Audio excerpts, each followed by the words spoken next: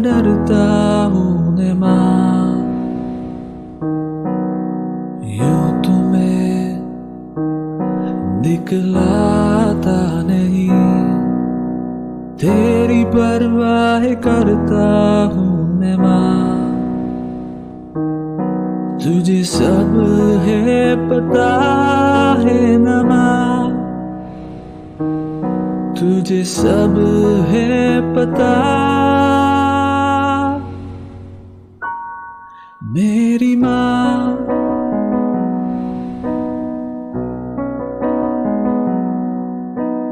बीत में यूं न छोड़ो मुझे, कल लौट के भी आना पाऊँ माँ।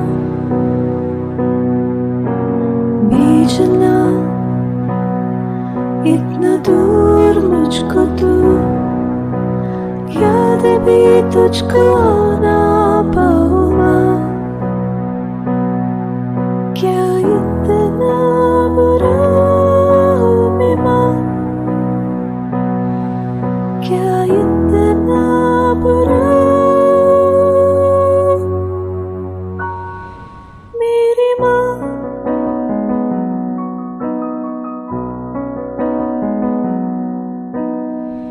जब भी कभी पापा मुझे जोर जोर से झूला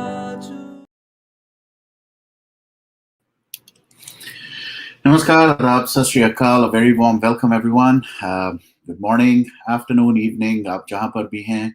I hope you are safe. I hope you are doing well, and I hope you are taking all the necessary precautions and taking good health of yourself and your family and protecting them from COVID.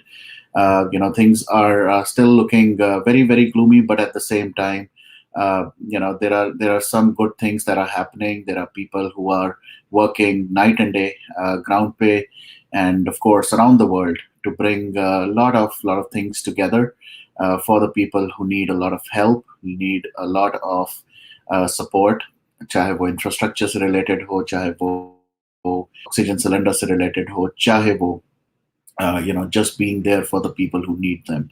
So let's keep the prayers on, let's keep the hope on, and of course जिस भी capacity में आप जहाँ पर भी help कर सकते हैं, किसी की भी help कर सकते हैं, I would encourage you to please volunteer your time, your effort, or your money, whatever is possible, so that we can definitely get out of this pandemic and come out stronger. As part of couple of initiatives, of course, we will also continue supporting in any way we can, but at the same time हम बहुत सारे ऐसे topics के बारे में बात करते हैं, उनके बारे में we give all of you an opportunity to come out and speak about it. Yeah, we get certain speakers who can share their insights, their views, their opinions, simply because one, maybe they have been very close to the system, or else they are playing a certain role in the community, in our society, that gives them an opportunity to take up some questions, some doubts जो हम लोगों में होती हैं.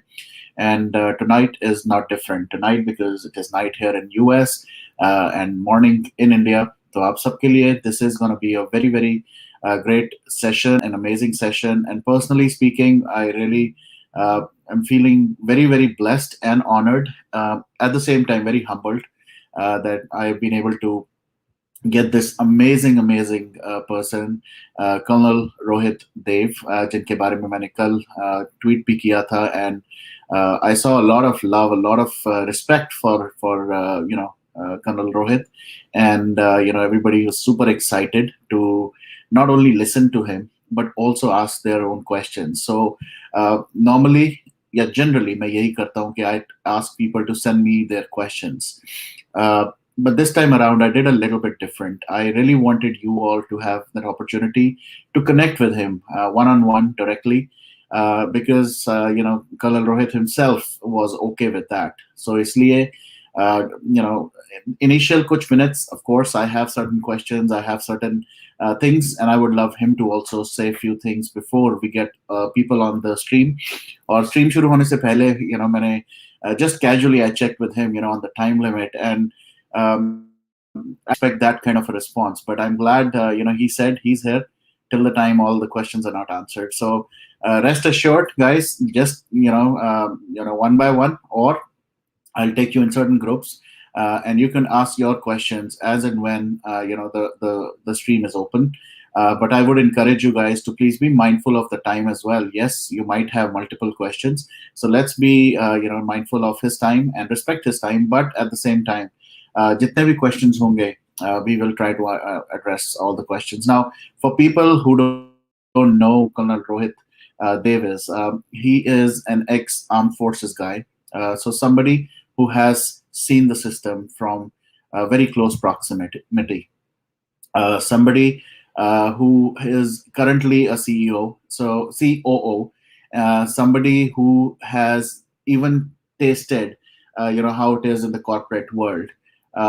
He's more into the operational logistics and supply chain management right now, but being from an armed forces background, he brings in a lot of experience, a lot of knowledge around how things work, even in that domain, specifically around our country, its security, the different kind of relationships we share with different, our neighboring countries and whatnot. I mean, he has a very, very illustrious career, and I'm really proud and honored to have him on this show.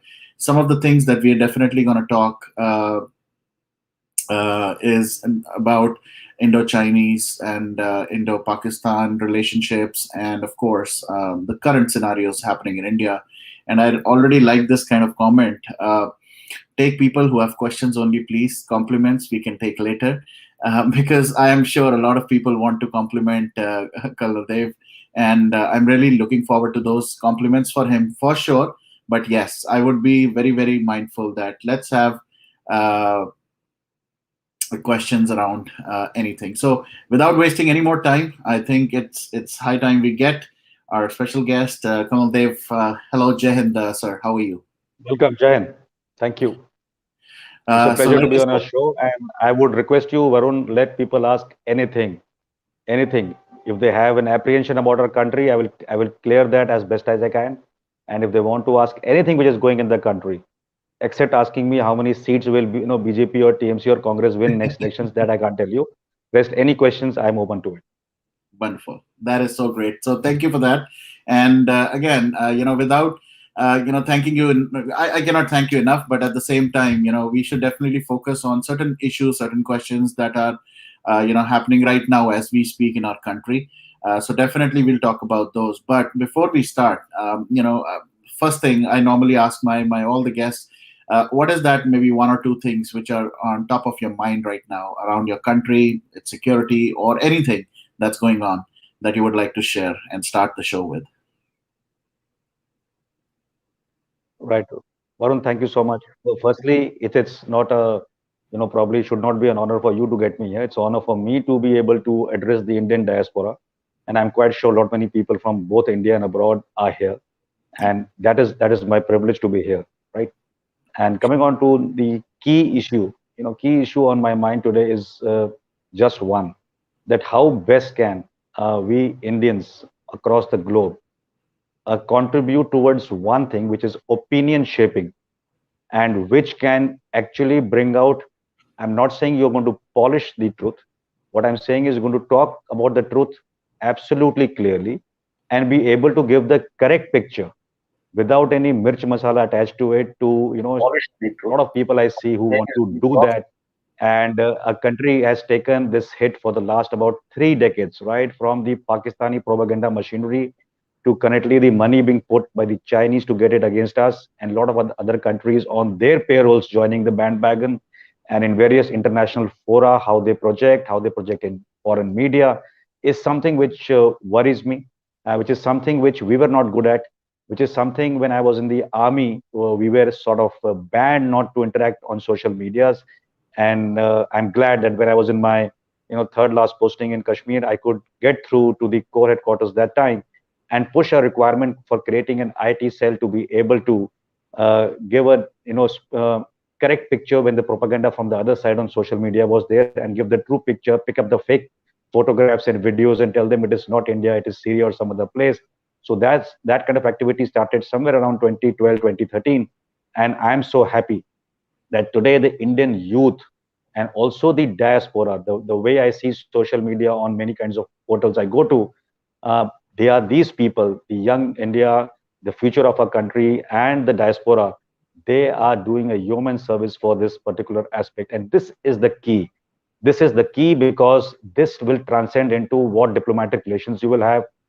This will transcend into how is ease of business in India, how manufacturing units can come inside, otherwise people will just scare them away. This has got effect of people coming and investing in our country.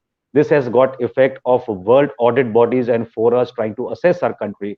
So that is the way it goes. So if we are able to give the clearer picture, it is always the best thing.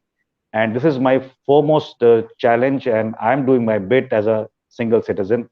But if we join hands together, the effect of this particular opinion shaping and is something which I need to, this is something different because rest, I can talk about you many other challenges which we have otherwise to do with internal security, because not only you have to negate the propaganda from abroad, from your enemies, but there are enemies within who are in collusion, who are on payrolls. And don't ask me to take many names because I don't have money to get sued every day on the courts, so I don't want to go on that track. But we all acknowledge what I'm talking about, what kind of media, what kind of politicians, what kind of celebrities, and people who talk and do not do much.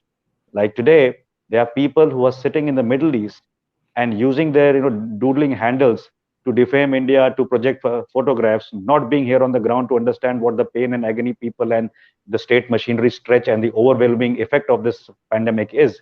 So it plays a very critical role. So if the opinions are correct, I'm not saying they are polished, I'm saying they are correct perspective.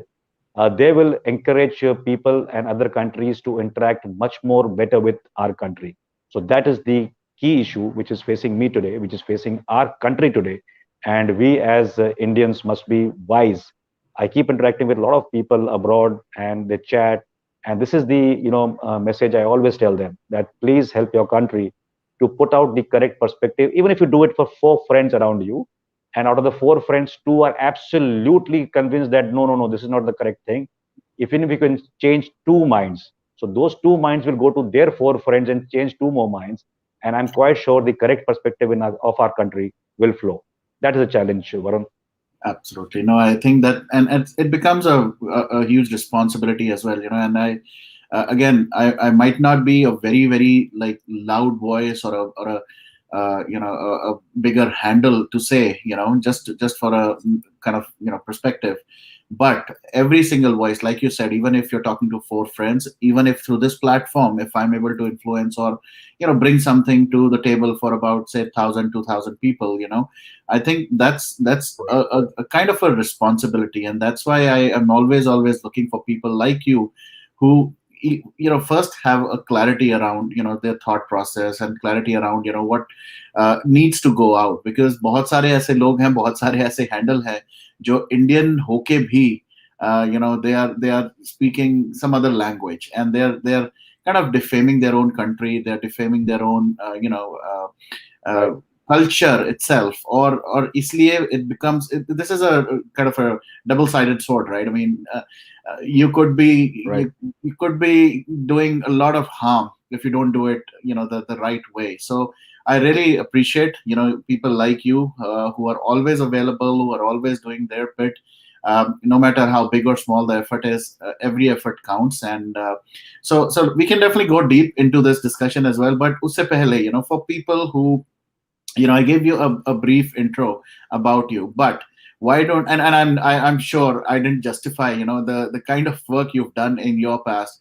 Why don't you first of all tell us, first, who is Colonel Rohit Dev?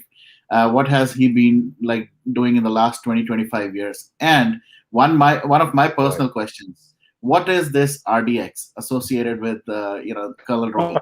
So these two things, please So tell. I'll be brief. I'll be brief with both because they are revolving around me. I can chat on this socially on WhatsApp if somebody is interested.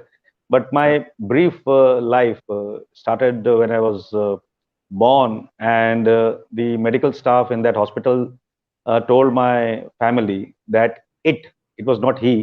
They used the word it will not survive the day. Oh, That was the start point of my life, right? So there was gloom in the house, and I was supposed to die that evening, and it didn't happen.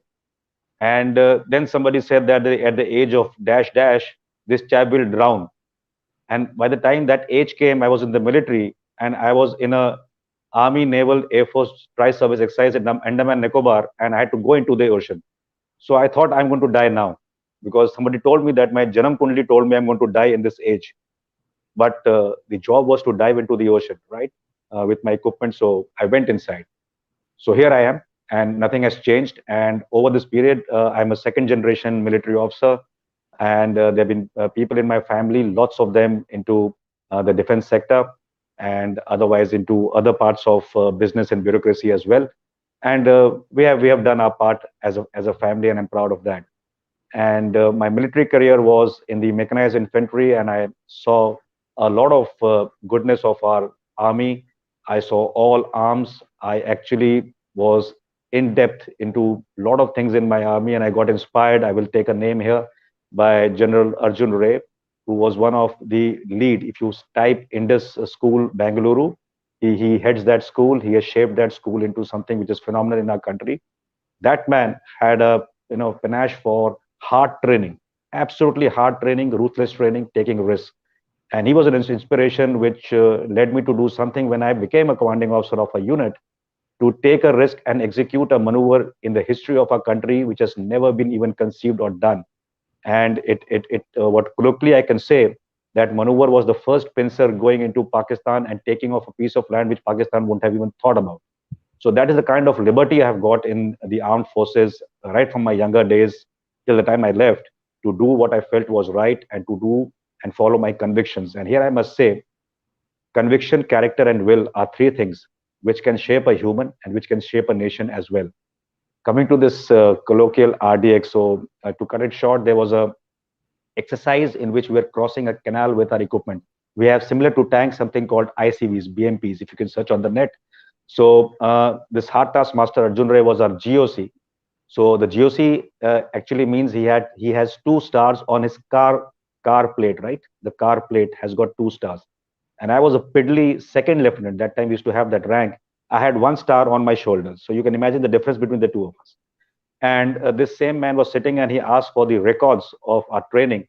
And fortunately, all the 3 company commanders who were majors and lieutenant colonels, my commanding officer found that they were on the other side. Nobody was willing to come and bell the cat this side. So he picked me up. He says, "You come, and this small company is there. It has got only 3 pieces of equipment. So you come and tell him about the record keeping of how we are doing training." Fortunately for me, last year of the previous year, I had done the training for that company. So I had recorded for each driver a sheet which I had designed. So he okay. saw that and he said, "Very good." And after some time, he asked me that this particular driver was going right now. Where is his sheet for this particular pass? I said, "Sir, I collate for a training schedule of 7 days, 10 days, day training, night training, small errors, whatever." So I took out a small notebook with this size and showed all the names. And I was in my code word writing how the driver is doing training for the last 4 days. Finally, to end the story, it came to a point. He asked me that, "Rohit, what's the problem in doing what I'm telling you?" So he wanted me to make that big sheet for every pass, right? So they were all brigade commanders there of my formation. They were all commanding officers there. And I told him, "Sir, it's a waste of stationery." And believe you me, half the people were looking at the water below, half at the sky. Nobody was looking at us. And General Ray and me were looking at each other. And I thought I made a very good logic. So he said, "Do it the way you want." It didn't end here. In his command, went on to be the divisional, champion, the leader in an obstacle course, which he had designed personally from his SAS experience in UK when he went to UK for doing his staff course. So that man was a very learned man. And then I got into his eyes of being a great trainer at a young age. And that is how the name, when I took that panga with him and told him stationery, I didn't think it was panga because I thought it was logical. And and thereafter the history is that it's RDX. And was fortunate that time. The commanding officer had a lot of courage. So after Arjun Ray left, I was hauled up by my brigade commander. So again, a person who's got 1 star on his car, and I've got 1 star on my shoulder. And he was livid. He asked me, do you know whom we were talking to?" So I knew whom I talking to. He said, I said, GOC. So he was absolutely fuming, and I was standing calm. And my commanding officer came and said, "What happened, sir?" He says, "Yeah, my commanding officer's name first year was Colonel Gajendra Nigam." So he says, "Gaju, this boy didn't know he's talking to Arjun Ray, the Arjun Ray." That was the comment of my commander, right? And my CO said, "Rohit, buzz off from here and go and enjoy yourself for the rest of the evening." So I buzzed off. So we had those people, and we had that kind of you know environment in our armed forces at that point of time, that people could take this. Otherwise, if they had an opportunity, I would have been sealed at a second lieutenant, right? So RDX grew from there, and it continued, and that motivation to speak your mind continued, and that motivation to speak your mind has continued to remain in that domain called RDX. So it's nothing which is a short form of my name. But to confuse people in the military, I used to tell them RDX means Rohit Dev, and my IC number, that's a military number given to you, ended with the suffix X. So I said it is RDX, like that. So, but that's not the story. The story is that what I've told you, and it was this interaction with General Ray. All right. So that is how nicknames are born. Great, great. It's inspiring, and of course, I think these are some of those things that एक वो memory पे रह जाती हैं, and of course that's how a character is built. That what is part of our character building exercise. So great story. But let's get into, a lot of people already want to join the link. I will share the link, guys. Give me like few minutes. Let me just talk for at least 10 minutes, and then I will definitely have you. And I see a lot of You people. have all the time. I will not leave. Perfect. And You have all the time. I see a Right. lot of people in the chat. Looks like they're either from your unit itself. There is someone called Jitendra Darji, and he is saying unit never forgets you, sir. And then there are other people. Abhi Rajput. I don't know if he's also from the same, but he's saying listening to you on TV debate is different, but listening to you here is awesome because we can interact with you live. Yes, and Abhi, just like you, I will ask Don't don't everybody. don't get carried away. Varun, don't get carried away. There'll be Okay. people coming on your show and talking about me in a different way. They are veterans, who are trying to threaten me with my life eventually about 6 months Wow. back. That let's go and bash him up. So all kinds of people are there. So don't Perfect. don't worry. So as Perfect. long as the political lens is off, we are good to go. All right. Great. All right. So yeah, I have sent the link in the chat, guys. But please be patient in the backstage. Once I see you guys joining in, I will start taking you. But let me just talk on few things, and then I will have all of you join the stream. So first thing, like you said, right? I mean, political. We will try to minimal, talk about it as much as we can or we should. But one of the things, when we talk to anybody who's from any of the forces, armed forces, military, navy, or air force, anything. One of the things that we really want to know is, these different kind of relationships with our different, neighbors. Specifically, I know a lot of emotions run high when we talk about Pakistan. So first of all, while you were on job, I would say, as an a person who has seen it from maybe a little bit more closer proximity than any average human being. What is your take on the relationship that we share with? I'll start with Pakistan, and of course then with China. I'd love to hear your inputs and your insights around that, and then we'll kind of go deep into it. Right. See, one thing about Pakistan is that I don't share any historical emotions for or against Pakistan. I have treated Pakistan before joining the army by going through what I knew from the various wars before, and the way the deceit while I had joined was done in Kargil, that Pakistan is a enemy of our state.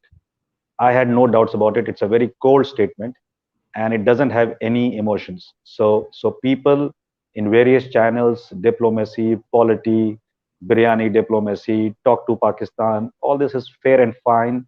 You must talk to all neighbors. I agree with it. But beyond a point, my outlook always has been that Pakistan will never come around and be your friend. And if somebody has got a doubt about this, then the doubt can be perennial in nature for the longest period of time of their, being on this planet. It will not fructify.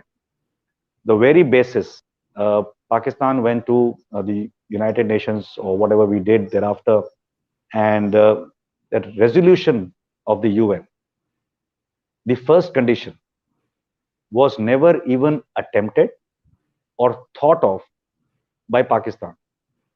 But all these years, they have spent a theory of taking back Kashmir to their populace. I would rather daringly say that they made a fool of their populace.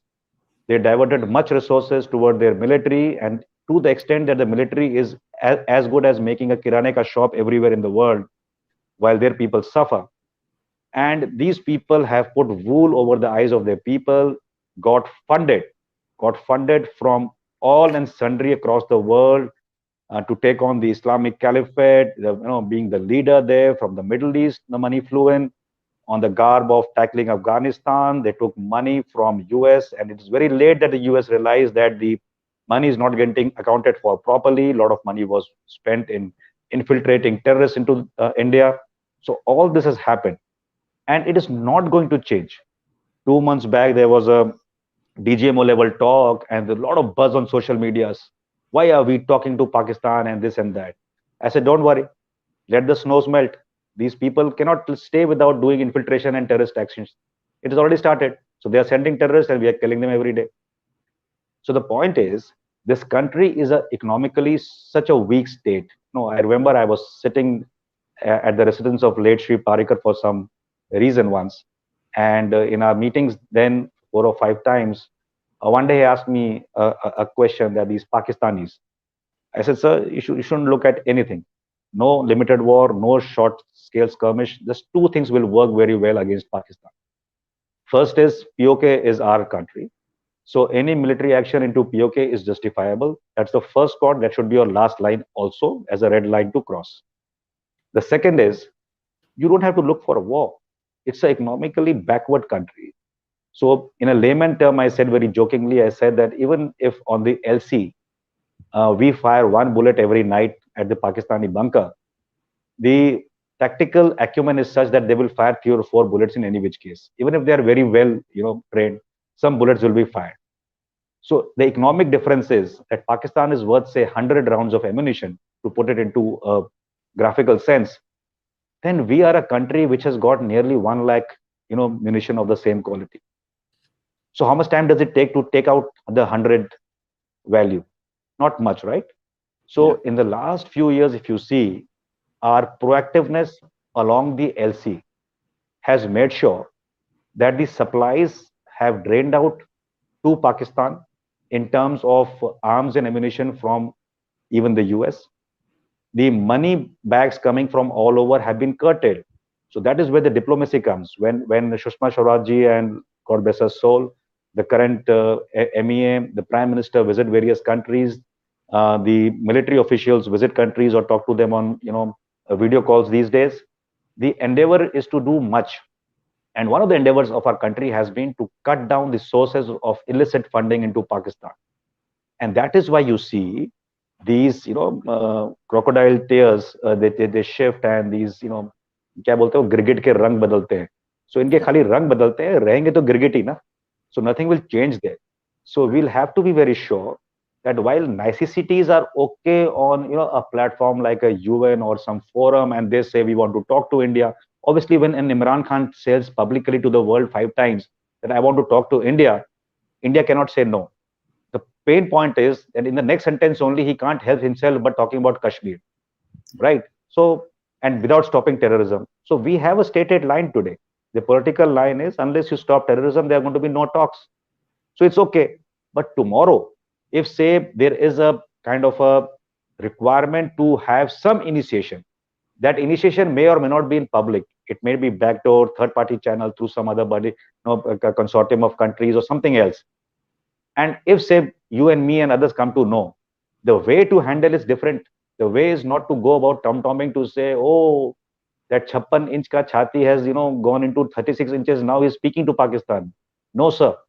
You have to be very clear that it's a neighbor which is not going anywhere as per the boundary. The perceptions of the boundary differ we call, Araspura and that area and below as IB, right? He calls it working boundary. The UNIMIGOP was deployed there for a long time, still is, but basically not very functional. So if you see Pakistan, it has got enough pain inside. And what should we do? People ask me about Pakistan.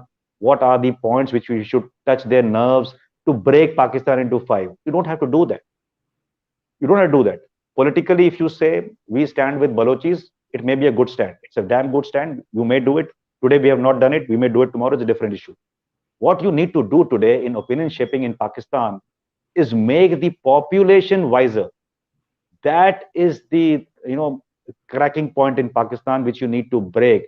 You need to play into the mind of the general population and tell them with graphics that your economy was here, it went down here. This is the money they have pumped into terrorism. This is the money they have pocketed in their own pockets and become big traders and settled in London after their military careers. Your politicians have done this. You need to create an atmosphere in Pakistan and make them aware of how they have been fooled over decades. If you can achieve that, the rest, everything will start crumbling and falling into place on its own. So as an Indian, on many talk shows, I find a lot of people trying to see what are the points in which you can break Pakistan, do things in Pakistan, and people say, let's break it into 5, 4, 3. No. That's not the diplomatic pitch and the language of our country. Our polity does not state so. Our policies don't state so. Our statesmanship does not augur well to say that.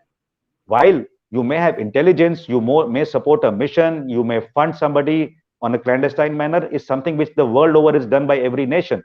But it's not a stated policy, and India does not do that.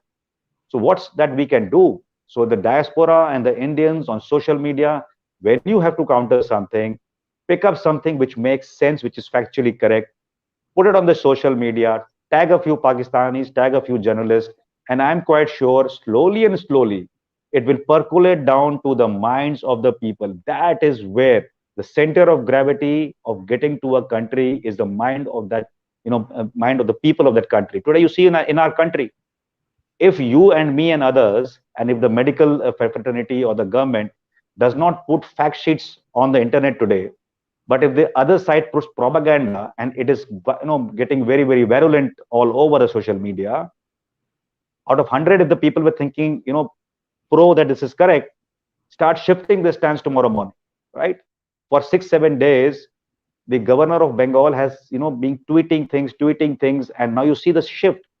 The shift is that there are a lot many people who probably supported a movement, supported politically the current party.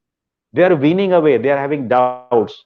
That is the way to create a division in your mind itself, the division in the society, division in a cluster of people who think likewise, and that is what is actually break India.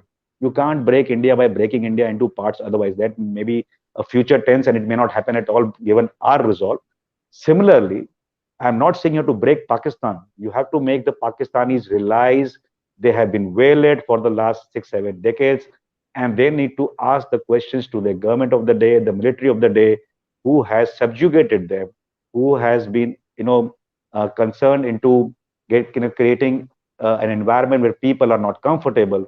They have sold their country. When I say sold their country to China, they have given the route from, coming from China, going through the POK into the Gwadar port to China. And as this progresses, China will be more and more aggressive to guard its assets. So you imagine the turmoil in about next 5, 10, 15 years. If the Pakistanis become wise, one of the conclusion will be that the Chinese are not good for us, right? And then China has got investment which can't be taken off. To the extent, POK, China was not tom-tomming about CA being a different thing, and they don't agree to CA. China has got nothing to do with CA. China has got nothing to do with Kashmir. The problem with China was at that time when CA was, no, not CA, sorry, Article 370, not CA, my fault. 370 was taken off, was that its investments went through POK. So to guard that interest, because tomorrow India will say you are illegally there, right? But you have created assets. How can that be? So China has done an illegal thing. Pakistan has done an illegal thing by giving and taking parts of POK for the infrastructure growth and whatever mining by China. And 370 was a sore point for China from that respect. It had nothing to do with the charade of human rights in Kashmir. It doesn't care. China doesn't care about it. Believe you me, it is just funding to keep it burning. So on one front, when you help Pakistan to create turmoil in Kashmir, it helps you because you get an elbow space. When we discuss about China, I will talk about this term elbow space. It gives you an operational and a strategic elbow space because you have come into POK and you don't want Indian intervention or the World Committee to tomorrow rise and tell you to vacate that. That is China's pain point. Insofar as Pakistan is concerned, let me say I'm quite cold-blooded against Pakistan, a minuscule state. Too much of bandwidth has been given in the last 3 decades to it, both by our military and our polity. And all these biryani and cocktail circuits have been also opened. We have had skirmishes. We have gone back. We have done everything, and it doesn't work. So treat Pakistan as an enemy state, but it is a neighbor. So you have to be sure that the security of your border areas of India are intact. You have to be sure that POK, no more genocide happens. You have to now talk about it. You have to be sure that the ethnic cleansing, which has already happened in POK and people have been replaced. The locals of POK, they are very minuscule today. You have even put Pakistani ex-soldiers, given them vast pieces of land into POK to be there. So that is the transformation what POK has gone through in a large part. And India's case is only to highlight that. India's case is to keep ensuring that you have legislative assembly of J&K still constituting of the seats for POK for the longest time not to go away. And politically is something we need to speak the same language. Unfortunately, what has gone through from Balakot, that was the first time I made an appearance into media channels after leaving the army after 2 or 3 months. And I have seen a lot of questions. And the problem is when a ex party asks the government of the day questions, those questions can also be asked on a phone call or by going and meeting. But some of these jokers, as I may call them very politely, come on televisions, come on shows, write scripts, and give talk shows, and they question in a way. And when you actually read that question, it actually is questioning the armed forces. I'll give you an example. Some joker asked me on a show where I was with, I think, Times Now that time. He was talking about Galwan. I had to politely ask him, sir, you are a political person. Tell me, did you expect 20, soldiers, well-trained, motivated soldiers of this motherland to stand on a cliff along the LSE and tell a Chinese, we are standing now, you kick us and we'll fall into the, gorge and die? Is that what you think the Indian army is doing there? Because your question to the government is actually a question on our armed forces. And these people don't even realize this subtle difference. Right? So I had to tell them in Hindi that ना वहाँ पे चूड़ियां पहन के खड़े नहीं थे, लड़ रहे थे. और 20 लोगों ने मेरे हिसाब से कम 90 से ऊपर लोगों को उसी क्लिप से नीचे मारा उस घाटी के अंदर जहां पे वो लड़ाई हो रही थी. And in the shimozel in the night, some people ended up in that camp, somebody ended up in our camp, vice versa, and they were exchanged the next day. So it was not that they were taken prisoners. So if you can't comprehend an operation at the tactical level, what's the point at the strategic level coming on a national television and ruining the armed forces stature by firing from the garb of that you are trying to question the government, and that's a democratic right. So that's the way. And I think Pakistan, the propaganda, the machinery, the ISI, the funding of people here, and I'm very blatant about it. It's not about funding of people and the politicians only in India. The funding and trying to create moles in our system are in all professions in our country. That has been the level of funding from the ISI. That is the level of funding for when the funds have been curtailed by our diplomacy over the last 6-7 years. The illicit funds are coming from other countries. China, I can name. One is a country which starts with the letter T. So these like countries are now the countries which are funding, and we need to be very sure that that does not happen, because as long as you see the US Senate talks today, reviving the talks to talk about Pakistan, whether Pakistan is now okay, right? But facts will be otherwise. Facts will always be otherwise, because historically they have not been okay. So how much you want to invest? How many billions now to make a restart? Knowing fully well that a person who has been scorched for the want of water, now even if you give him 2 billions, do you believe that he's going to use the water for any other purpose or doing gardening? No, he will drink it. And drinking is the primary purpose. For Pakistan, the primary purpose is to maintain the Sharat of Kashmir. If the Kashmir issue does not exist, the military will have nothing to gain, the polity will have nothing to talk about, and that country actually will become better. Pakistan. They can put the resource into their own country, get them more educated, get them more into the business line and make money economically, which they are not doing. So that's the short point. So let's not focus too much on Pakistan. Pakistan, as far as I'm concerned, is a dead horse. Or you want to flog it, you can flog it for whatever reasons. But yes, if that limping dead horse shows you eyes, you need to break one more bone. So that should be the contention, and that liberty should always remain with our forces, with the political patronage to strike whenever you can strike. There was an era, Varun, there was an era in our military when there was beheading happening from Pakistani side. And we were, I am saying, politically not wise. We were otherwise. So there was an instance in which it happened to us and somebody at the lower level. You can imagine if you are a commanding officer of a unit and it happens to your boy, what will you do? Right? So somebody did what was necessary. He was questioned. Right? So it can't happen. I remember when the late, again, I'm talking about past, in 2014, July, Mr. Jaitley came to the sector in Baramulla, where the division was there. And he was having tea and looking at the Pakistani bunker across. So jokingly, he asked, the Khalsa, the Sikh regiment was there. They asked, what pass hai? So one of the Khalsa JCO said, sir, aap hukum do, main to kal isko le lunga. So he said, aapko roka kisne? Bola, sahab, hukum nahi hai.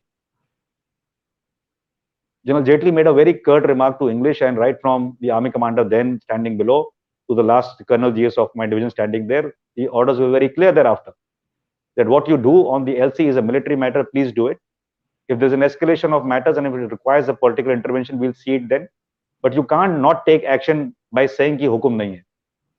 Right? So that has been a paradigm change since July. And that is why you see the forces are able to act the way they want to act. And that should be the thing. You see, Israel, I'm very sure, unless it's a specialized mission going into some other country, I'm quite sure Netanyahu has delegated it to his military what's to be done with, the border countries. He has delegated to his diaspora all around what is to be done when the requirement comes. That is the way to be a nationalist and know what your national priorities are.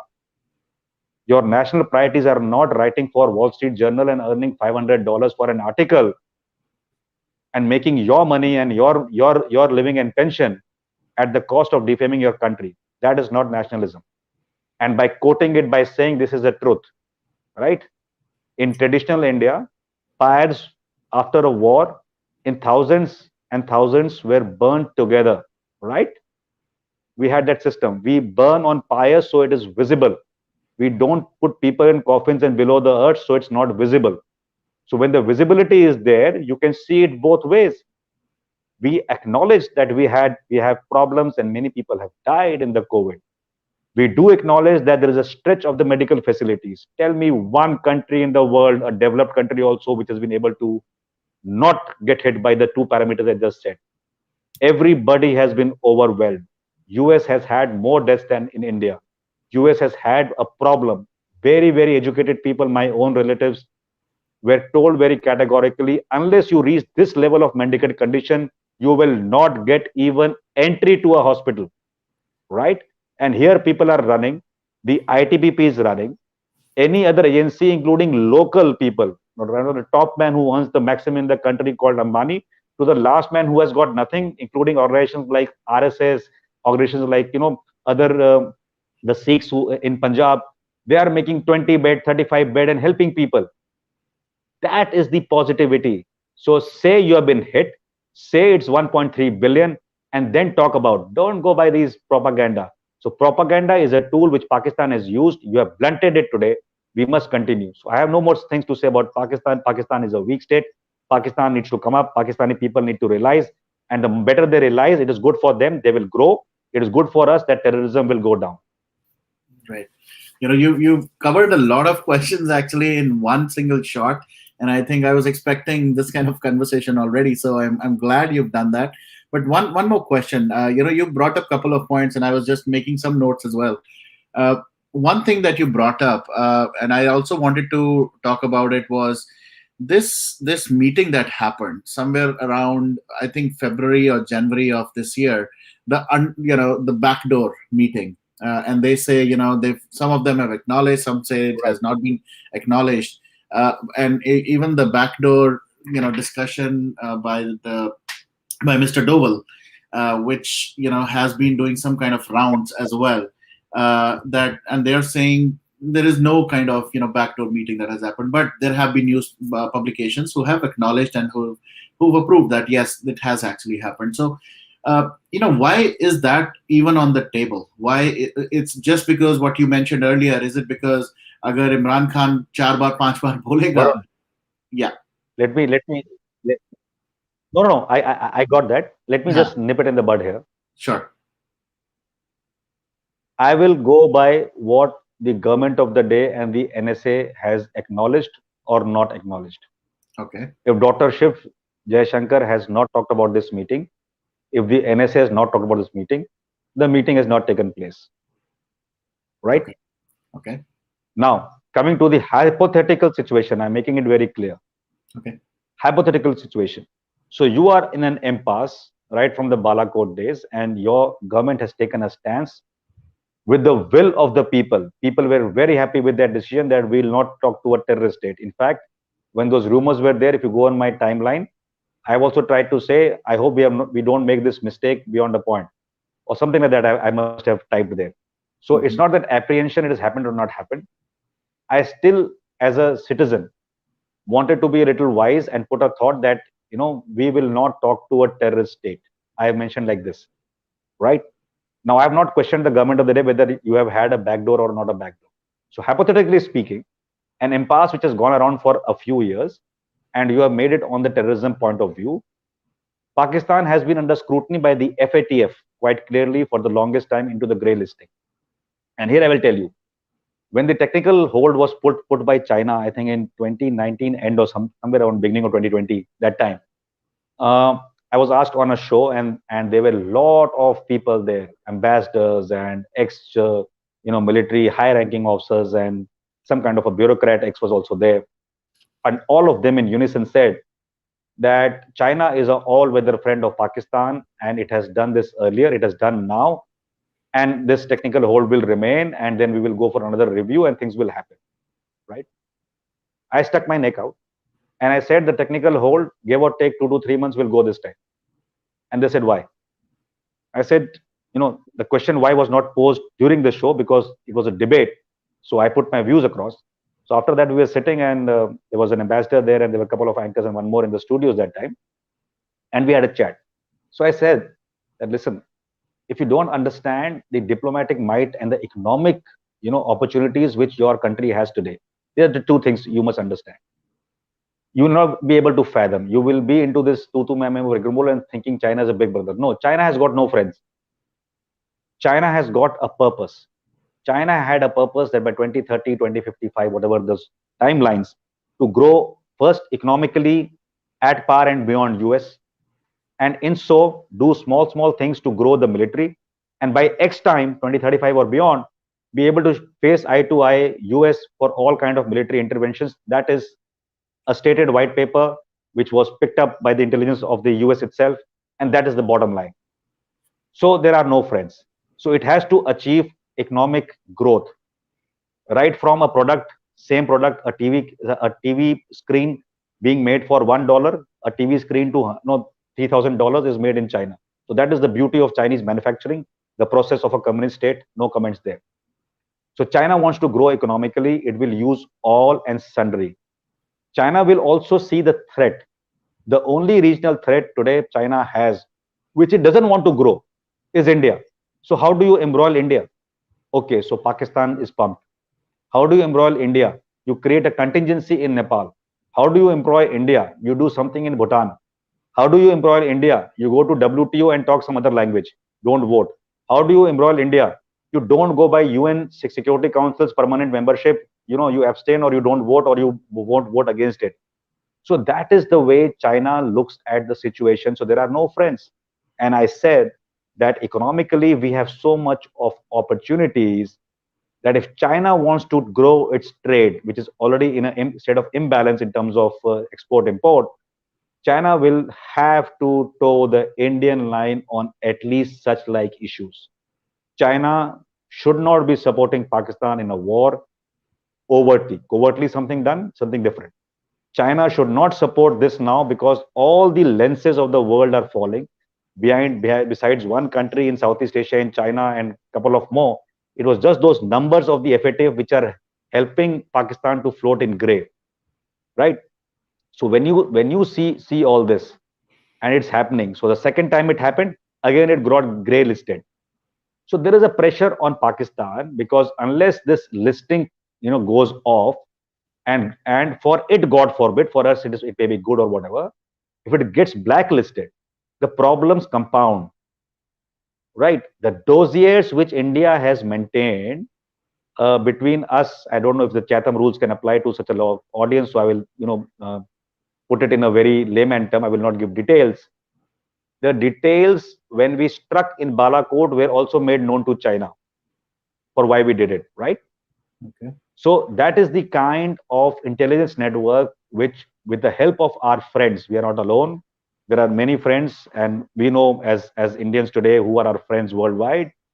A lot of intelligence is being picked up, being corroborated through whatever systems we have, and we are presenting it to the world and even to China on certain occasions.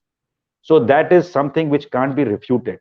And like people saw, the technical hold went off that time. So if you see in this, so after so much of past and all this, if there is a backdoor kind of a initiation, and believe you me, that initiation will never happen for anything from the Indian side. It could be as small an initiation to say, that long time has happened, we have not seen this happening from India, from your side, or we want an import of this medicines or this grain or whatever. Anything could be on the agenda. It is typically not an agenda that backdoor is discussing Kashmir. India will never discuss Kashmir. Pakistan has got nothing to do with Kashmir. Kashmir is the integral part of India. POK is an illegally annexed part of China, which a part of that it has illegally given to China. Right? So it is like that. So POK is annexed by Pakistan and part of it illegally given to China. India has got no problem and no ambiguity in its mind. So there is going to be no back channel on Kashmir, believe you me. The back channel, if it happens on a contingency to import some food grains from India or medicines or some aid, can happen because publicly you cannot ask for it. No? Imran Khan tomorrow cannot tweet and say, India, I beg you, please give me this. So even for that begging, a channel has to be opened. So let's not get carried away that the government or somebody is in the future or in the past has done some kind of a backdoor channel, because you don't know the agenda. And believe you me, there will be no compromise on the national interest on any agenda point through any channel, whether overt, covert, backdoor, or sitting in a conference room. It will never happen. The stance is very clear. The military mind is very clear. The political mind is very clear. And the diplomatic mind is absolutely proactive. You see the way the MEA works, right from the late ladies' time to now. Absolutely proactive. Earlier, I actually thought ME is only made to have pleasantries and exchanging visits and things like that. No, it is shaping opinions, it is shaping mindsets, it is putting evidences on ground. That man made a comment, right? The MEA a few days back, getting overwhelmed by the kind of negativity being propagated outside, and that too through some defamatory elements from our country itself. He says, I will also have evidences put out, right? Now you understand, when you are in COVID and doing all this and everybody's involved, not everybody has got the bandwidth to go into fact checking of everything being flashed on the internet. It is for people like me and you to do it, right? It can't be that one alter news, that's the name I give it to it, can shape the fact checking of our country.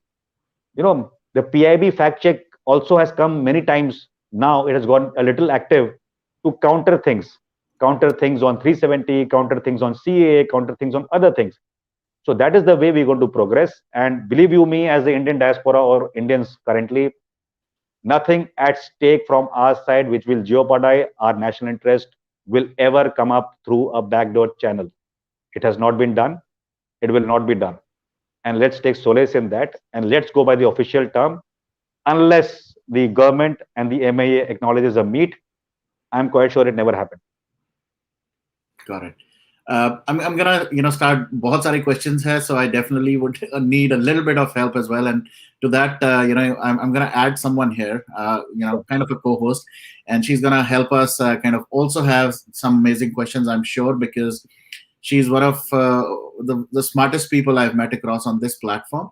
And let me just put her in the stream first. Hey, Sure. Shifali, a Jai big Hind, fan sir. of Jai you. Hind. Hi, Varun. It's very And nice to see you, Jain sir. Shefali, Jain. Welcome to Varun's platform, sir. It's very nice to see you. It's an honor. And like, Oh, yeah, thank if you so much.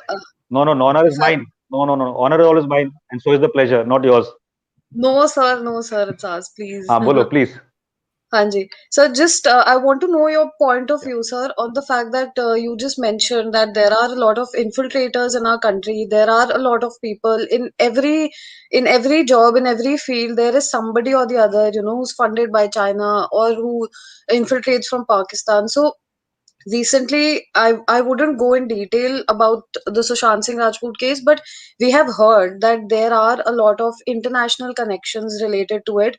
At the same time, there are a lot of people in the film industry, in judiciary, and in other professions like the judiciary itself, that people are infiltrated. So isn't the IB, isn't the NIA, don't they know about it? I mean, I can't say, I don't want to doubt that they don't, right, but what is it that they don't really do anything about them? right. So these are matters of internal security, firstly.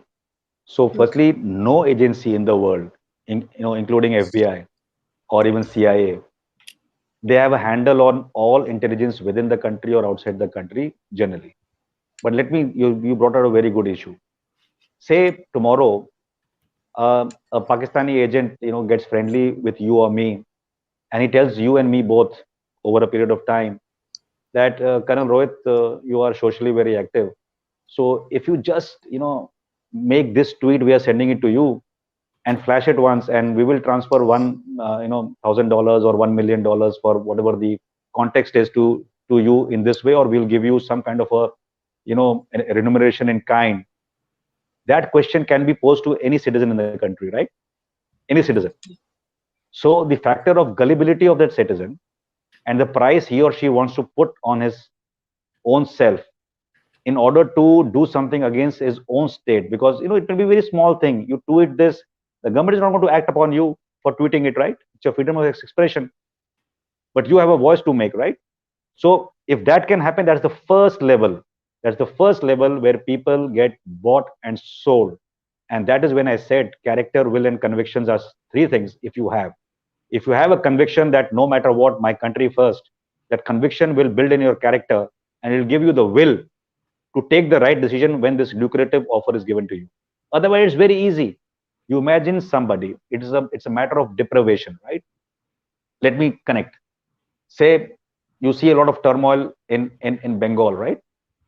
Aren't we aware the infiltration of people, exodus from the neighboring country and neighboring countries rather, and coming into Bengal? Who were these people? Rich people, middle class? No, they were depraved, socially, not acceptable people. Maybe very very poor people.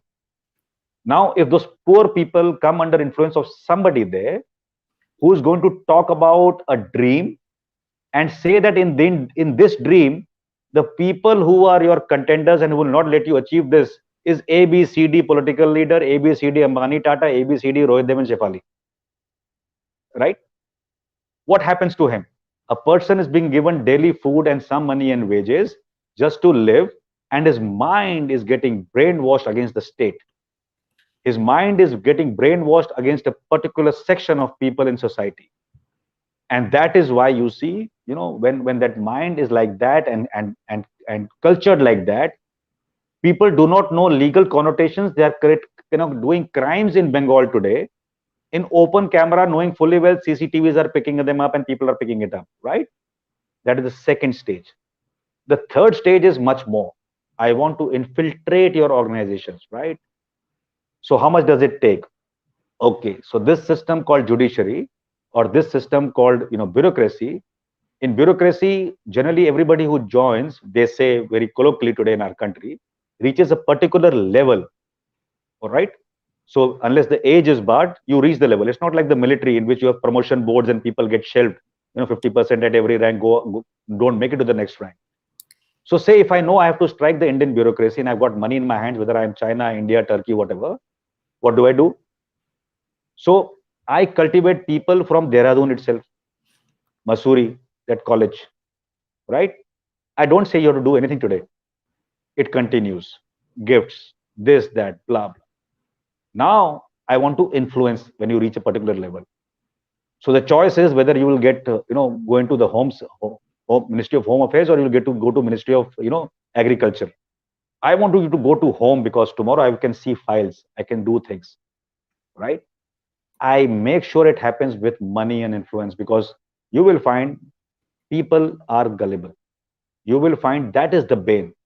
You will find for a long time, our education does not take care. You heard of these oxygen cylinder hoarders? Are they uneducated? The people on ground who are executing it may be, but people who are monitoring and making the big bucks and trying to create contingencies of two types. One is to defame the government. The second is to make quick bucks. Are these Kalras of the world, are they poor? No. Do they have families? Do they have children? Are their children picking up the right cord of grooming? No. But you will find that family will turn out to be like this for generations unless arrested. This trend is arrested because doesn't the wife know that he's making illegal money? But the wife is staying and enjoying all the perks, right? It's coming to house, good cars, good life, 5-star culture, meeting influential people.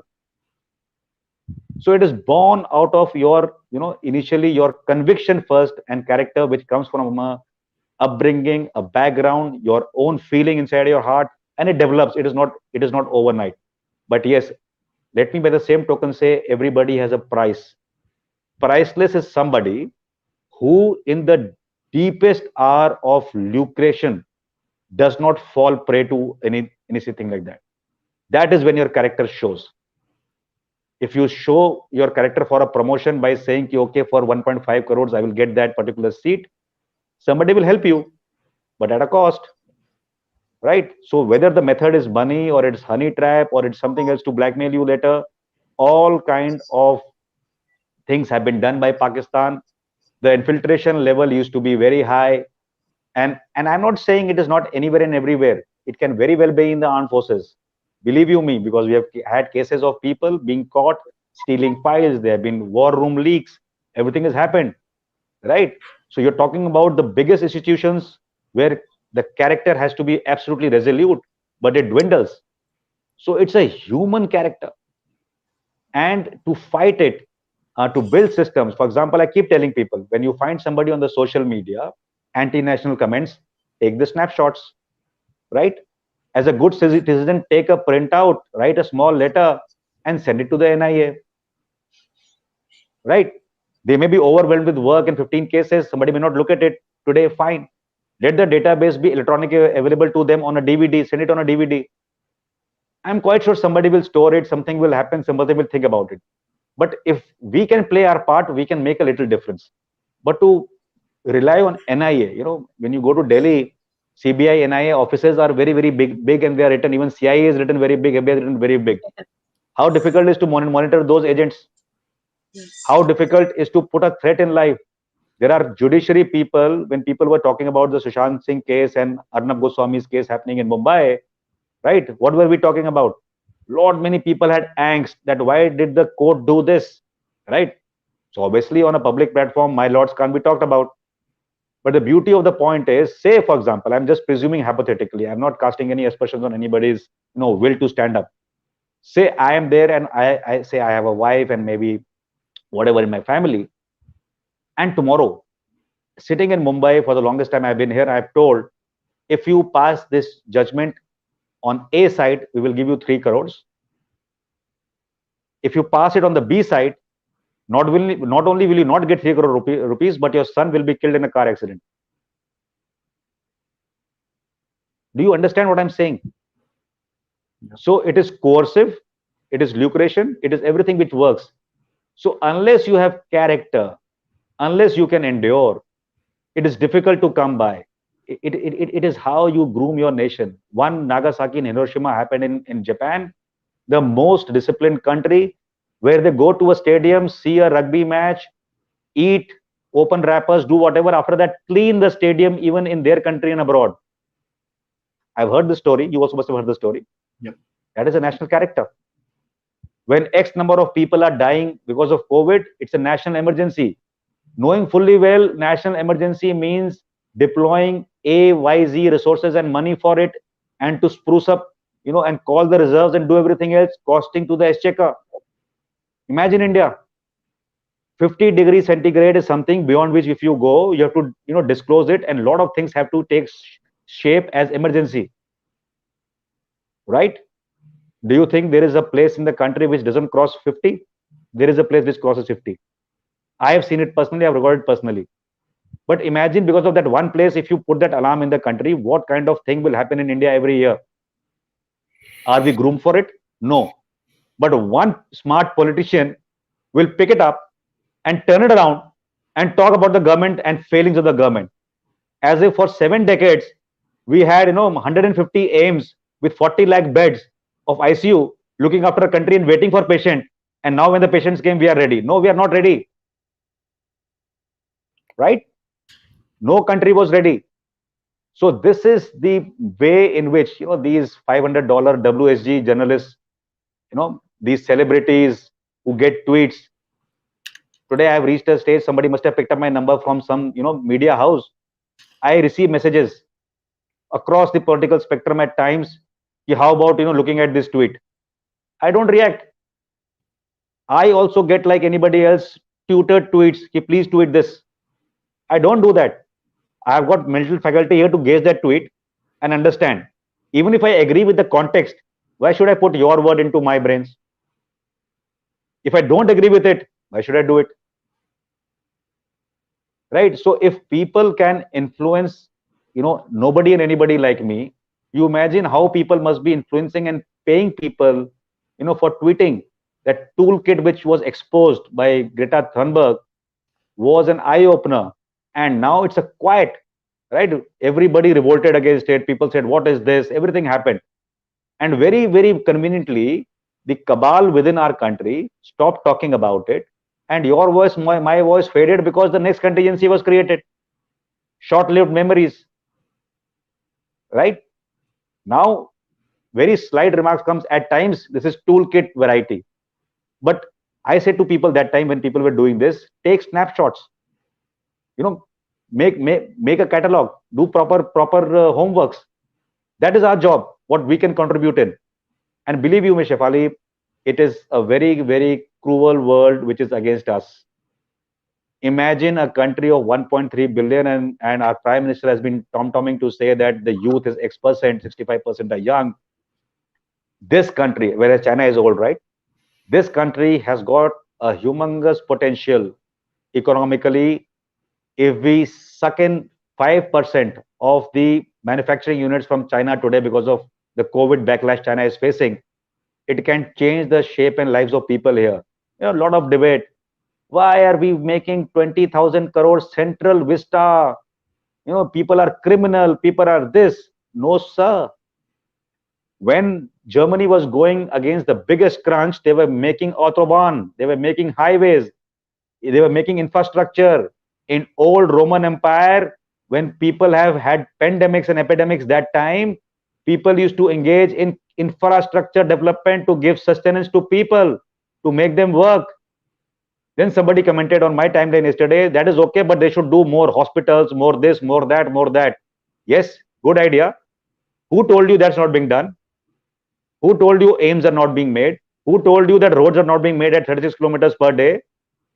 Who told you other infrastructure which is being talked about by any other ministries, from the commerce ministry to MSME to any other ministry, is not true? Who told you that investment is not coming into India in multi-billion dollars for renewable energy? So there is enough happening. If you have a myopic view, you may like to read up. But if without reading up, you want to do propaganda and fall prey, half the tweets which are against our country today have got only two aims. Only two aims. and both stem from political opinions of people. And I'm sorry to say, a lot of people join in and they abuse. The other day, I was talking to somebody. That gentleman was abusing people on Twitter, claiming to be a veteran handle of the Indian Air Force and whatever. I actually thought that that particular handle is a handle which is trying to defame my country, and it's a Pakistani bot, because people were writing, how can you use such words for ladies and all, being a veteran, right? And then somebody WhatsApp to me, says, sir, that Joker is actually a ex-military. Lot many people had reported against that person on social media. That, and one of them in that entire thread, there were many army, ex-army, there was an Air Force guy. The Air Force guy was a pilot with one of the civil airlines.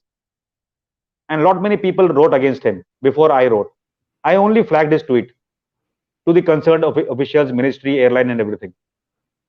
The next day he got sacked. He got sacked for violation of the rules of that airline.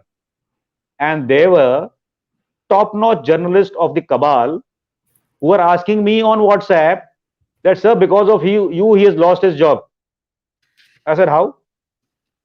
Did I put those uncouth words in that schmuck to talk to ladies on a social platform? I didn't. Did I give him adequate warning to say what he's doing is wrong? I did. Did I not check back and give that opinion that maybe it's a Pakistani bot? I did. But he still brazenly came out to say that he's an Indian military, ex-military. I went on my social handle to find out who the hell he was, and I reported.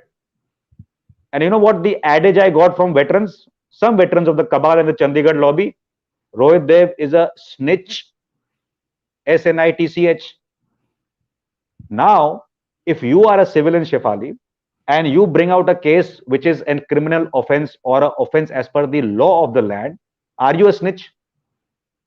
Are you supposed to hide somebody's or shelter somebody's offense as a citizen? No. So how the hell was I, labeled as snitch? So I had to, conveniently go on my timeline. One fine night, I had to block all those jokers and from the military. So a lot of peace prevails thereafter. Once you block, a lot of peace prevails thereafter. Right.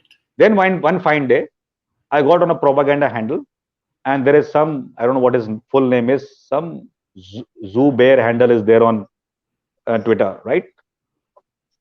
That person came and poked. And he also got around that tweet initially, which I had said. And he said, you yourself have called politicians idiot. So what is wrong with this chap calling politician idiot? Right?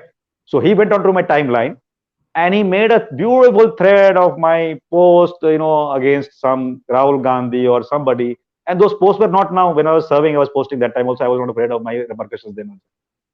Right? I didn't ask him any questions. So I said, fine. One person identified, right? I just identified him that day. And what I had said was very, very meek words. I didn't do any, gali galoch or abusive words with anybody, right? And when you go through that timeline which that Mr. Zubair has put, you will find there was nothing sinister in what I had written in any which case. So I waited for my opportunity.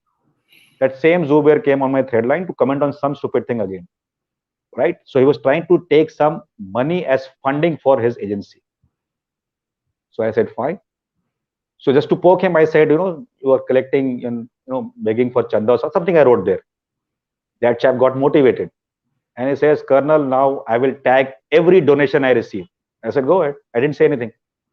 By the next 72 hours, the entire thread line, every joker in the world who was with that thought process and was absolutely bold, right? And there are no blue tick handles there except five of them. And I know who they are. All of them came on that thread and started flashing their Paytm transfers and whatever transfers and everything else. Fantastic. So you made database for the NIA there and then and other agencies. So all I needed to do was tag the entire thread and put the entire security apparatus there to see who all are there in those Twitter handles. And then for a Ravi Shankar Prasad to get the Twitter handles out should not be a problem. Once those are out and your identities are known, it's not no problem to trace back your money transfer and trails, right? So thank you. And I then finally wrote it, thank you, Mr. Zubair and team. After that, he's not come on my timeline only. Right? And people were mocking me. You are a piddly. You got 12,000 followers. He's got three. What? How many thousand followers? How does it matter? How does it matter? Finally, at the end of the day, in the good old military, it was one bullet versus one bullet. Who fired the best and aimed correctly, the other chap died. So behind that, if you had 10 boxes of ammunition, it didn't matter. But behind my 12,000 followers at that time, I had a conviction, and I had people of character of Indian diaspora who could understand. And my aim to poke that particular thread was to teach people around that you can also do it this way. So let people come and open their cards. You collect the pack and bind it and beautifully, give it to the indigencies. So that's the way to look at it, Shefali. And don't worry, whatever wherewithal we have, I'm not saying we have adequate. If you compare, the capabilities of US intelligence or Israeli intelligence with Indian intelligence, maybe we are not there. But imagine if all of us are collaborating on the intelligence matrix, say today against Chinese, if we are getting the pictures of the Tibetan plateau today from other countries who can have satellites monitoring it more, because at a particular level, satellite passes through a particular place. So my satellite, I don't have the bandwidth to put satellites in a way that I can monitor the entire Tibet. So I monitor about 3 hours in a day. The balance is taken care of by my friends, but I get an intelligence picture which is much more clearer. That is collaboration. And that is the way forward when you have to fight terrorism, you have to fight illegal funding. Soros of the world can say they have 1 billion pumped into India to break India. Try. You haven't tried India well, right? You can keep trying. That 1 billion will go. The day the 1 billion finishes, the same cabal you have created here, if they are not paid, they will not even tweet, right? So the cabal will tweet to create divides in our country. But the same cabal with that vehemence and again going to Wall Street Journal will not comment about the Bengal, burning issue. They'll be silent. Why? Because they've not been paid for it. तो ये तो भाड़े के टट्टू हैं, जितना पैसा मिलेगा उतना काम करेंगे ये. So हमारा काम है इनके जो फंडिंग आ रही है इसको काट दो और इनको let them threadbare exposed in what they are doing. That is our contribution. That's why I started first. When you asked me the question, I said opinion shaping. That's where we come in, and that's where as citizens and diaspora we should chip in. So thank you for your question there, Shefali. All right. I know Shefali will have more, but I'm going to start also taking some more people. And Shefali, if you can stick around, that'll be good. Gayatri, I think you've been, the moment you saw this post, I think she was one of the first ones to, mention that she's really looking forward to this interaction. So Gayatri, if you could please unmute yourself. Yes, sir, it's an honor to interact with you again in this Varun's platform. So my question was in regards to the US troops withdrawing from Afghanistan in September 2021. So what is the risk India is going to see the Afghan and Taliban coalition government? And as we know that Pakistan's ISI works hand in hand with the Taliban, and they have got a big influence on them. So how are we going to mitigate the risk and the threat? Okay, first remember these countries: US, Russia, China, Iran, India, Pakistan, and in the center Afghanistan, right? Just remember these countries first. So when the Cold War was on, good Taliban, bad Taliban, money pumped in, Pakistan used, Afghanistan burned, and the Soviets left, right? Yeah. The US stepped in. After the US stepped in, a long haul, various things tried, stabilization, partial destabilization, and everything happened in Afghanistan. Who was the kingpin? The kingpin was Pakistan being funded, right? 8 billion, 7 billion, whatever billions per annum. And after that, it dried up. After that, the US realized the body bags coming back are not worth it. And after that, the US has decided to peel off from that place. And the decision now is resolute with Biden to say that we are going off. Back end, many things have happened in the last 1.5 years, right? People asked, will China step in? Not directly. People asked if Russia has got interest, 100%. People asked if Afghanistan can stabilize politically itself, unlikely. Apart from everything else, who has the major stakes is Pakistan. What was India doing for the last few years was doing humanitarian kind of projects in Afghanistan, whether we were helping them with hospitals or other infrastructure development. We never sent boots on ground from the military there. while there was a talk about it, and there was an expectation by the bigger developed nations who were involved in this conflict zone that India should be able to chip in even militarily, which we did not. Where are we now? We are at a place where Pakistan, if you have heard the news and Qureshi and everybody in the last 2 months on social media itself, as tweet was there, they wanted us to be excluded from this, talks as well, which is happening around Afghanistan. But why is it important? It is important because it will not be wished away. So whatever we think, Afghanistan is with our friendly neighbor, so to say, and Afghanistan is a country where we have deep relations developed. We have faced the same wrath. We have called them terrorists coming from Pakistan, but they have got internal people, called good and bad Taliban. Whatever has happened, what is the future? In my understanding, and this is something which is not in the box, this is out of the box, so I'll give you an idea. And the scenario was, when I talked about this, was when Trump was there, and the first scenario was based on the assumption Trump will come back, right? So hypothetically, he was back. Does it make sense to us to say that if China has to be tweaked, we have to use Russia? If Pakistan has to be tweaked, we have to use US and other countries, including making sure that Iran is not a cohabitant of this crisis. So what does it mean?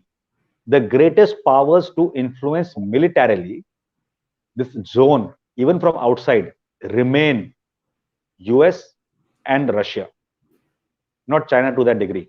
China is not going to step into Afghanistan at all, right? So if these are the two main players, and if we have a strategic relationship going with both, does it make sense to India to make sure that we develop this troika of Russia, US, and India to look at affairs and the future of Afghanistan in a way to be able to participate in the decision making?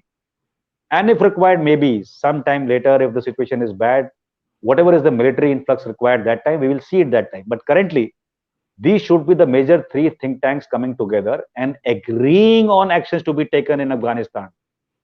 Because if Russia and US are not on the same platform, there will be an issue. You don't want to go back to the Cold War scenario in Afghanistan again. And the only person, China is not close to Russia and US both. Pakistan is not close to US and Russia both.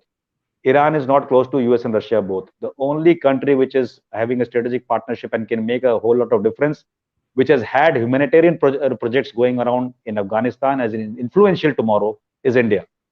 So it makes sense. Now, if this relationship is backdoor to a degree or out of door, is something which we need to, complement, and something is going around there. And that is the way forward in Afghanistan. If you are looking at any military intervention, we made it clear a few years back that we will not do. But I've got a different opinion. If tomorrow it comes to a level that you need boots on ground, India is only willing to go there through the UN route. In the UN route, the person who may object to it in the interest of Pakistan is only China. So the conditions which can be created for China not to intervene that time is something which can be done by the UNSC itself. And with a lot of economic pushes and nudges and here and there, it may work with China itself. So if in the future a military need comes, and if that military needs, the expectation is to get India on. Choice A is through the UN, in which China has to be molded. Choice B is that India changes its stance. So if you look at India today, when you see the development of Quad, and people ask that question, that what is the Quad all about? My personal belief is the Quad is nothing to do with only military. Quad is a much more strategic concept which will dwell on all parameters of international diplomacy, including economics. Quad is something which will not lead to formation of a NATO 2 or any other war pacts. But Quad will certainly be a focal point, and you will have part Quad. So you may have something going around in the Pacific or in the world or in Afghanistan or wherever, where Japan, Australia, India have got interest, they go ahead. And a tacit support is from the US without direct intervention. You may have a thing that these couple of nations, or as a whole group of Quad, with France and other friendly states, do something tomorrow in the world, which is purely from the line of military action.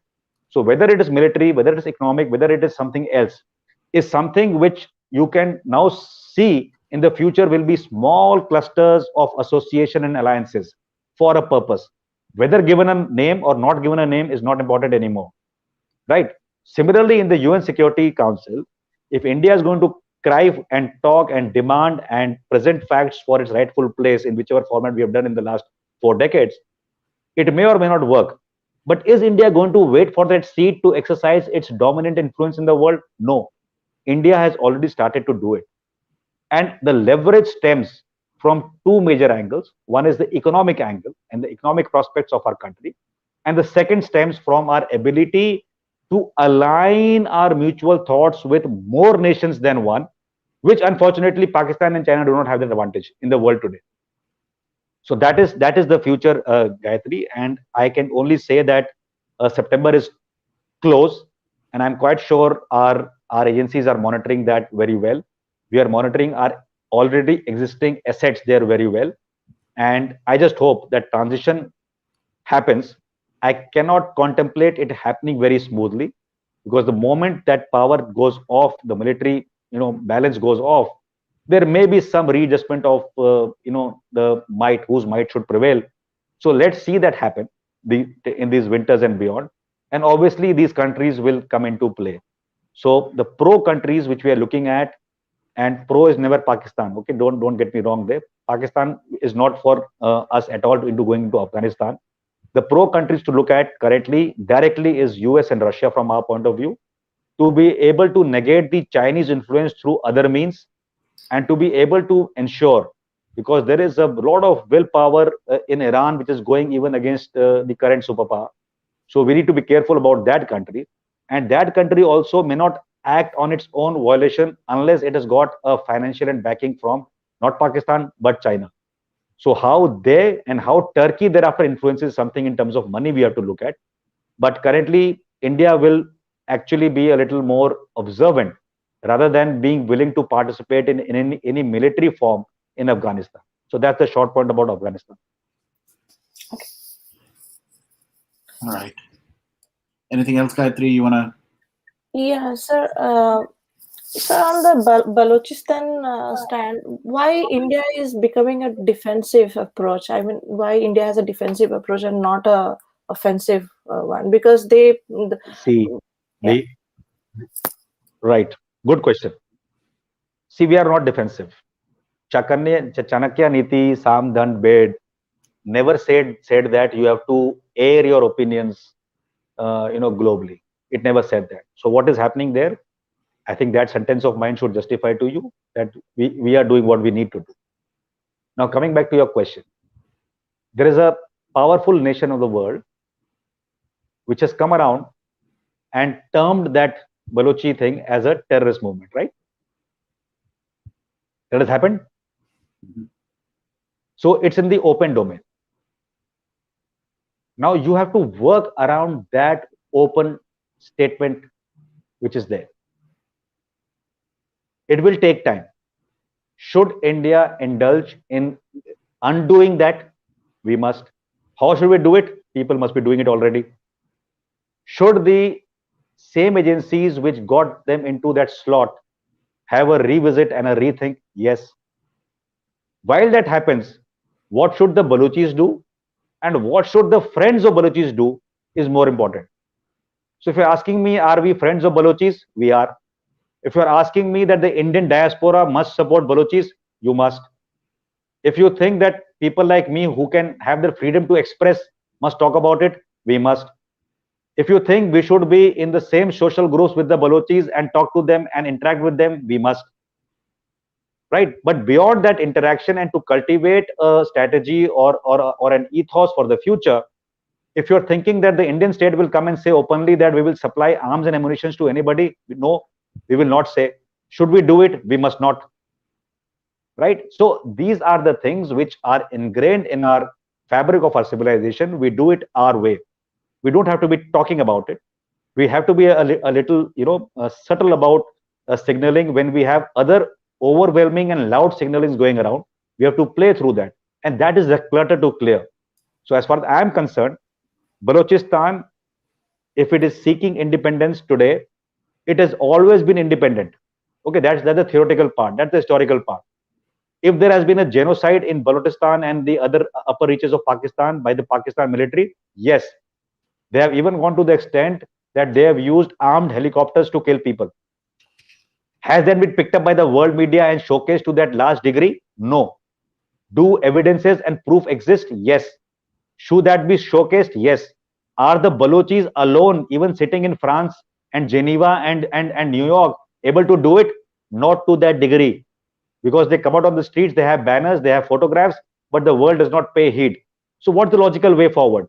The logical way forward is to create more and more mass awareness and people to talk about it. And the second is to take it legally through the UN and Geneva. It has to be taken. So somebody has to catalog. If they need any help in intelligence there, if they need any help in an ongoing mission to put a satellite there to capture it, to prove it, should we be with them? As a person, my individual opinion, I say we must be. We should support this movement in the sense that we should be able to catalog this movement properly and show the true face of Pakistan, how it has conducted mayhem against them. But if you are looking at something else, that Indian armed forces will go through the POK and go into Balochistan and free them and then guard it. No, that is far-fetched. That is not diplomacy. That is not what we have done culturally or as a civilization, and that is not something which we are destined to do in the future. So a democracy has to be carved out of its own violation unless the world says enough is enough and no more. The world can say similarly to the Uyghurs in the Xinjiang province when China is having that same philosophy of genocide going through, but nobody is speaking, right? So wherever it is in the world, we should be able to catalog it well. And to compare Xinjiang and Balochistan and for a Pakistani loudmouth to come on some show and talk about Kashmir, there is no comparison, right? Why I say that is, Balochistan was never yours. When did it say it is under Pakistan? From beginning, right? But Kashmir has always been Indian. You have been born out of India as Pakistan. You are not even there. So a particular line was given to you. And then you send the marauders and the terrorists thereafter over the decades to reclaim land. Then you tried all the philosophies, cut by 1,000 knife, do this, buy people, do this propaganda. It hasn't worked. So the short point remains there, Gayatri, that is where we are, and that is where we should go. We are not a country which will have any time a policy to break a nation in a manner that people talk on talk shows. We are a mature nation. We have always claimed what is ours as Kashmir and what constitutes Kashmir. We have always said what Balochistan and what the pain they are going through. We have catered to our friend Afghanistan in their dire needs. We have stood up with our friend Bhutan, which is a weak military state when it came to that time. We are a state which is in good terms with all our neighbors, including Nepal and Bangladesh. We have always tried to help. So in terms of help, we will help anybody and everybody. But in terms of saying dividing a nation, that's not our philosophy. And in so far as Balochistan is concerned, it has never been part of Pakistan as per all the records and as per all the Balochistani history which we have learned. So usurping a territory does not become your territory. Pakistan knows it very well. And a world body has to act, if at all. We should help that world body to get all the evidences to act, if that is possible. So let's see how it goes from here. And between you and me today, enough we have done for our friends in Balochistan and Afghanistan both. Enough we have done in terms of helping them with what they need from us, and enough we have done to give them a little bit of help here and there abroad and in India. And we must continue. There was a discussion yesterday I was seeing again on a show, and they were talking about Tariq Fateh was there, I think, and he was saying that we must give them land, right, on the Shanti Path next to the embassies and have their embassy and all that. It is, and then also try to create some other mischief. All that is good. It sounds good, right? But it is not something which is diplomatically feasible. You can only do that much. So unless you can get the recognition of a country through the means it is supposed to be gotten, it is different. But yes, if somebody wants to take asylum It's a different issue, right? We have given asylum to Tibet, right? The mistake we made was in the Chinese context was we shouldn't have ever termed that as TAR, Tibet Autonomous Region, right? Like the other autonomous regions of China. It should always have been Tibet. And that is one heartening factor after our, a 2+2 meeting with the US towards the fag end of Trump's tenure. President Trump did come out and term it Tibet. That was something which was buzzing on the internet, and people like you and me and all, exhorted our government to go back to the Tibet thing. And at that time, it worked. And a lot of tweeting you did, a lot of WhatsApp messages I sent somewhere, people worked upon it. And I'm glad that 2+2 worked in such a good way that the US itself started calling it Tibet. And finally, let me tell you one thing before it creates any confusion.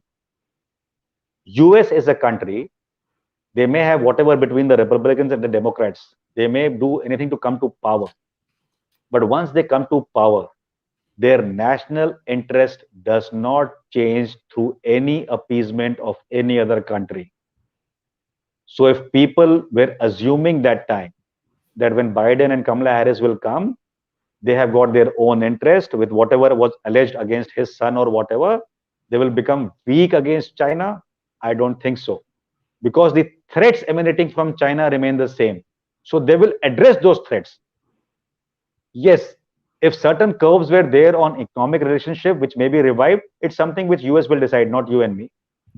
But if there is a threat of X, threat of being overtaken by these $1 trillion by 2060, that is an economic threat. Threat of being there developing their navy, which is currently, something like an empty ghada floating on the seas, to a blue water navy, by what extent, what period, the US will do that threat assessment. So they will come to a conclusion by 2070, there will be 2/3 of US Navy. So all these threat assessments will always be done. They have structures to do it. The kind of annual reports by the Pentagon, which is given to the Senate, is not even funny, and I followed for many nations, on that. It comes on public platform, and what comes on public platform is revealing. You imagine what does not come on public platform, and which is only known to the people who decide in US. So it is that kind of a country where structures have grown over a period of time without influence, and they are doing a yeoman's job. And that is why I say US's own national interests are supreme. They will always prevail. Small hiccup you saw that time, what happened? Biden said that I will not give this particular commodity for vaccine making in India, right? US Chamber of Commerce had to speak up to make sure that what economics meant and to be taught to a president in just about 12 hours time. Correct. I may be wrong, what I'm saying today. Maybe it was put out of context what Biden said. But assuming it was put in the right context, it took just about that much of time. Right? You don't have to go by the emotional story. Ustaz Bahu type that, in your times I sent you HCQ. Now I'm asking for a small thing which is not even anything. No, don't have to do it. India must understand where you are going to stand after 5 years, 10 years, 30 years, 50 years. If you know when you are going to stand in those many years ahead, you will know which country will lies with you.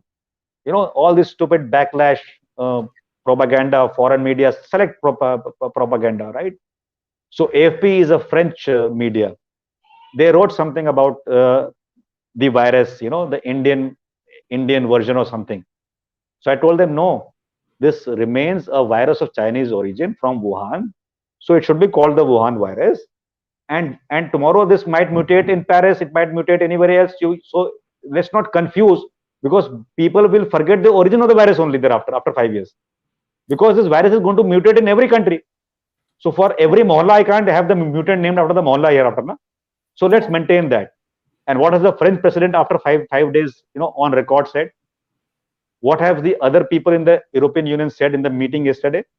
They have said that India stood up, and because of India's stand to send vaccines out to the world that time, a lot of pandemic in those countries has been curtailed.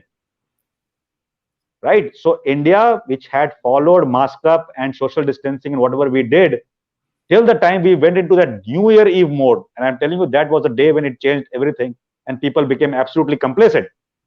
But that complacency has taken 3 months to take its effect as a wave. But in the same 3 months, we have given people a lot of succor outside, abroad in many countries, people have got relieved medically and emotionally. And now to turn back to say, oh, the stupid government gave medicines that time, not knowing how much will we need. In how much what will we need? We had a threshold of people under the influence of the virus that time. So we planned. So we said, elders first. So we said 45 plus first. It takes time to manufacture. It takes time to ramp up. One Adar Punawala, whether he's staked and risked his entire fortune on ramping up the Pune facility, since I operate out of there in my business as well. So that person, went ahead in the middle of pandemic for ramping up. He took that risk. Others did not. And do you think anybody in the world took that risk? No, nobody took. So we had a bandwidth to make X vaccines per year. It further needs an enhancement. Now we go to somebody like Russian friends and we get Sputnik. Oh, this government is now begging. Is my government begging? If your son falls ill or a daughter falls ill tomorrow, you will break all shackles and all channels and you will do everything. Today people like me are tagging ICU bed required in the country to MOH, Ministry of Health and Family Welfare, to the ministers, to various hospitals. So when it comes to my citizens, I'm doing it. You imagine what you will do for your own family. So for the government of the day, aren't you part of the family? Aren't you citizens? Should they let you die? No, for X number of years, we have never begged and taken arms from other states. What words to use?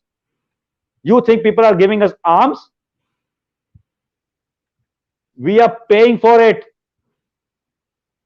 Our future is an opportunity for them to invest in us today.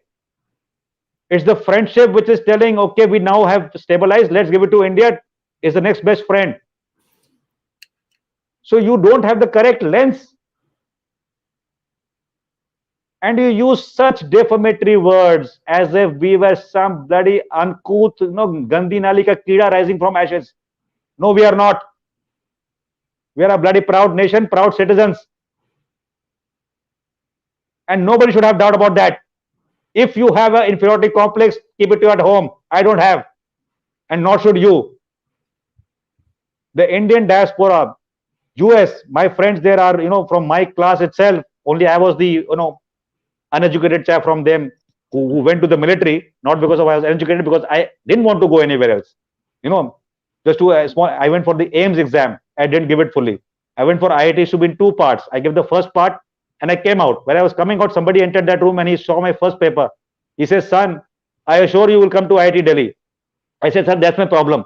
If I come into IIT Delhi, my mother will send me there. I don't want to go there. So I followed my passion. So others followed, and now there's a group of my classmates and others in US who have outsourced and open source. They are giving advice to Indians on their health condition. You can log on and tell your condition and they can give you the medication help. You don't have a problem in India to get medicines beyond a point. Now you have a little problem because key medicines and key things are getting hoarded. So now people are being told, take a Aadhaar card and do it. In US, besides the Tylenol and maybe 5 more medicines, you can't pick up anything and everything from a medical shop. You need prescription. But in India, sorry to say, and I'm not too sure if all, but if you see the influential people, right, from politicians, people and people who can pay for it, the moment they heard the word surge coming, second wave coming, they have picked up oxygen concentrators, everything, firstly for their homes, right? So X person, a family of 50 chaps has picked up 50 oxygen generators only. So it's gone off the market. They have picked up the tanks. The second set started thereafter. This is survival gang, right? They took off first. The second gang has taken off the money makers. Big opportunity. When I was in Baramulla, a 10 rupee Bisleri was being sold on a boat to the civilians who were drowning for 300 rupees. So if you make opportunity out of these calamities and human pain, where will you go? This is our character, right? So you are expecting Ambani and Adani and Tatas are giving it for free, but a very stupid Rohit Dev is trying to mint money. Then came the third category, defame India. उठा लो oxygen, डाल दो godown में, crisis कर दो, and then say central government is a fool. Those big chaps are coming out now. We don't want to do audit of our state. Why? Aren't you accountable? Aren't you a government agency? And then there is a fifth category, people who have gone and returned to US friends, got 50 imported, and they are going on social media and saying, I got 50. You send me your medical report, I will give you for free. Please use it and give it back to me for the next patient. So to say, it's also hoarding, na? But it's such a genuine kind of a thing which you feel nice in your heart to see that it happening. But the other two sets of rascals in between are rascals. And the first category of surviving myself and my family is something selfish. We may all do it, right? I went through a spate in which I myself had moderate infection, and when that thing broke loose, I had no choices. So I went. I was not looking at anything else. So I went. I got my test done. I paid the fees, and it was a moderate, mid-moderate kind of infection. I talked to my friends, and all doctors came to help on the WhatsApp itself. They gave me the prescription. I said, "Yeah, I can't work on this. I need a written prescription." So an Indian doctor wrote a prescription and sent it to me. I took it and got my medicines. Right? But I didn't go out and say, "Oh, give me 10 sets of it." For whatever reason, either survivor was selling. So that is where the character comes in, the conviction and the will comes in. Yeah, I think I see your hand again. Yeah, please. I will take the next Just a question. quick, we can move to Ujjwal sir also because he's been here for a very long time. We'll just move to Sure. sir. Then I'll ask. Okay. Ujjwal ji, floor is yours. जय Hind sir. Jai Hind, Jai Hind. Varun भाई सभी फौजी दोस्तों को and all our friends on the platform. जय हिंद, जय Bharat. Jai Bharat. Jai Bharat. Sir, we all have a lot of questions from a very knowledgeable person like you. I'm not And knowledgeable. we have. I only talk. Oh, you are. And you have a lot of practical experience and very, very strategic thinking. I personally exchange a lot of notes with you on Twitter. All right. So Please go ahead. I have today about a set of 3 questions. I'll ask one. Okay. Juxtaposing Baluchistan, Pakistan, Afghanistan, India, Iran, and China on the other side. Yeah. And Ji. Chinese attempts at trying to gain access to Indian Ocean. Right. And our own development to have a good blue water navy. We also dream of having one. Fantastic. I thought somebody would ask me someday. Yeah, go ahead. Yeah, so trying to get a third aircraft carrier going, some discussions happening. Right. Yes, no. Sir, my question is, why don't we look at Lakshadweep, string of islands, and Car Nicobar very carefully? Right. Try to develop maybe 1 or 2 of them in each family, like a permanent aircraft carrier, a stationary aircraft carrier. Does it make sense, sir? Right. So what you said makes a lot of sense.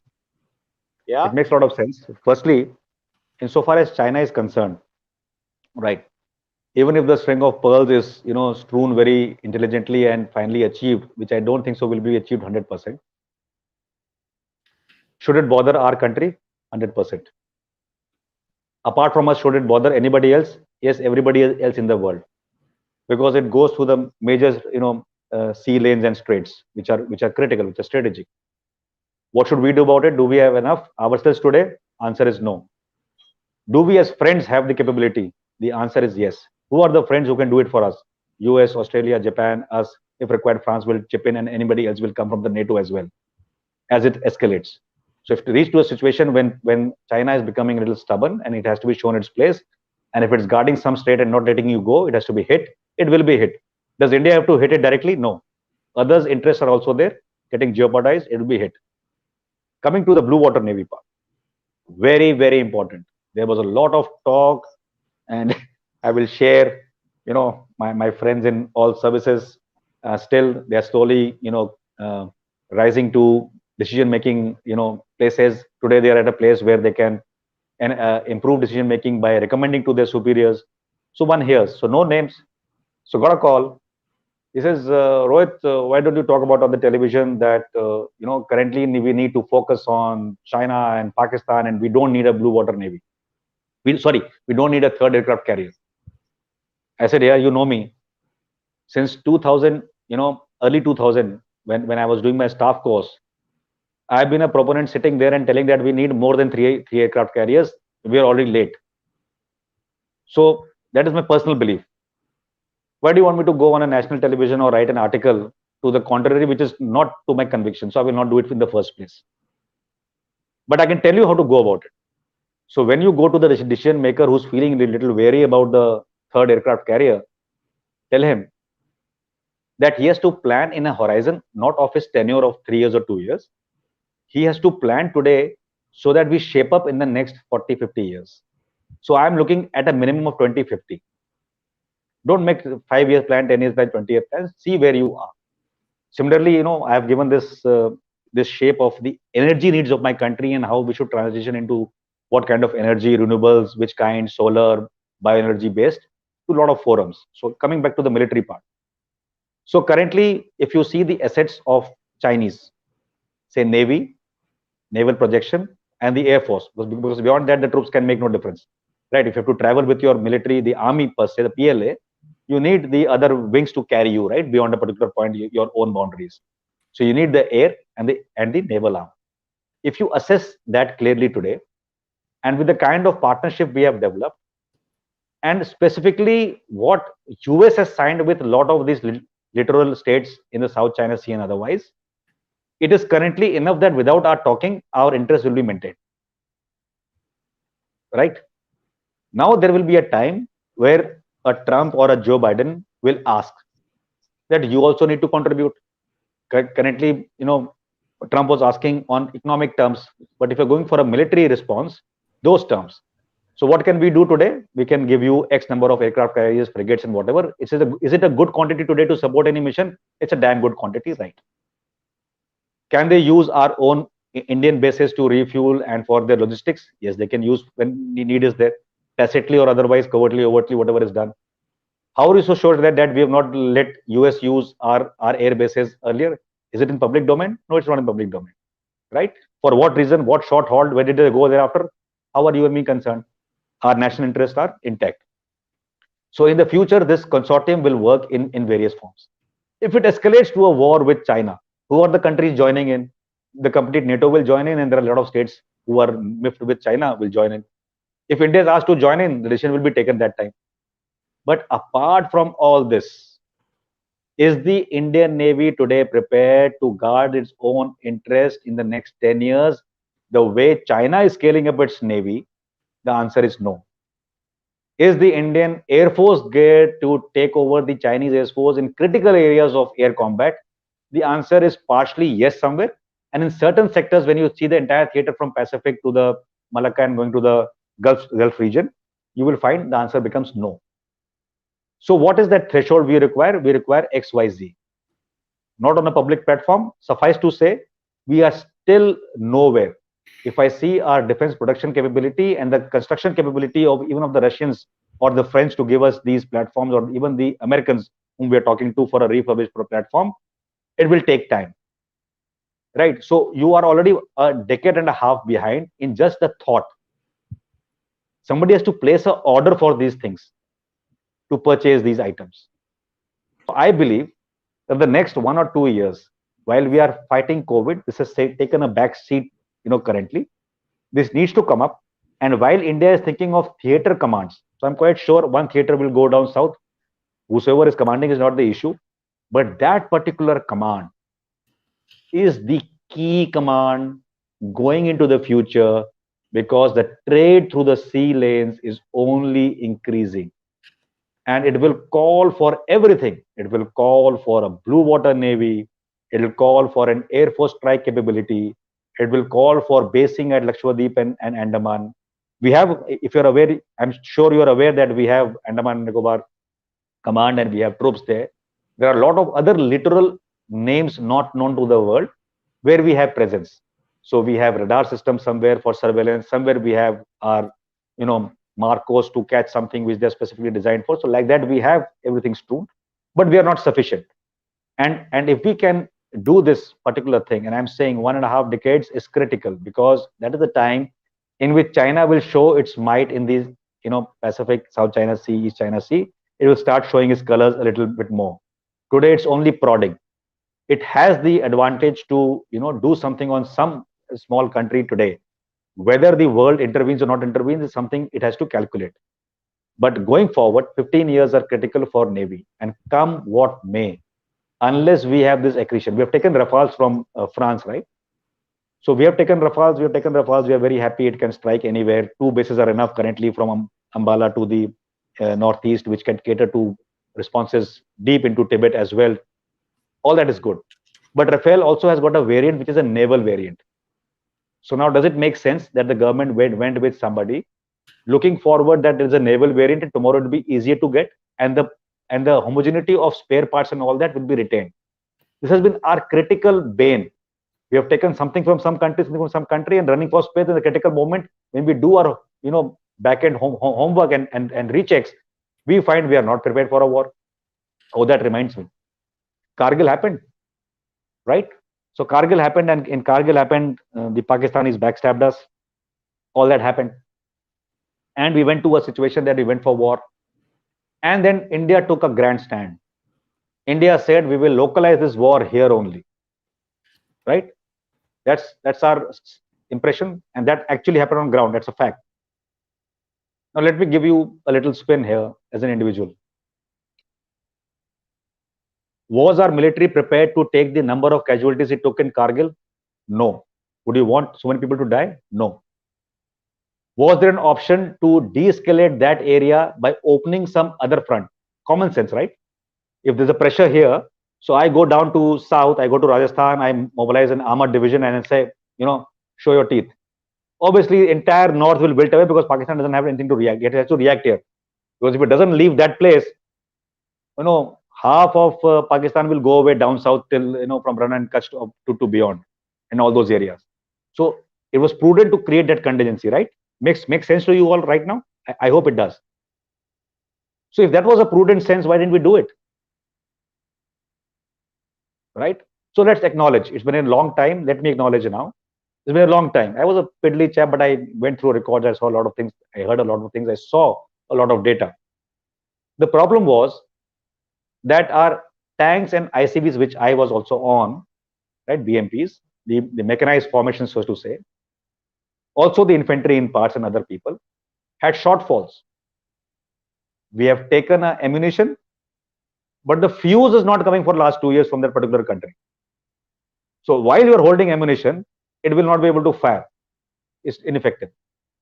While you have taken so many tanks, X parts, Y parts are in shortage right now. So as per the scales of war, they are not there. So even if you tune up everything, you will be able to not fight for 1 month, 2 months, but you will be able to fight for 15 days, 20 days. That was for some places. In some places, you were ineffective because that ammunition was not effective.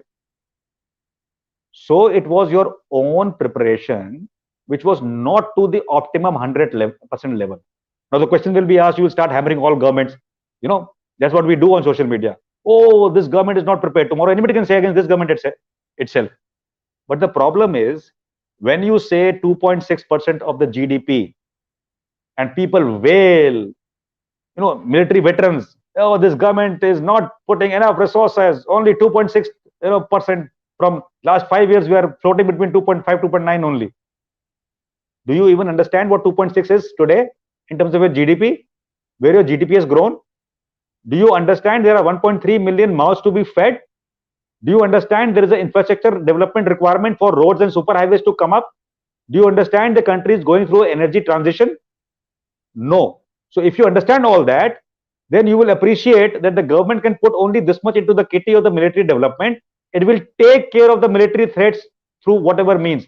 So today, are we sufficient to fight Pakistan? Overwhelmingly, yes. Pakistan can be decimated. We don't want to fight. There's a different issue. Is that our botheration? No. We don't want to fight because we don't want to go down by 20 years of economic growth by fighting one stupid war with a stupid nation. Are we absolutely in tune to crush China tomorrow morning? No, not at all. Can we have limited success in the areas we mean business? Yes, we can.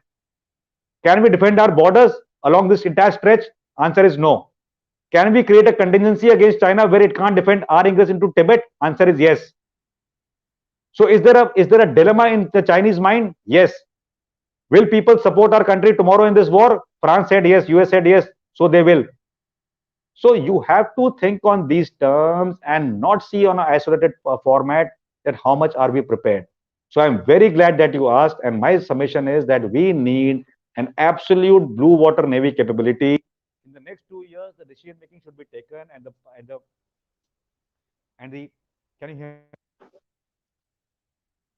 Right. So in the next 2 to 3 years, we should have these purchase orders going through. We should have collaborations going through, and India should have the Atmanirbhar tag in defense sector going through.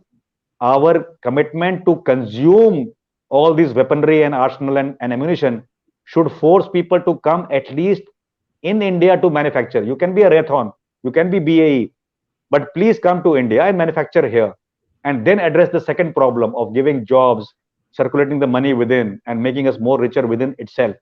So that is the way to look at it. You know, I was initially in the corporate sector 2 months old, and my guru in the corporate sector is my colleague. Incidentally, the company I work in, we are veterans there, and all five of us who are at the top there are military veterans, gone to NDA together in 1991, and all of us are same squadron from NDA. So it's a blood relationship. So this man groomed me, and in 2 months' time, I was on a platform talking to some foreign manufacturer, a big giant at that in Europe, and trying to get some machine from them. So how do we get sold by machine? This is 2 rupees from China. I pay the check, the machine comes. And then after 5 years, I'm running for space and I look for AMCs, nothing is coming. So I told this European chap that, okay, I'll give you a different model. So let's say our investment is 10 rupees worth, and you are machine heavy and I'm supply chain and I have to do insurance and land lease and all that. So you come in with your 7 rupees and I come in with my 3 rupees. We make 10 bucks out of this full delta. So you take 7 rupees every year, I will take 3 rupees. But tell you what, you got a machine which will undergo depreciation, and by X years you will become a zero figure generally. But my will only rise. My manpower cost, my land cost, my this cost, my that cost will rise.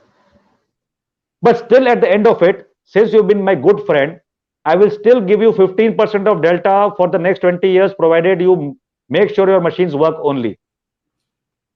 Colonel, we have never done this in the world. And if we have never done this, thank you. I will one machine tomorrow morning from you only.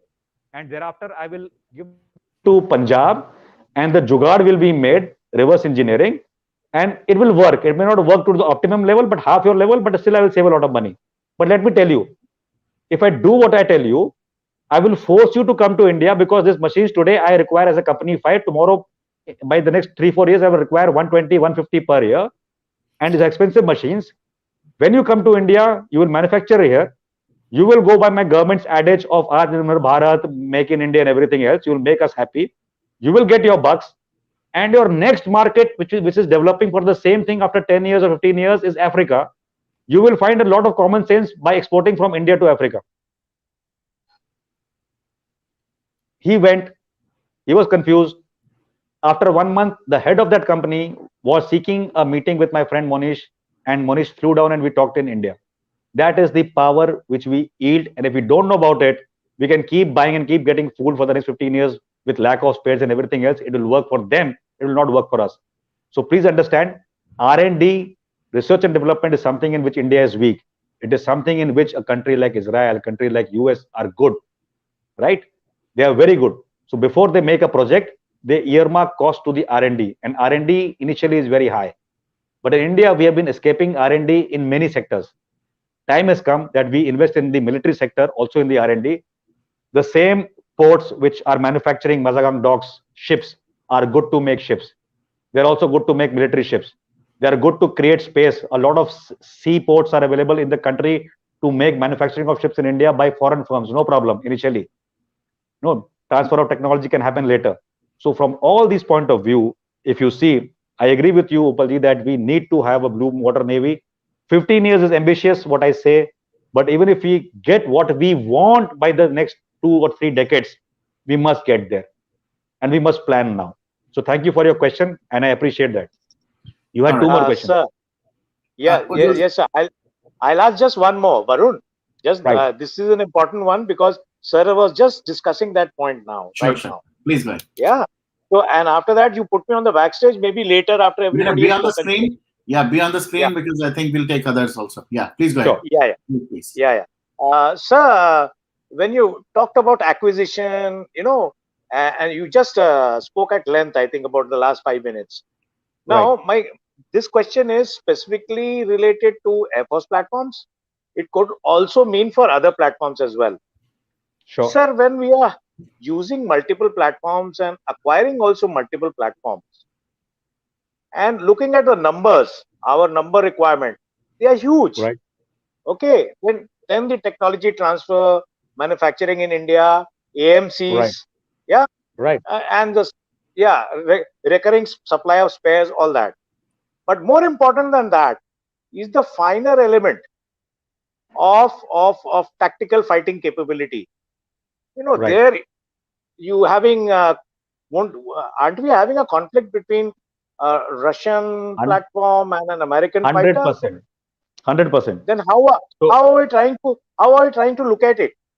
Because no company worth its salt is going to give you a very very advanced kind of a technique or a machine with the source codes if you are already using a conflicting platform, Sure. because it would tend to get compromised, You won't you it? remember Upalji, one Sukhoi crashed in Northeast a few years ago, Yes, and there were rumors in the media that the algorithm and interference with the computer system in the cockpit could have been done by China. correct. Right. You're also aware that the Rafale which we have bought, there's a country called Egypt which has thrown the money at France to buy Rafales today. The F-16s which Pakistan was given is also with a country called Turkey, right? So why I talked about the last part was, even if Pakistan was one F-16 down, and if in a drop down, knockdown condition, if a Gulf Airways, some airlines, private airlines flew a F-16 into Pakistan and assembled it for the count up, and to whatever reason, then the US said all F-16s are intact. Have you got the story? So this was the gossip part. Now coming to your question, it is very, very important that these collaborations with various nations have happened over a period of time. And initially, we worked under the constraint of the Cold War. We didn't have the marketing opportunities in our country for world to see at that time. It is only recently that we have been able to showcase it differently, and it is making a lot of business sense. So then, forced by, since the NATO countries were not interacting with you directly that time, and since Pakistan was getting all it wanted, we had an all-weather friend, long-time friend in Russia, from where we got most of the equipment, whether it be aircraft carriers or would be, the last acquisition of Sukhois, or even going by BrahMos collaboration. It will continue. We are also aware that in the scope of things, the only waiver a country has got for interacting for, in the CAT sanction category is India. We have been able to convince US that these particular things which we have already ordered in the air defense part and otherwise have to be taken. Right? So this is something which we are yielding today. So today we are now confident, and we have reached a stage that we can make the right choice, whether it's France for a particular aircraft, or it's US, for many things happening with the US today. US, in fact, after Galwan, has helped us with critical spares and small parts. Right? Because how could it do it? Because the specifications were given to it, and it was able to manufacture it for us because it had the plan to manufacture it. It was already doing something worth 6 mm and 8 mm for some other country. So a small insertion was changed, and such like things have come to us, and we acknowledge that. That is in open domain. Even in the 2+2, it was acknowledged. So similarly, when you see going forward, there has to be a case that we have one set of particular aircraft. We cannot say we will buy all aircrafts from US. If a reconnaissance aircraft worth its salt of stealth and everything else is finally made, say, by country X, we should take it from that country X if it giving to us. But if tomorrow in that same category an upgrade is coming, or if in same category we are talking about, we should actually approach the same country. and not go somewhere else. So when you say frigates, if you are collaborating with somebody for even R&D, India has to also invest, like I mentioned, in collaborative R&Ds. So I may not have R&D plant with me, but if I can support, say, a Boeing today or a BI or a Raytheon in a particular research aspect of R&D, then obviously I'm playing a part to get that source coding myself. I'm paying for it today, right? So that intelligence has to come about to make sure that if I can have a route through the R&D for a future generation equipment, I should invest. That's exactly what has happened with BrahMos, right? So there's no source code missing anywhere. It's a joint collaborative effort. Whatever be the delta earned by the particular business is different, but we are comfortable. Similarly, like say in tanks, we graduated till T90 and all that. You can get cheaper tanks through Russia. You can get more ergonomic and more survivability, potent tanks from the Americans. But if you look at your own thing called Arjun has got a transition in the last 3 decades from being a totally knocked down thing, being assembled from every part coming from the world, today to reach a stage that at least majority of the components are Indians, at least the framework and everything else is also Indian. Even some sites you are making now. Now the problem is if you talk about the engines, right? The demand has to be created. So with just 2 regiments, which Mercedes is going to come to India to make your engines here? So Mercedes must say, or is saying, and I'm aware of because I was in the Arjun Brigade as well as one of the deputy commanders. They said, you give us an order for 300 engines, we'll come here. But we didn't have order for 300 engines. And a charade was created that time because of an ego battle between the military and the DRDO. That this platform is huge, humongous, heavyweight, can't be carried. Train movement is a problem, air movement is a problem, blah blah blah blah blah. And Abdul Kalam is forcing on us. That was our perception, and their perception was we are trying, help us, we'll make better. Now we are ordering only 2 regiments finally. So 4 regiments, still not worth it.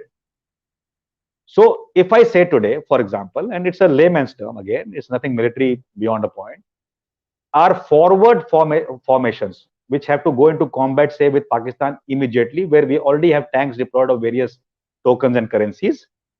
Say if I replace most of them with Arjuns in the next 5-10 years, and get all these niche battle tanks which we called about in terms of technology, whether a T90 or tomorrow something else, or maybe we buy something from Israeli tomorrow, I don't know, and they go to the tiered echelon, the next echelon, the independent formations, then the armored divisions. Is it workable today? Yes. What you fathomed many moons ago about transportability by air, is it applicable today? No. Today you have some carriers which can carry it, right? So thinking on those lines and going ahead, a military should be able to take a decision along with its R&D. Unfortunately, we have been on 2 separate, patries running, and the train was never there, right? So now we have to get it together, and we have to envision it together first. You see the human service which the private sector is doing, right? They were given dimensions and requirements and GSQR for some artillery guns. Beautiful. They've done it here. Some hiccups will happen. Some metallurgy issues will happen, right? I remember when we got the ICVs initially, so we are making these BMPs in India today. People are talking about light tanks. There is enough potential to convert this BMP into a light tank. There is a version called BMP-3, which is equivalent to a light tank, which can carry troops also, available in the Russian market. They were giving it to us as peanuts few years back. But Indian Army will see other things. Stryker देख लेते हैं, वो देख लेते हैं, America क्या कर रहा है. And finally, will you get something which is like a light tank? But I am giving a concept of a light tank which can carry troops. Imagine light tanks like a BMP modified going into the Tibetan Autonomous Region tomorrow morning, which can be heli dropped, which can be air dropped, which can traverse those features from Depsang and every other area and go into Tibet. But we will talk about light tank and either be dependent on a foreign country to start with in the next 5 years, or go into a loop of procurement which will never come. And then we will have a tip with our own DRDO only. Yeah, you are manufacturing that hull here, the system here, maximum systems going there, except some critical sites are manufactured in India. So where are you looking? So that ethos has to come, and these jargons of flamboyant people like me in the military who are in the military today and who want to push something just because they saw it on the internet or some young major showed it to him कि sir देखो sir वो वैसा tank मिल रहा है बाहर. That era has gone. वैसा tank मिल रहा है, my dear friend, make a GSQR. Incidentally, for the FICV, which is the futuristic ICV, I was giving a presentation to the DRDO head from Avdi who had come to Ahmednagar when I was doing a tenure there. And I went through my project, which I made in a tank technology course. When I finished, he thought I was a scientist. I said, no. I'm just a major of the Indian Army. I've got no technical background at all. In fact, I've done my BA, not even BSc, so I don't know even maths. He says, really? He says, yes. So he says, can I take this presentation and this document? And obviously that brigadier there could not say no, so he took it. He says, for 9 years, I'm asking the Indian Army for GSQR for FICV. I have not got it. But what you have made, Major, is sufficient to start my work. And then he gave me access. He says, we are making something in Ahmednagar. So please go there and see what's being done. So I was made a VIP the next week. I went there to see what they were doing. And I, in my VIP mode, gave them 15 more ideas. Right? And when the time came to roll out the FICV, unfortunately, there is a directorate which is looking at the FICV, and I as a colonel never went there. So somebody who wanted some work in Delhi got posted. So that's the bane. Right? So we have to identify. Whereas the Navy, when it was designing its nuclear submarine, I remember my coastmate, again, is working in the same company as me today. That person was in Delhi for 7 years. Nobody was poking to him कि तुम दिल्ली में मजे कर रहे हो beyond 2 years, 3 years. The Navy completed its task, right? So a work ethos makes a lot of difference. So as a work ethos, our country, our various ministries involved with manufacturing should come together, get the private sector. DRDO, with all its research done, should come as open glove.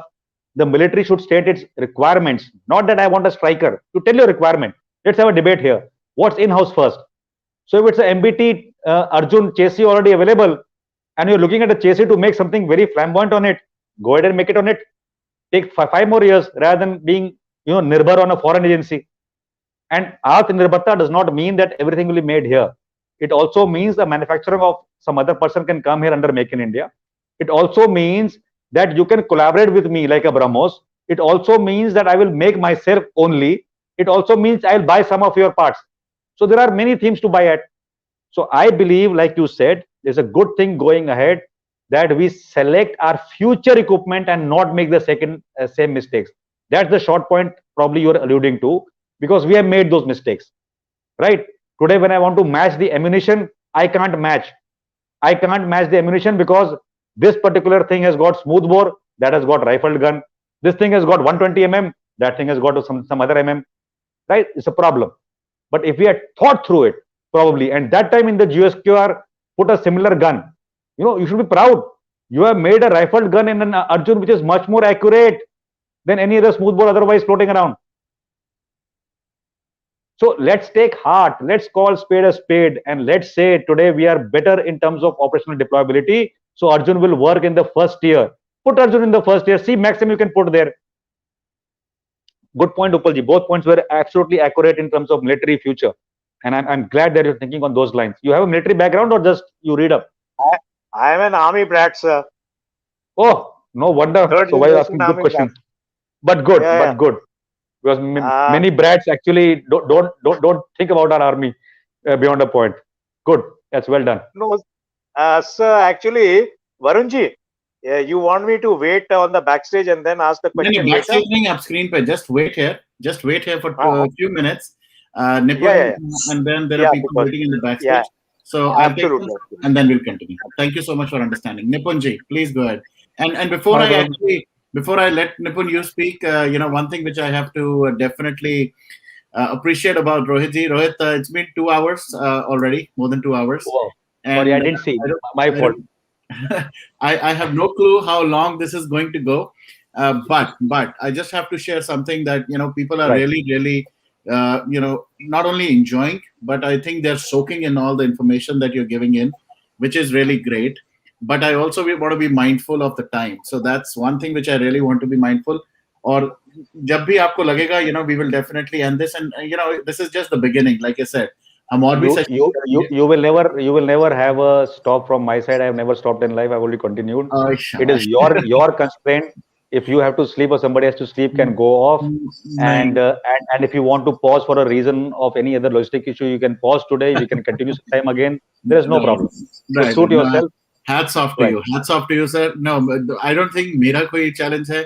I don't think the people who are sitting on the live मेरा कोई stream. challenge नहीं है. I am duty bound to interact with my diaspora. I am doing so Wow.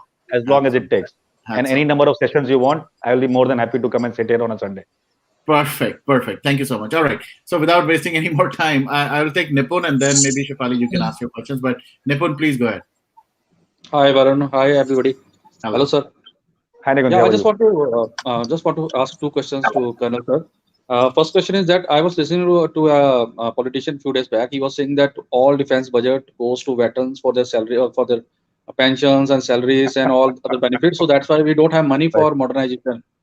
So, Right. sir, what do you say about this? एक minute के लिए, sorry, एक minute में यहाँ Good interject question. नहीं करूंगा क्योंकि मैं chats में अब देख रहा था. Sorry, I was so engrossed इस conversation में कि मैं chats देखना भूल गया. Chats में भी obviously some questions है, but एक request आ रही है कि थोड़ा सा हिंदी में भी बात करेंगे. So that will be कर लेंगे.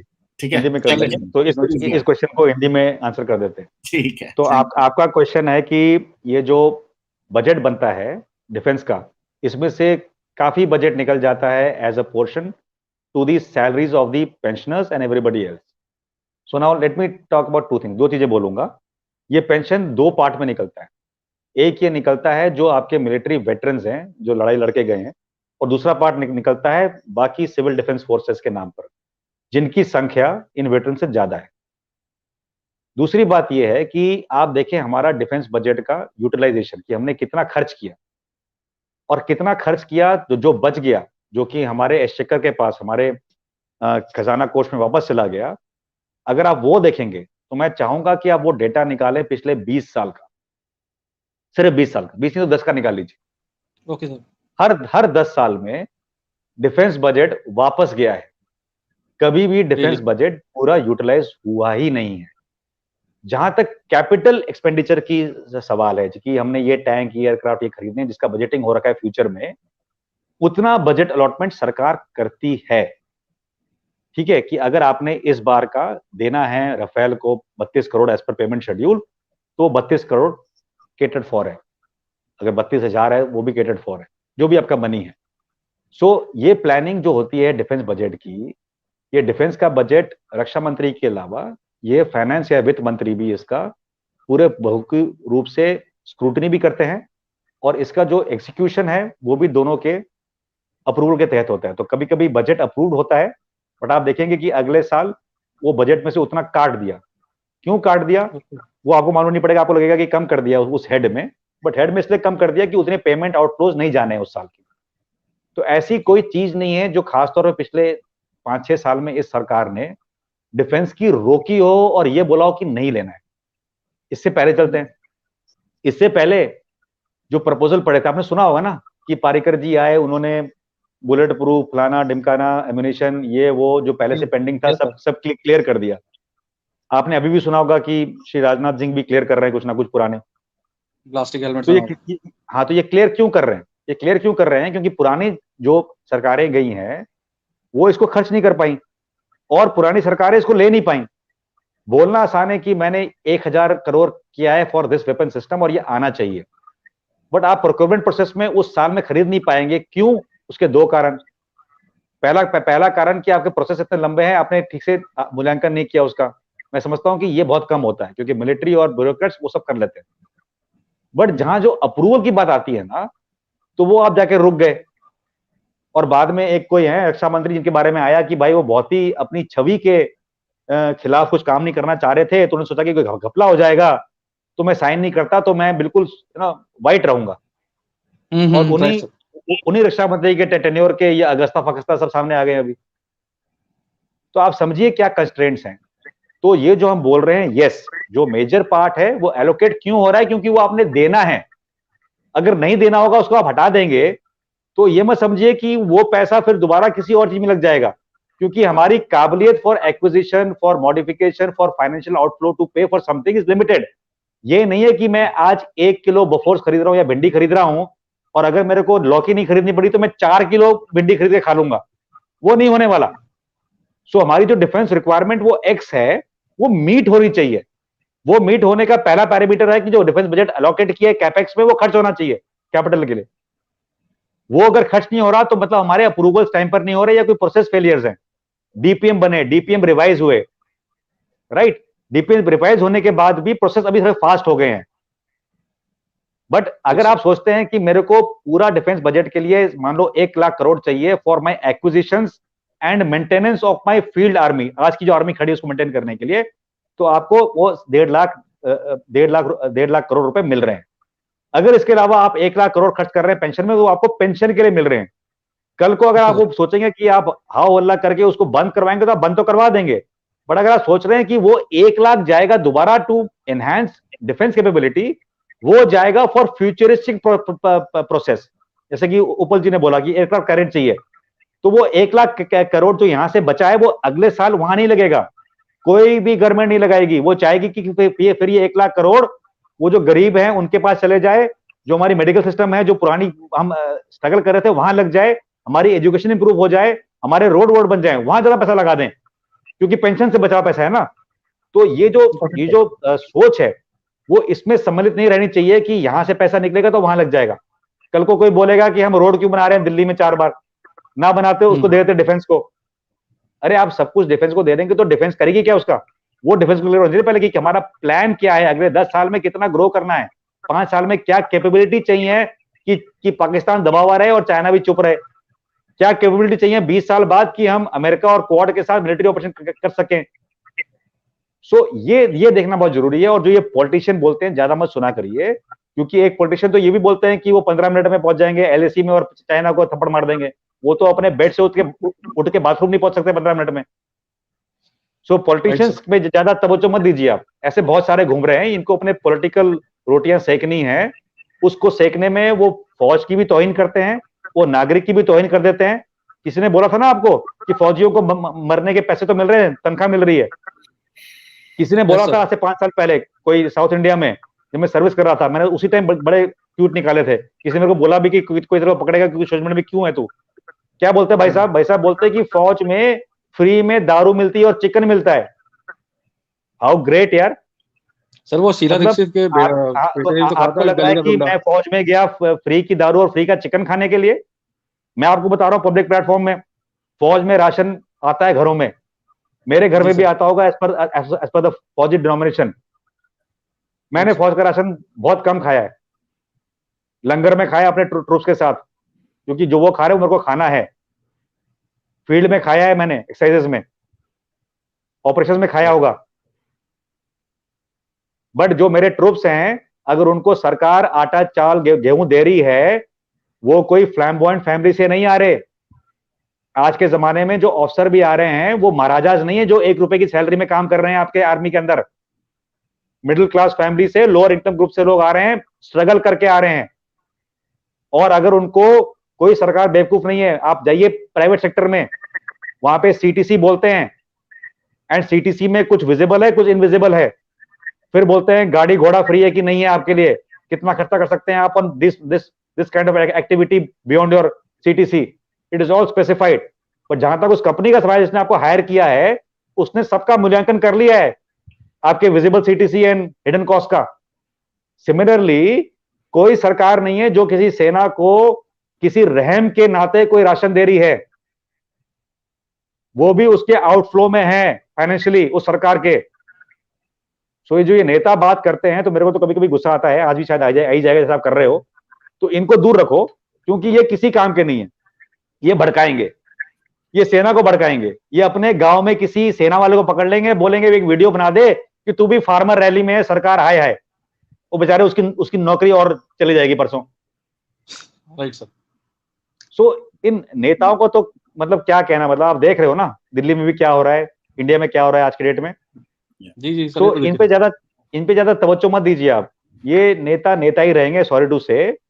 And political vulturism is something which I don't allude to, and anybody who thinks, कोई भी सोचता है नेता कि वो ऐसी बात करके, बजट की बात करके, लोगों को गुमराह करके, राशन की बात करके, बात करके, इतने नीच मैंने सेंटेंसेस कभी कभी सुने हैं ना कि ये फौजी ऐसे ही हैं, when they are in the field, their wives are having a good time behind. I've heard this bloody stupid comment also. My God.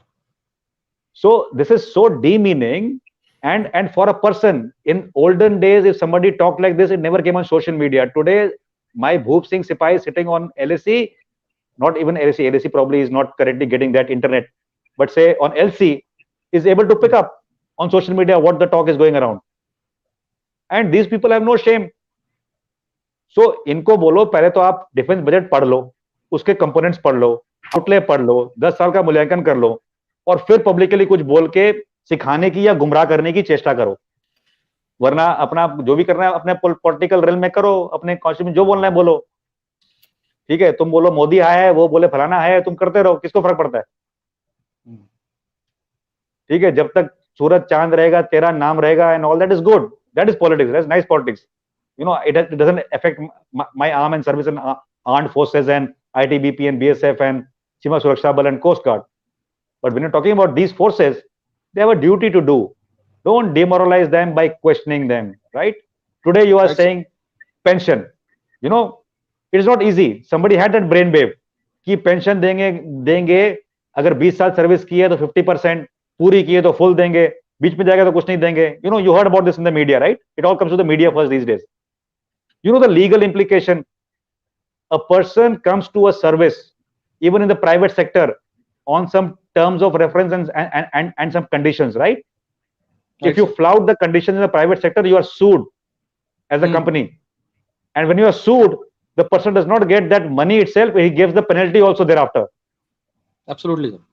So if somebody is today recruited in my army, and as a Sipai or as a lieutenant, there are terms of service conditions specified why he has joined NDA, IMA or OTA or come through a recruitment channel through some center, regimental center. You can't change the terms midway. It is illegal. That is the first reason why the current pensioners can't be touched. Okay. The second comes who was already serving. You can't touch them. But yes, any government with the concurrence or no concurrence or whatever, or with the impetus or initiative of even the CDS today, because he goes on the internet and the social media and says a lot of things to the media first before talking to the probably the military. So if he had the brainwave to do this, he can do it. The government can approve it, but they have to say that all the intake taking place from 1st of January, that means उसका SSB और selection नहीं हुआ है, वो अभी जाके UPSC में अपना पहले फॉर्म भरेगा या जाके in any centre, right? Then you have specified कि your pension structure is this. Then that chap is coming to the Indian armed forces knowing fully well कि मैं अगर 20 साल में गया एज एन ऑफिसर तो मेरे को 50% पेंशन मिलेगी. अगर मैं 15 साल में गया एज अ सिपाही और एज अ नायक और अ हवलदार और a JCO, I will go with half the pension only and I will not get AYD. You can also say CSD benefit नहीं मिलेगा, नहीं चाहिए. यू कैन से मेडिकल नहीं मिलेगा, नहीं चाहिए. But the person is prepared because the terms are like that. There's a brainwave that while we leave the army, we also get medical benefits, which also people get otherwise. In US also there is a policy which the state gives, no problem. In that we get ECHS, right? Yes, when you get ECHS, I also get it, my wife also get it, all my dependents get it, right? There was a brainwave. When they retire, we should only give it to the Fauji, not to the family. How can you do it? When the man came to the army, you looked after him. When his wife came to the army, you only looked after him in the MHS. When his son or daughter came, you only looked after. After he is going out, how can it be taken away? How can you change the terms and conditions? So this is the short point. These politicians, and that too, some or many, you can decide, are like this only. I like a politician who does his homework. I like a politician who visits troops, understands them, and then comes to parliament to speak. I understand some politician who is part of the defense committee and attends defense meetings, gets all the inputs, and if he has got inquisitiveness, he goes to the defense minister's house and clarifies it, and not comes to the media knowing fully well the lapses and the lacunae, and then starts talking about it. Which army is perfect? Which army has not had collateral damage from Iraq to Afghanistan to Kashmir to anywhere else? Why are we being singled out? Right? So when the US Secretary of Defense gets up and says there has been a collateral damage, he says absolutely frankly, and his country takes it. But in our country, unfortunately, There are Wall Street Journal 500 rupee dollar kidas who will twist it. And then they will not twist it only against the army. They will take out a religious angle. Army ने एक दलित को मार दिया. So this is the political discourse of India, and you should be very well aware that this is not the correct discourse, but you have to live with it, right? So that is Right, the sir. way it is. So 1 lakh saved in a pension does not go back to the military; it goes to some other useful purpose, Got it, sir. right? Sir, my second question is regarding these four plus and fifth generation fighters. Sir, what's Yeah. India's plan in future? What sort of fighters they are buying, and Do, why they are do, not going do, for do, you, do BBRL? you have you have you been on the internet and you got some information at least? Yeah, sir. Yeah, lot I of it. can't define anything more than that. Suffice to Okay. say, India is on the lookout to have the manufacturing shifting to India from some other country. We are in talks with people I can't name. We are Okay. also in sync with people to develop, like Tejas we have developed. So we're trying to see how Tejas can be made into a multi-dimensional mode and what it can be done. We're trying to see if what kind of aerial to aerial refueling assets we can get in the future to make sure we are more competent. And in that, the first thing is how much we can do within, how much we can get manufacturing in our country from outside, how much TOT, that is, we can exchange from other countries, and how can we go ahead in procurement finally. So let's leave it at that. I will not go into the countries even, because these things are happening. And whatever you pick up in the media should be the knowledge we should be satisfied with. I should not be even naming what we are doing today with Israel and France and US. I understand, But sir. I if I understand. yeah, if I may mention those three countries, please go to these three countries and see what good they make, what good R&D they have reached. India is 100% interested. When Sushma Swaraj went in that Embraer to Israel for the first time, the and also Modi went thereafter. The idea was not only the water technology from the oceans. A lot of things were discussed. And if you follow my Twitter handle only at that time, you will find a couple of things I had requested them to see what is on the Israeli make. Good to hear that those platforms which are good to ferry troops to high altitudes and rations in difficult climates, they can fly like drones. A bigger, heavier drone are being looked at with Israel. So these things keep happening, and it's something which our government is actively working upon, and our military is also looking at what technologies to imbibe in the future, right? So we will have all generations of aircraft in the next 5 years, and better than Right, sir. others. And sir, lastly, just Varun, just last question. I'm just following Tejas development, and they have integrated Derby into it. There's a short range missile, but I don't know why Right. they're not integrating that Astra, because algorithm can be easy for Astra because it's our own missile. So why they are Perfect. not integrating it?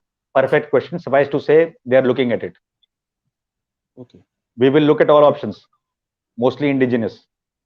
We will look at all options in which we already have signed contracts for a particular kind of missile system. If it can be onboarded to our generation of the aircraft which we are creating, right? Including Right. seaborne, right? Right, sir. Thank you. Thank you so much, sir. Most welcome. All right. Thank you so much. Thanks, Nipun. All right. Sachin, please go ahead. Sir, first of all, Jai Shri Ram and Jai Hind. Jai Hind. Sir, first question that I would like to ask is I have a couple of questions. The first question is how do you remember all these technical terminologies? It's almost like the great mathematician Ramanujam using complicated Oh, theorems and don't even formulas. joke. I am not even one thousandth of his caliber. No, sir, Like because I like I said, like I said, my mind thinks while I speak. So that's why my speaking speed is little faster. I've improved over the years. I was to be much faster than this while speaking. no, sir, but Right. the So kind of it is just uh, the no. I technical will terms not that take you're any such using. cop. No. There are many learned people in our military, in our bureaucracy, Yeah, in our diplomacy, in our polity, who are much yeah. better than me, who know more than me. I'm just being able to read up more on more facets and be able to speak to you today. So Yes, instead of focusing myself on one stream, I actually do a lot of things while reading in my free time. I'm also an adjunct professor in a couple of universities in India and abroad. I take lectures there. So I have to spruce up my own knowledge in the geopolitics part there, and also in counterinsurgency and counterterrorism. So that way I keep honing my little knowledge base which I have. It hasn't developed to a mature level still.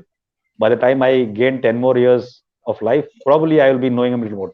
The second thing I do is I keep abreast with things, which is very important. So I don't want to be redundant after 10 years that I don't know what's happening in the Indian Army. I have to be very sure what's happening in Indian Army. Yeah, please go ahead. Sir, Your question. thank you, sir, because I have learned a lot from you. And sir, one more question I want to ask. Sir, regarding Israel, I mean, Israel is possibly the most powerful country in the world. Even US presidents also fear, they cannot take panga with Israel. So, what India can do to become like Israel? Right. The first thing India can do is that get us citizens on a common mindset and an ethos to be developed in which we think that we are Indians first and last and everything else. Right? Even if you're in the Indian diaspora abroad, obviously, even if you have changed your citizenship, I will not say that this adage is applicable to you, but the adage applicable to you would be then that you should look after the interest of India. That's about all. Wherever you reach, right? So that is the short point. Now, insofar as Israel is concerned, there is a school here in which my wife used to teach long time back. So a lot of people there, including from Israeli embassy, used to come there and all. Logically, what will happen is that if I am walking and if I touch my shoulder to somebody or if I drop somebody's item, I will say sorry, right? That kid did not say sorry, and my wife was surprised and she didn't talk to the kids when the mother came. So she tried to tell her. So she told my wife, and she says that look, in Israel, the misery and the pain which we have gone through in our country in terms of a constant threat and fear for the many decades. And today, when people also die, we pay homage. But this word sorry has gone off because life is like that. You don't have to be sorry. That's where we have reached. That was a statement made by a young girl and who was in India from Israel. So the country in which all citizens, a country in which the decision maker himself has endured pain. Netanyahu lost his son conducting the best raid possible thereafter in human history, Entebbe, right? So all these people who are here, you know, have seen pain. They have grown in pain. They have been born in pain, and they have carved everything of happiness around them. Daniel Cameron shared on Twitter, I think yesterday or day before. He shared a congregation of maybe 60, 70 people playing guitar by a bonfire and singing in their music Om Namah Shivaya as a solidarity expressed towards us Indians, right? Wonderful, right? That's the national character. The character is that they can go to any length to serve their national interest and stand the call of time and not fall apart as a nation. Have you ever heard from Israel, even through that media? Now, a lot of these Israelis are following me suddenly, and they don't know that I don't understand their dialect, which has been typed on Twitter. Now, I have to convert through Google. Obviously, it happens. So, these, people, have you ever heard conflict of anything to defend their country from Israel? I have not heard actually. If somebody's heard, you can please enlighten me. Have you ever heard an Israeli journalist or an ex-journalist speaking in the New York Times or Wall Street Journal or to CNN and degrading and deriding the nation? No. Have you seen Israeli polity coming out in the open to talk about the way our politicians do? No. Have you seen Israeli missing an opportunity to nail the enemy who did some harm 15 years ago? No. They make sure that enemy is dead. That is the resolution. And now coming back to our country, it will take time. We have to first concentrate on the three things, the character first.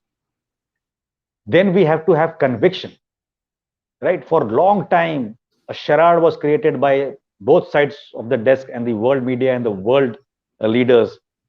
India, Pakistan, nuclear flashpoint. I said it nearly 25 years ago or 30 years ago before my military tenure, and quite vehemently in many, many discussions in the military, and people used to shut me down. I said it's a bogey. So if you as military commanders are going to talk about red line, thin line, yellow line, blue line, green line, which you need to, escalatory matrix and all that, talk about escalatory matrix in application of force. You don't have to bother about as military about the nuclear matrix at all. So long as our own nuclear capabilities are intact And so long as we change our connotation from no first use to the use which we have now declared under Parikar's time, and that was one more joke I shared with him, and I'm glad that happened. He passed a small remark which came into the media. So unofficially, by that term, we have actually shared the no first use, right? But even if you don't share the no first use, but you have a retaliatory capacity which is quite good, quite fast and responsive, fine. So one missile taken off from Pakistan goes into orbit, suborbit, or whatever, and falling on India, coming onto New Delhi. 15 launched from India, going to 15 places in Pakistan. Pakistan is finished, right? So if you look at our country, we have to call off all these bogies and assess like what Israelis and the Russians and the Americans do. They assess the other country. When you see an annual report of the Pentagon, it assesses all the economic capabilities first. It then assesses all the military capabilities. It assesses all the white papers and the think tank, what somebody in China spoke somewhere in Thailand or wherever else. And then it conjures up an analysis to say what will happen to China 15 years and where should we be to nail it economically, diplomatically, militarily, and whichever way. And this, unfortunately, has not developed. Our own character, I'll give you small examples, you will correlate. Have you ever gone to a mithai wala and asked him कि ये समोसा जो पड़ा ये कब बना है? And has he ever told you कि ये कल बना था? क्या ये 6 घंटे पहले बना था? He will always tell you, अभी बना है सर, फ्रेश है, तो ये तो ठंडा है भाई साहब, सर अभी ठंडा हो गया, मैं अभी गर्म कर देता हूँ. He will not relate beyond this point. Now let me give you an example, and don't think that I get fascinated by the Western world. Otherwise, I've got many things to observe. But what I observe good, I will tell you. A lot of good in our country as well. I can tell you much is much better in our country. So one small example. So moving around in US, a suburban place, kind of a mall, and not those big malls, the ones you have in US, which are single floor and good parking areas and all that. I don't know what to call them, I forgot. So one place I went, and me and my wife, and strawberry chocolate coated, right? So entered that place. So wife was fond of it. So I said, pack for 2 we eat and 4 we take, 6. So there's a young girl there. She asked me a question. She says, Mr. Till when are you here in this arcade? I said about next 1.5 2 hours. So can I do one thing? We're just baking the fresh one currently. So we'll give it to you in about 15 minutes time or half an hour's time. You please come back and have the fresh ones. And she knew I was a tourist. All that conversation had taken place that I come from India and all that. So I asked her, when did you make this one, which I was trying to buy? She said, this was made just half an hour ago only, but you're getting the fresh ones with a fresh chocolate and it will be warm and nice.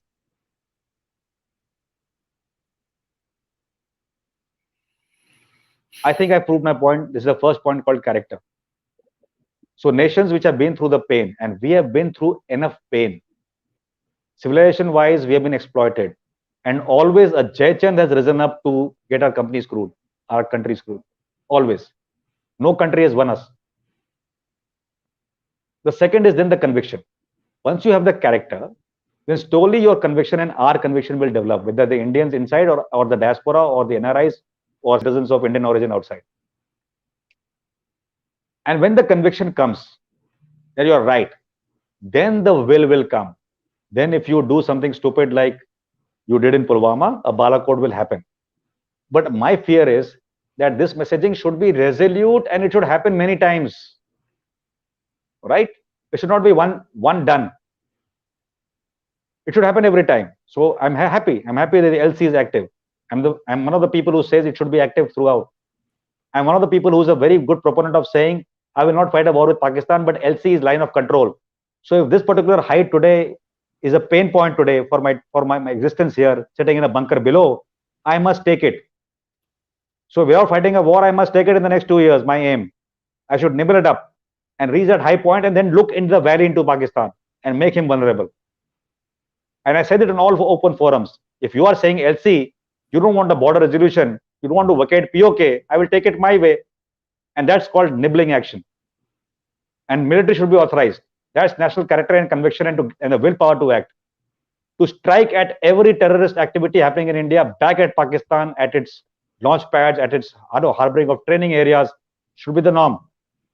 Enough satellites, enough int. Get your friends around. Get everything corroborated.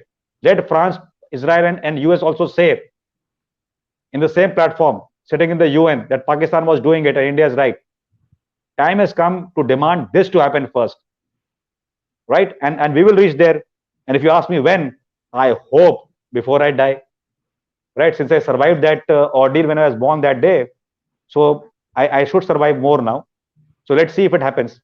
But it's happy to see at least certain things are happening in spurts, and we are able to take those bold decisions.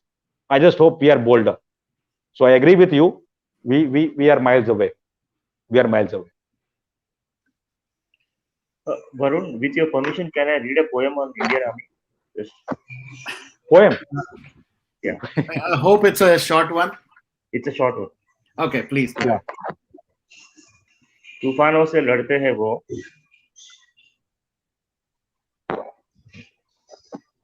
तूफानों से लड़ते हैं वो, आंधियों में उड़ते हैं, देश की मिट्टी में अपना अंग अंग रंगते हैं, धरती जल वायु भी जिनको प्रणाम करते हैं, वो भारत माँ की वीर सपूत कहाँ किसी से डरते हैं.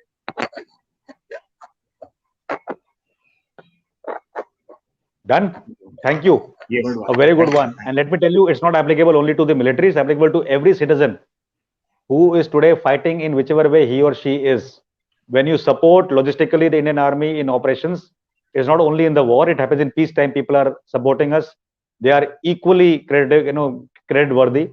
The people who support us through opinion shaping are equally credit worthy. People who organize such like webinars and get people to share views are equally worthy. People who participate are even more worthier. And that is the way forward. So while your compliment is there to the Indian Army, I would like, you can just make a small printout, click a photograph and put it on the social media. I will tag it to the concerned Indian Army people and also in a WhatsApp group from your name. They'll be happy listening to it today. And that will be a good gesture. So thank you for that. Thank you, sir. Thank you. Okay. Thank you so much, Sachin. All right. I'm going to go back to Gayatri and then Dhruv, I'm going to take you. Please go ahead, Gayatri. Yeah, so I'm just going to shift you from the Indian Army to the politics that's going on in West Bengal. So currently, seeing the constraints and the from the central government to act on the state government. So what is the way forward for the people who have faced the violence? What is the center going to do next? Right. So this is not a political question. This is a law and order question. And even if you think it's politically driven, and like he had cautioned you, Varun, initially, no political questions, please ask. I will shift it. I will understand what is political and I will avoid it accordingly. Don't worry about it. You ask your questions. Yeah, just want to. So let me tell you that you want to understand the tiers of response, right? How many tiers of response it can be given. Yes, sir. Anybody in Bengal or anybody in London or anybody in even California, beyond respecting the ideology of peace of late Gandhi, today says that he will offer the other cheek? No. Will you? No. Will Varun? No. So that's the first tier of response. I'm not trying to instigate anything. Don't get me wrong on that context, please. What I'm saying is, if the threat comes to my immediate family and me, I will defend and I must defend, right? If I'm weak to defend, then I must live to fight another day, which few people you have seen. I'm describing so you understand. So I'm starting from the bottom. I'll reach the government very soon. And then we go, people have fled and they've gone to Assam and border areas to save their lives to fight another day. Then there are people in Bengal who are congregating as a group themselves and saying, we will fight what is coming on us. So in the same city, there's a group which attacks somebody died or had injuries. The other part of his friends is now gearing up and they are going to keep probably in that embroil. They're fighting today as we speak. This is at the lowest level. This is human survival. Nobody wants to die. People want to fight. People want to live the other day. And people, in terms of ego, one side has started hitting you because they won an election. The other side will also hit back by saying, we can't take your nonsense, right? This is human tendencies and human survival. So let's keep it to one side. That's one set of people. Second set of people are who are supposed to ensure law and order. You have seen videos of even West Bengal police people getting thrashed by a particular section of people there and running away by leaving their cars. And you also heard rumors that the Bengal police is turning a blind eye at certain localities and where mayhem is taking place, right? How does such a thing stem up? This thing stems up from something I have termed as the G Hazur syndrome. You know, I will not go back very much back to Alexander and all. Let's go to the British. So British made us G Hazur them to an extent that everybody who gained favors, and let me make no bones about it, people who even rose in politics, who governed our country as the first parliament, were all stooges of some degree in the British hand, most of them. And that is why they reached where they reached. So the G Hazur syndrome was a penny thrown at a beck and call, do my work, get my horse, get me this, get me that, you are my slave. From slave, you were, enlarged to a particular kind of a leadership role. So, okay, you have done a good job. So now you will control 10 more slaves below you. So the person who was given that job himself thought he had become a British national already. And then these stages and tiers got created and we inherited those tiers. So that is why our bureaucracy, our, police force, much to my annoyance today when I see even the military to some degree in the past, Chinese 62 shouldn't have happened. Chinese 62, just because Nehru signed the NAM and Nasir and Tito were, getting friendly. I don't know what you know, but I do know for sure because my Nanaji was in the IS and I heard this from his mouth.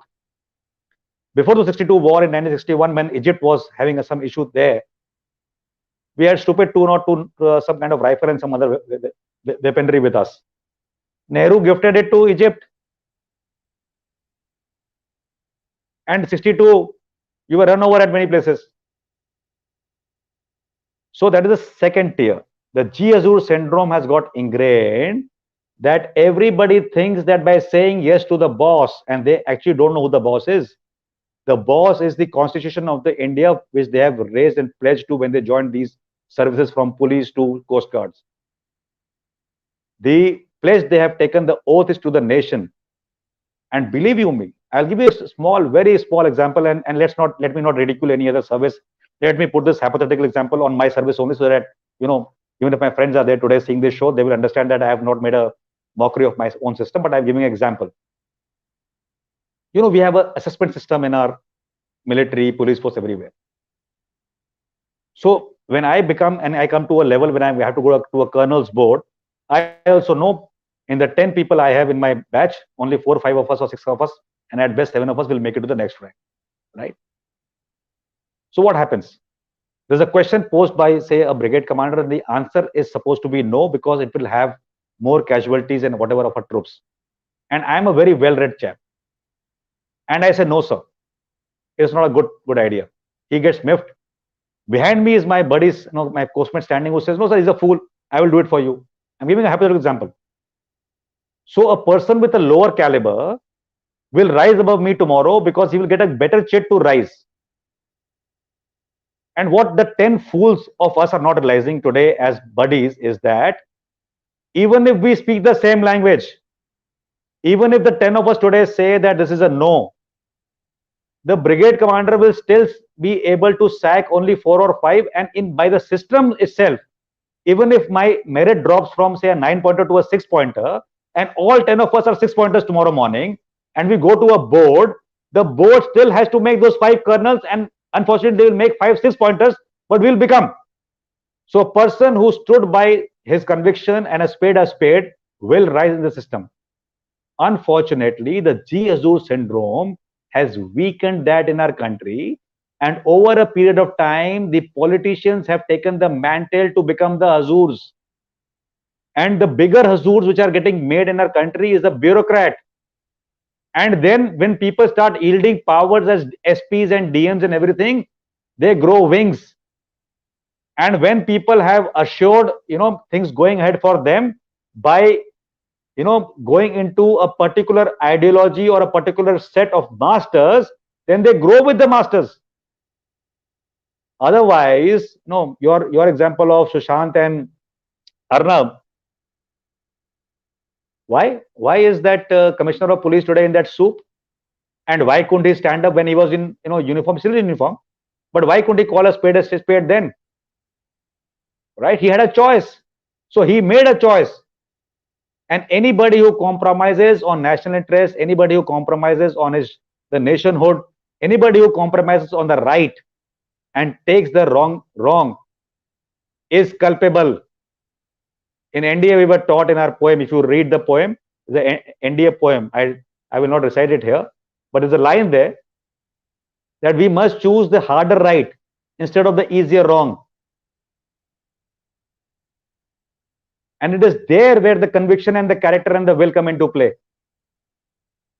So what is happening in Bengal, the second tier is, unfortunately, the Z Hazur syndrome, I have taken no names, right, is functioning the way it's supposed to function. The third is the legal part. Now see how the government functions. So CA happened, this Dadi, that Dadi sitting on the road, everything happened. A lot of fire, people, deaths, maiming of bodies, a lot of unrest, right? World media picking up against defamation of India. It'll continue. It'll continue till, probably this government or the next one gets uniform civil code also, it'll continue. So all that happened in CA, right? And people grew impatient then also. What's the government doing? What's this? What is suo moto not happening? Right? All that happened. What's the outcome? Finally, at the end of the day, after 3.5, 4 months, people have been convicted. There is evidences have been collated. And the law has been followed by the government. The government has not gone into any frenzy. Government did not do, president's rule. It is for people to gauge. There are two kinds of government actions which are feasible even in Bengal. One is, before the chief minister was sworn in, the fire was on, you should have probably postponed it, and not many people said do that and impose president's rule, get normalcy, and then do whatever. The other extreme was cancel election, whatever, recounting is a different issue, that's political. Coming back to the options, if you follow the tweets of the governor of that place, people are laughing at him also and saying you are only tweeting. But you see a series of tweets. The series of tweets tomorrow and his meetings which he had with the chief secretary and the DG police yesterday are also being documented as evidences. Right? The fact that he's gone on social media and said that they came to me but they didn't get the report I have told them. Right? It's also recorded in the Raj Bhavan when you saw that military dressed ADC recording the entire process. So if you have to impose the rule and say hypothetically it is imposed prematurely and tomorrow a court intervenes and the case is taken to a court and your contention as a government is quashed. If all this were to happen, you imagine what the cabal would do and what that nexus and the deep state outside will do against our country. It's a life pressure. Now to say that have that heart and do it, people are dying, people are your karkartas, is very good. It's a very good emotion. It's a very good demand. It's good in every sense.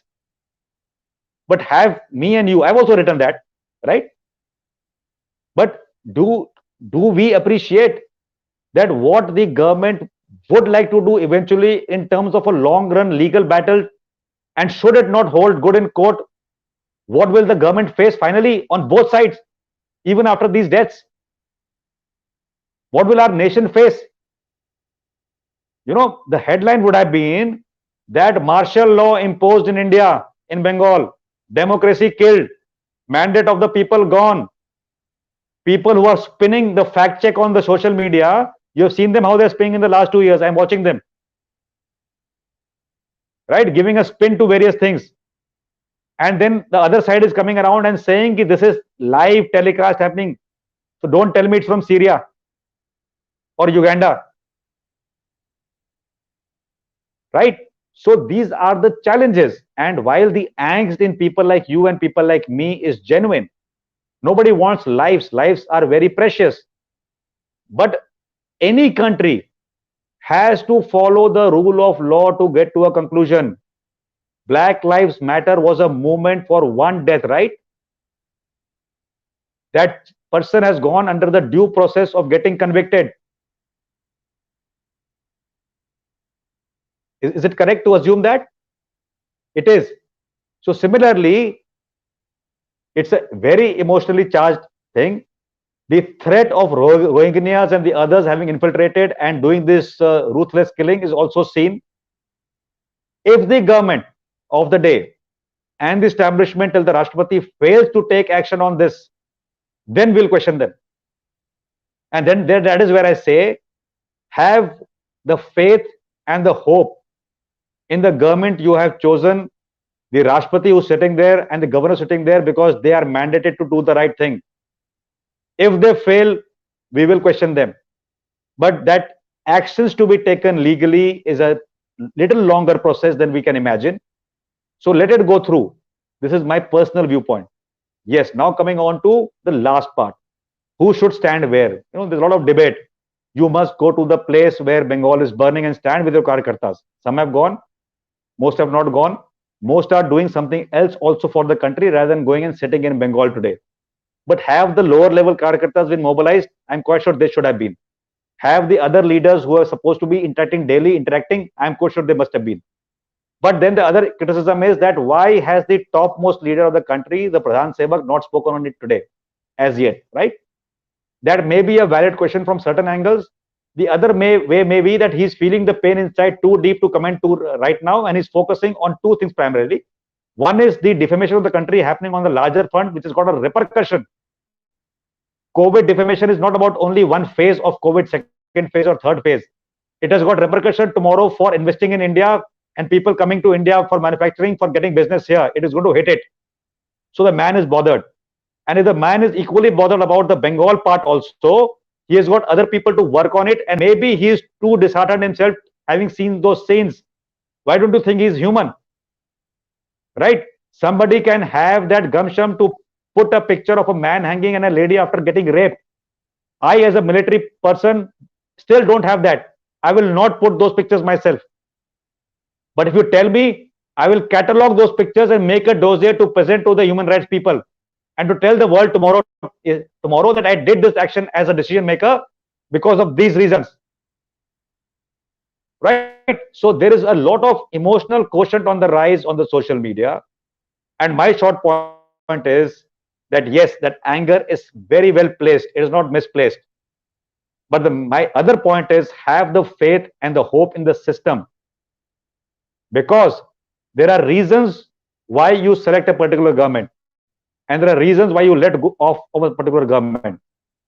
And anything done for 7 decades, ladies and gentlemen, cannot be done in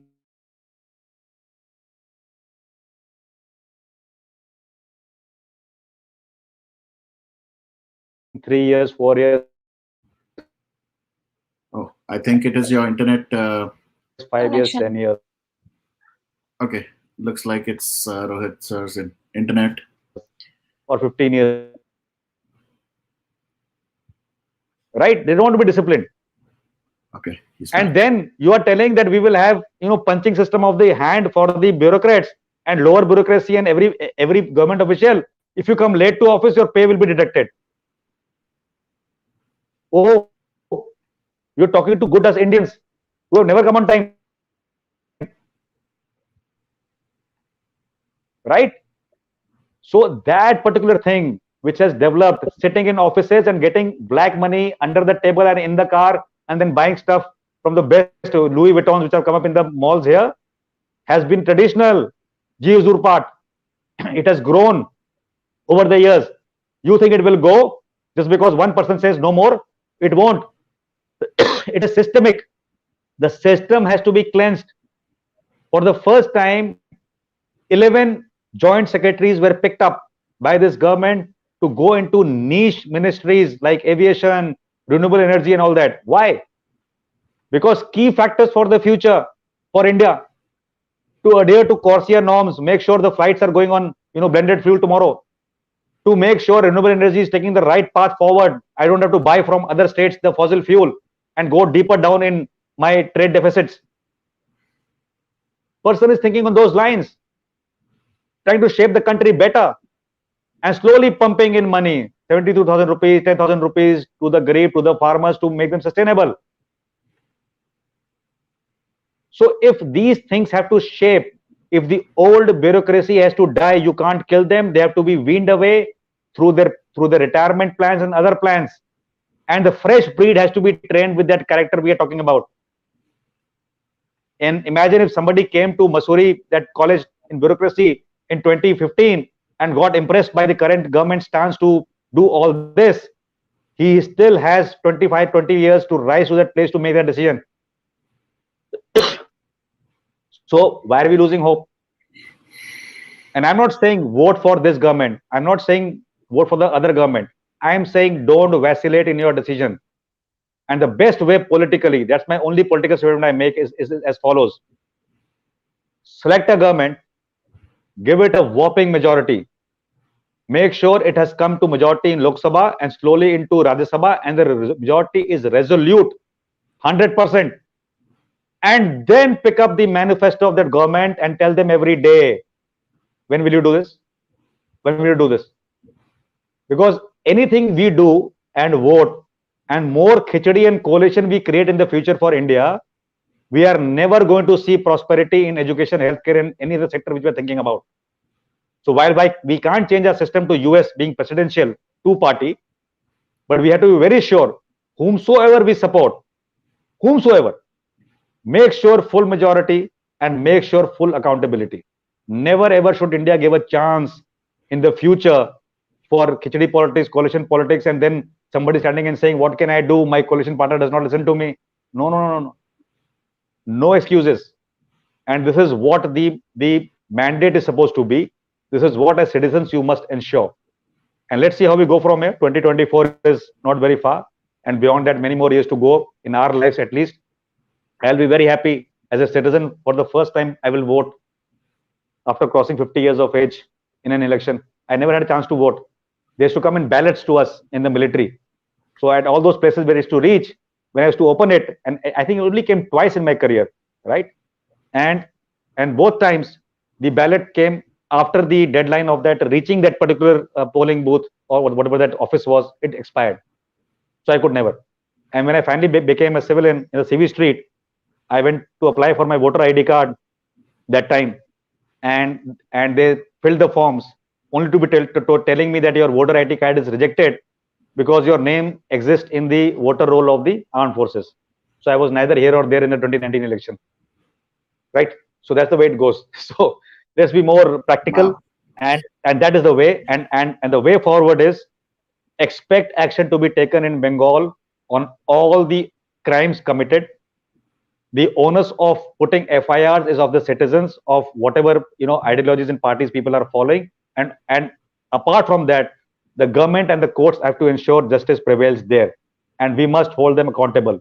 Similar to what people have done on social media. I see one social media thread or whatever you call it on timeline is Sushant's case and Disha's case. People are so passionate. 10 months continuing. This is the longest serving kind of a issue which I have noticed in my country, where the public memory is not short-lived and not faded. So make everything count. So you have got Bengal burning. You get the Bengal burning to its conclusion as citizens and keep asking the questions. But my point is, don't get disheartened unless there is nothing done. Then you have to question, right? Till that time, let the system take its own course. Great. All right. I think that pretty well answered her question. Gayatri, in case you have any more question, you'll again have to wait. But I will take Dhruv now, and then Dhruv, please. Please, Dhruv, go ahead. Be concise. First of all, I would like to salute you from the bottom of my heart, Colonel sir. You answered my question even before asking it. But this doubt has always been there in my mind. 92 China war. Was it India's victory or loss? Because on one side, one nation was standing alone. 62. 1962, sir. 1962. Right. So 9 nations were against India back then. and India did not have the arm Right. power. Still, we were able to Right. stop the Chinese for a long time. Is that our victory or is that our loss, sir? Right. Okay. So let me say upfront, every battle, I'm not saying about the war, right? Battle, every point where it was fought, it was our victory. Whether we killed more Chinese, or even our entire company or part of that regiment or that battalion was absolutely annihilated by the Chinese. Why I say that is because the resistance of the Indian soldier on the border is resolute. So we did not have anybody running away from the battle. And that is the biggest victory which a nation can have. And I'm happy that the Indian armed forces have that gut and determination. It is not in Sir, the I would. Chinese. Wait. I'll come to that question also. I'll give you Galwan. When the patrols happen in that altitude, there are requests when wandering PLA troops come. And you know what they come and tell us? I am being monitored by my superior.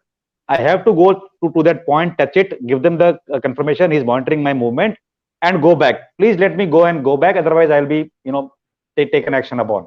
There is a difference of two armies. If you're talking about the theoretical aspect of did we have a bloody nose at our hands and we were hit hard? Yes, we were hit hard. Right? We were overwhelmingly hit hard. And we were hit hard because of lack of infrastructure with the military and the wherewithal due to poor planning of the government and the military of the day, and also the kind of leaders in the military we had that time who let us down. So that should answer your question and leave no ambiguity. No, But sir, going because forward, yeah, no, yeah, because boliye. I have someone in my family who was a part of that war. And when I was a kid, he used to always Yeah, tell me 25 people used to yeah, surround one Indian soldier, but the Indian soldier happily right, laid his life then ran away. right, right. So a sacrifice is always to be taken as victory. You may lose the Yes, sir. post, but you will never lose a Indian soldier whose sacrifice goes in vain, right? But we have come a long And sir, way, and yes, and sir. I And one more and, thing, and I see. I'll tell you about China. Yeah, go ahead. no, sir. And one Please more go thing, ahead. what I had learned was You're this saying something. 1962 war. No, this 1962 war became the Braveheart, like the Braveheart milestone for the Indian Army. That is the instances even given today when a soldier is falling down. When we were surrounded by 25 people, we did not care. Today, we 250 people are surrounding 10 people. Why should we care? Because 9 countries were there back then. See, We were alone. the Today, the Indian soldier, right? The Indian soldier did not become a braveheart in '62. The Indian soldier was always a braveheart, including when he was serving part of the forces in the World War. The maximum gallantry awards have come to our nation even then. So, Indian soldier has never left its credo of honor before death and is always lived by it. That is nahi, the sir. broader credo, Sir. right? Sir, And you just 1962, misunderstood. yeah. No, No, you no, I just don't misunderstood. misunderstood I'm my just saying statement. what you're saying is No, you correct. just No. I'm it just was a taking you back to benchmark. I time, said, sir. even 1947. Yeah, it does. It was a benchmark. These are all the benchmarks. World War was a benchmark. 47, 48 was a benchmark. 62 was a benchmark. 71 was a benchmark. Kargil was a benchmark. Right? Young people. So these are the benchmarks which we have seen, and in all benchmarks, हर time हर समय हमारी देश की सेना और सैनिक खरे उतरे हैं. कभी लेट डाउन नहीं हमारा किया है अपने देश को, अपने आप को, और ना अपनी फैमिली को. Right? It's a bigger shame coming back to as a coward for me in uniform it was, and now for the others who are serving, to come back as a coward to your family, even leave aside a country. Sir, if you permit me, I would like to use the word of Major General Shakti Singh Gurung, sir. Please go ahead. हमें ना भीख में कुछ मिला है, ना हमें मिला है दान में. हमें अपने दम पे मिला है और हमें अपनी औकात दिखानी है. जिस दिन जंग का ऐलान होगा, हम लोग घुस के मारेंगे. हमारा एक एक सिपाही उनके नपुंसक फौज पर भारी पड़ेगा. ये मत समझना कि हमारा संयम हमारा दुश्मन. हमारा संयम is like, I don't know that exact Hindi word he used. हमारा संयम is our Patience. minus point, but our संयम is not our संयम gives us that power to come back stronger, and our patience is not our weakness. Our patience is the strongest weapon, because we know what time the button has to be pressed and how it has to be pressed. Very well said. God bless his soul. A brave man. Right. Thank you Anybody so much, else sir. next? All right. Thank you so much Thank you. for the Thank you so interaction. much.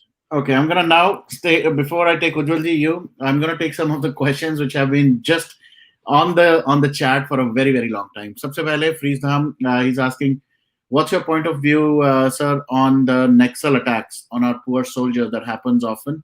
It's painful to see so many die. If given a chance, how can you, how quick can the army finish off Naxals? Right. There are two things to establish here. Firstly, unlike anybody who picks up arms against the state, if anybody is mobilizing or anything, he or she is free to do that.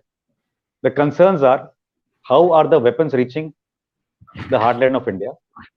The concerns are, how is funding happening? And the bigger concern is, who are the ideological masters of these people who are driving them against the state? So all these three have to be acted upon in terms of cutting the funds, making sure the weapons don't come. India has to be a little bolder with the neighbors from where it is getting smuggled and all, and cut out those routes. And these are nothing which we are not knowing. There may be surprises that we know only 5 routes, there are 15 more, but the things and actions can take place on ground. The second is these ideological masters. They need to be nipped now. Time has come.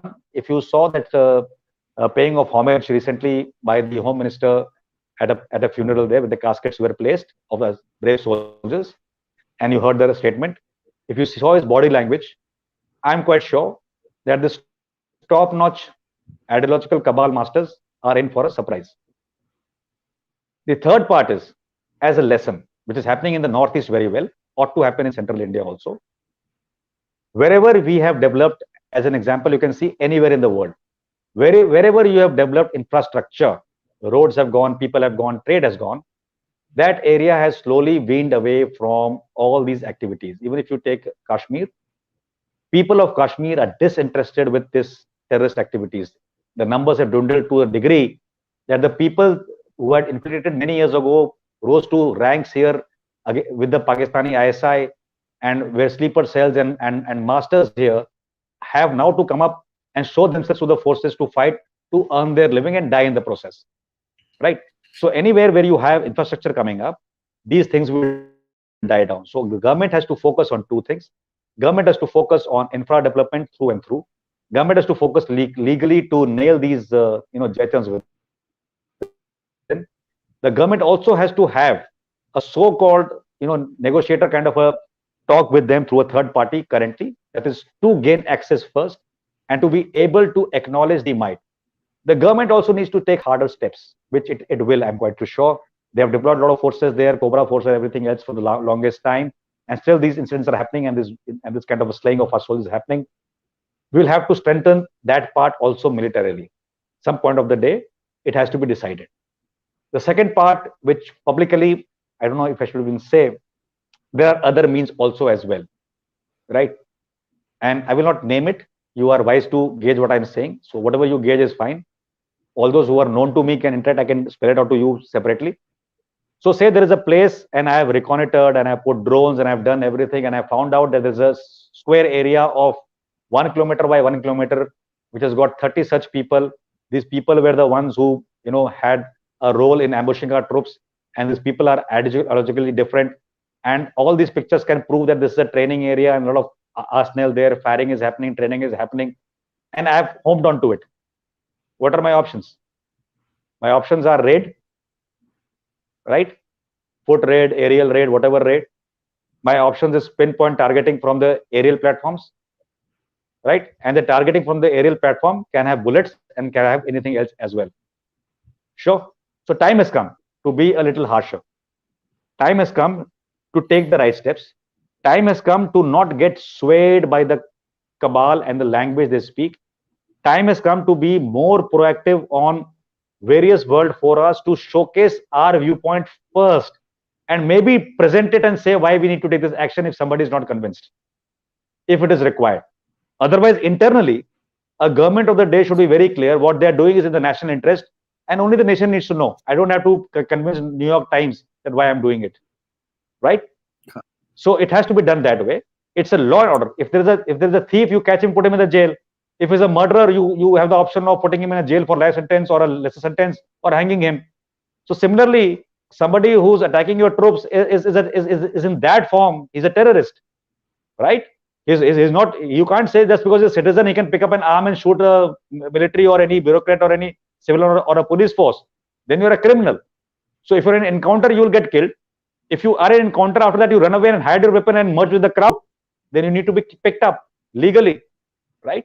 So time has come. Time has come. It's a very dynamic situation. Not that the governments of the day in the past have not also addressed it. People have addressed it. But unfortunately, again, I say, when it comes to money, there are people who are getting paid for sure for this infiltration of arms and ammunition and people and Rohingyas and whatever has happened in our country. And these people are not limited to, any infiltration. People had alleged earlier also, even the forces like BSF were allowing people about 3 decades ago, whether it was happening due to some pressure of the local governance there or whatever the government of the day at the center, people were allowed. I'm not too sure. I'm not commenting on that. But as long as people are taking money and getting bribed to do all this, it is weakening our nation. So first, those sources have to be neutralized. Even if you saw what we did to on that aerial raid in Myanmar, right? You heard of this about a couple of years back or 3 or 4 years back. It has to happen like this, right? So India is doing a little better, but we are not there. And internally, these are grave situations. While I may have given solutions which look very light to you, it's a very grave situation. And it is something which the government of the day currently should be thinking, should be acting upon, and not wasting much time. Should not be wasting. Enough is enough. You see, for a long time, you can't have Jaitans amongst you with all proofs available, but you can't take action because wo kal kuch likh dega, bol dega, kar degi. Enough of that. Let's be a little harsher on that and let's get law into play.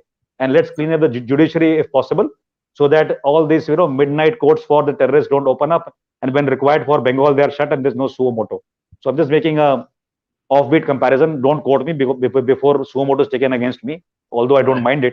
But the point is that's the way we are going, and we have to be a little more brash, if I may say, within the legal framework to take action. Sure. Some quick questions as well. बहुत पहले आए थे show के, and I've just made quick notes.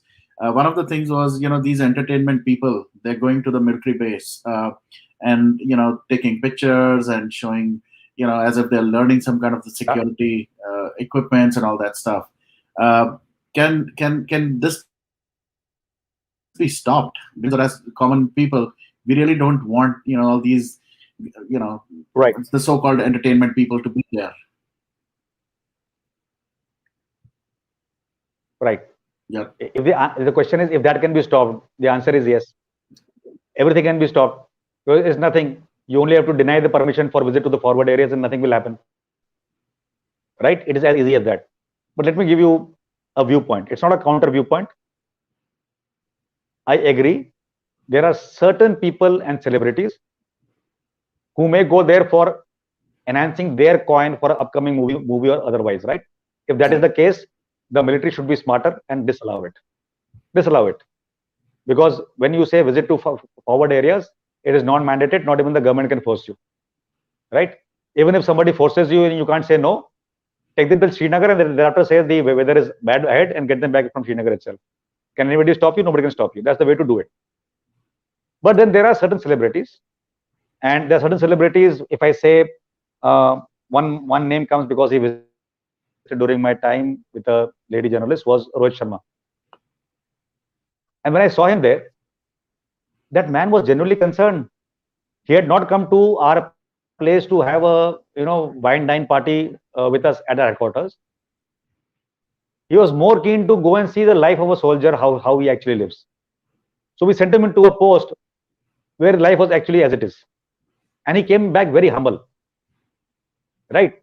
What he did with that, what he promoted, I'm not too sure. Similarly, there's one more artist from Bollywood. Kya naam hai uska yaar? People keep talking about his citizenship. Akshay hai na? Somebody, they say he's a Canadian, not an Indian. Kaun hai wo? Wahi hai? Yeah. So this particular person also runs a platform where you can contribute to help the families of the martyrs. Right? And this I came to know when I was in Jaisalmer, because the DG there was his classmate. So he told me about it, that I have initiated this with this particular Bollywood actor. Right? So long as people have genuine feelings, it affects both ways. A celebrity going to for one day, so say to one of my posts, brings up a little light atmosphere in that post, and my troops feel happy that somebody has come. Even if I, as a CEO, went to my troop, I was God for them. But when these demigods came, they are also most welcome. So anybody who comes, whether it's a politician, and even when they're school kids, they used to feel much better, much happier, right? So everybody, like we are a country, we can't do conscription, right? We can't do conscription for 1.3 billion. It is not humanly possible, financially possible, and it's waste of time. Yeah. And people keep saying, "Sabko 2 saal seva karni chahiye फौज की." No, it can't happen, right? So you serve NCC, it should be taken care of like that. So whatever you can do. So if you don't have conscription, but if I have a Rohit Sharma coming and visiting my part, and then he goes to say tomorrow a slum in Mumbai and talking to kids, can he motivate them to join the armed forces? He can, right? So these are the messengers who, if they are got the right place, heart at the right place, can do a lot of good for our forces. We don't need money from them or some kind of a chanda that, you know, you go out and send 3 crores to that unit. We don't need that. We'll survive much better. But your word of mouth, when you go, when you make a movie on Indian armed forces, you portray it in the correct sense, right? There should be no controversy after the Air Force movie is gone that pilot was speaking about her travails and her, you know, attitude of her male counterparts. It never happens. So why portray it like that? You want to make a movie masala is a different issue. But then make movie masala on something else. Yeah, you have done enough for Don, and Dawood. Keep doing it. Nobody minds it, right? Because Dawood is not a, you know, Indian chap currently in India. He's a fugitive. He's a terrorist. But making such movies on India and getting in Indian soldiers is an issue. So believe you me, while the point is very good that these miscreants in celebrity circle, they should be picked up. High time. They need not visit our post. You know, they talk some other language somewhere else. And these journalists who talk something else and try to ask us questions, and who have asked us stupid questions during Galwan, we should just take them off. Accreditation to be a journalist is through some different society. Accreditation to visit a forward post is through MOD. Don't give them clearances. Right. True. Right. We have to be smart. We have to be proactive. So I agree to what the question came. So answer was yes. They can be stopped. That's why I said I'm not giving you a counter view. I'm saying both are required. So wean away the irrational people who are visiting, and take into consideration people who are good passengers for. Somebody goes to Kashmir, he sees in that place a school being run by the Indian military. He sees a coaching center where we are training people for IITs, and people are going to IITs from that, you know, Chinar 30 kind of 30 people trained every year with CSR funds from Tata. It's happening there. So he goes and sees that, and he spreads the message. He interacts with the taxi wala, interacts with the locals. He feels the pulse. These people are not interested. Something else is motivating this bloody terrorism from outside India. So all these are good, but certainly I don't want a, you know, journalist whom I can't name to come to that place and turn a beautiful, you know, thing running there to say I went to a school and there were 15 Hindu kids and only 5 Muslim kids. So Indian Army is focusing on Hindus only. You know, these idiots can say anything. Correct. The schools are at 15 places. You went to a place where the colony was like that, you know, structured. I can't produce babies and put them in the school, yeah, right? So they are the babies. They're all being taught. So there are only 15 babies. Which caste? How does the Indian Army know? They're training all free. Correct. So these are the problems. When you give facts, people know how to twist it, and that's been a bane. Indian Army now carries in convoys CCTV cameras कि कल को collateral damage हुआ कि नहीं हुआ वो prove करने के लिए. Otherwise these types will sell us in legal cases only. Something happened in 1990s that CEO has become a Buddha Baba and retired, and today somebody who was 3 years old that time who didn't know how to wear an underpant, on his name people are filing cases from NGOs to say कि this chap killed my father. Do you understand what kind of a propaganda machinery and defaming machinery is working? And then they will go to the UN headquarters and say 1,800 cases are registered against Indian Army personnel. Out of 1,800, out of 1,800, 800 are 3-year-old kids that time. But they're registered cases, right? Human rights cases. And Indian Army never maintained records beyond a point. 10-20 साल में हमारे files, depending on classification, they are supposed to be burned. Now we have gotten wise. Now we also maintain PDF files. We maintain the proofs. So it's a learning. So that's the way we are. Sure. Yeah. All right. Next, please. One question which has been put across by many people, Venki, Manisha, everybody. Can we get POK back? It's not happening tomorrow morning. POK never went. POK is an integral part of India. If that is understood, so it should be understood mythologically. Otherwise, if you can't understand, physically, POK has never gone. It has been illegally annexed by Pakistan, and part of it, like I said earlier, considered to China. So if this first line is clear to all, then you will understand what I will say next. So legislative seats earmarked, elections fought, nobody is contesting there, right? There are two ways. Any action to take POK or part of it militarily today, if you're thinking about feasibility, can Indian army do it and forces do it? Answer is yes. But if you can fathom the economic constraint, even if not constraint, the backwardness we'll face because of going into that war and getting it done, we'll go back to somewhere around 80s. Are you willing to? Are you willing to restart by taking POK and saying GDP 1980 is fine with me today?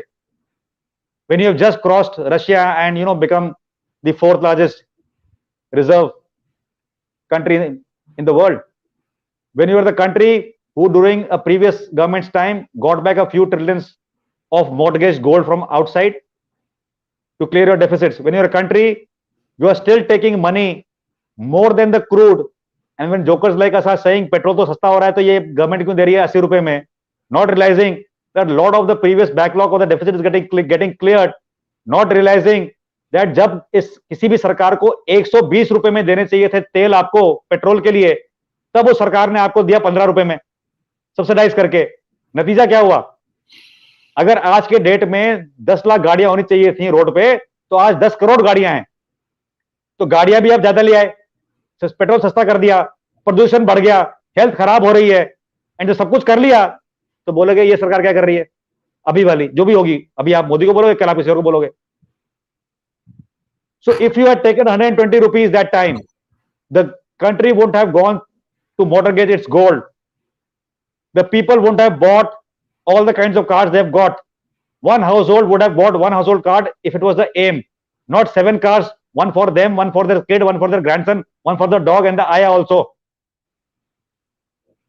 So we have created the mess. And that is why the person, I am still saying, it should be 120 rupees only even today. I will pay for it. And that is why our public transport has not come up to the standard we want right now. Now we are thinking about it. Metro le aao, ye le aao, wo le aao. Abhi tak kya kar rahe the? So this has been the situation of our country for the longest time. There's no point brooding about it now anymore. Right? The idea is to look at the future and look at and see what we can do. Right, Varun? Yes, sir. All right. I know it's been almost close to 4 hours, sir. Last few questions, and then I'll let Ujjwalji and Shefali complete this. Right. एक question और मैं ये ले लेता हूँ. Role of India in Afghanistan's future. Any financial investments in space of social welfare? So this we have discussed from an angle of who all will contribute. So India can contribute for infrastructure development of Afghanistan, education setups in Afghanistan, healthcare, railroad, metros, and everything you can call it infrastructure.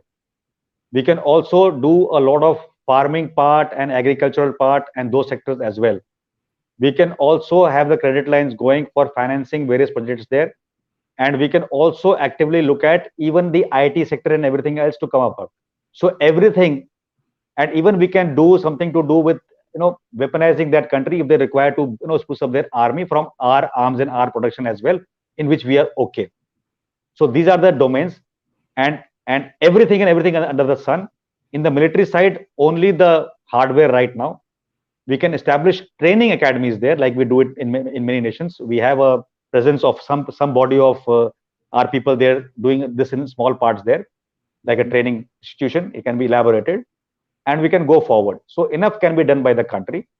And only thing currently which we can't decide upon is on a military presence and military presence will be dictated by a world forum, not with our individual actions of going like a US or somebody else. That we won't do. So that is the short form. We can do much for our Afghanis. We can give them scholarships, which are already doing. They are getting educated here. We have given access to their treatment in our hospitals in India. We have given refuge to some people to come and settle here. So all that, vice versa, both nations can continue. So we are more than happy to help Afghanistan in its crisis, in its need, and its future progress as well. Okay, great. All right. A quick questions from the chat itself. Can we do drone scanning for hidden arms and ammunition? We can. So there are processes, there are kinds of technological wherewithal where it can be scanned. Like I said, the example when we talk about the Central India heartland part. So I did mention there, you can fly a drone, you can pick up a lot of intelligence, you can fire from the drone today, and you can also drop certain things from that drone, which can cause a lot of anguish and agony and pain to those people. Great. Shivani ji is asking, how can we have stronger media role for our good center and armed forces does? They lack in showcasing. Right. That is the only thing. We started with that in the beginning as well. So what needs to happen is that all our diplomats are getting energized now. Now you see, even countries I didn't know of, the embassies being there, they are also tweeting on a lot of things, what they are doing and they are doing to help that country and what their country can do for us, and all that is happening. That's the first stage. The second stage is the propaganda machinery of Pakistan has fallen a little bit down. Their token is not working anymore, because in the last 6 years at least, the Indian youth and diaspora and the citizenship of our country has gone up. Now let me give you an example. What I told the corps commander then when he started making that cell was that I'm not telling you to make a great IT cell. What I'm telling you is that monitor at your level, and every headquarter has got enough staff to look after this part, to scan Twitter, to scan Facebook and all that. And you have only 4 people per unit, tweeting only for 2 hours a day or 1 hour a day. That's a good start. If a population of 1.3 billion, if even 20% of us tweet, 20%, right? We can overwhelmingly, with proofs and evidences and our talk, not only shape the narrative, we can change the narrative. That's one. Second is we have to be very proactive with world bodies, whether it's the UN, whether it's the FATF, whether it's the WTO, or any other institution, whether for financial legalities or military legalities or counterterrorism activities or human rights. We need to showcase our presentation of facts to them. We should take it to them now. Time has come that we start contesting reports published in foreign media, ask for apologies by sending a proper dossier to them and making it public, whatever can be made public to counter that much part itself. People who come on social media, if their handles are traceable today, we should mandate the social media owners like Facebook and Twitter to have that ruling. Twitter and everybody else or anybody else works perfectly fine in many nations. It should also work perfectly fine as per the law of the nation in India itself, any platform. And these people, once you get that these handles are anti-national and you have evidence developing against them for spewing lies or spewing venom or giving spins to facts, they should be catalogued and legal action must ensue against them to make sure that it's hard hitting. Every citizen must contribute in this race and make small dossiers and email or WhatsApp or send to people by postal methods or whatever with the PDF files for them to take action. Action not taken, don't get disheartened. Whenever we grow as a large intelligence setup, we'll take action in any which case. And last but not the least, any level of government where you find something rising, facts must come out from that ministry, from that, and undersecretary or somebody should be made responsible for the next 3-4 days to counter that narrative being strewn, especially from the cabal within, whether it's a politician or a journalist. It should be done. And high time we started taking legal action against misinformation in our country. The law should get stricter. There has to be a national framework for, I'm not saying media management, I'm saying for new media. New media means this YouTube also, it means any form of media is coming under new media. A national framework should be established, adopted by the parliament, and people should have costs attached to misinformation and fakeries which they are doing.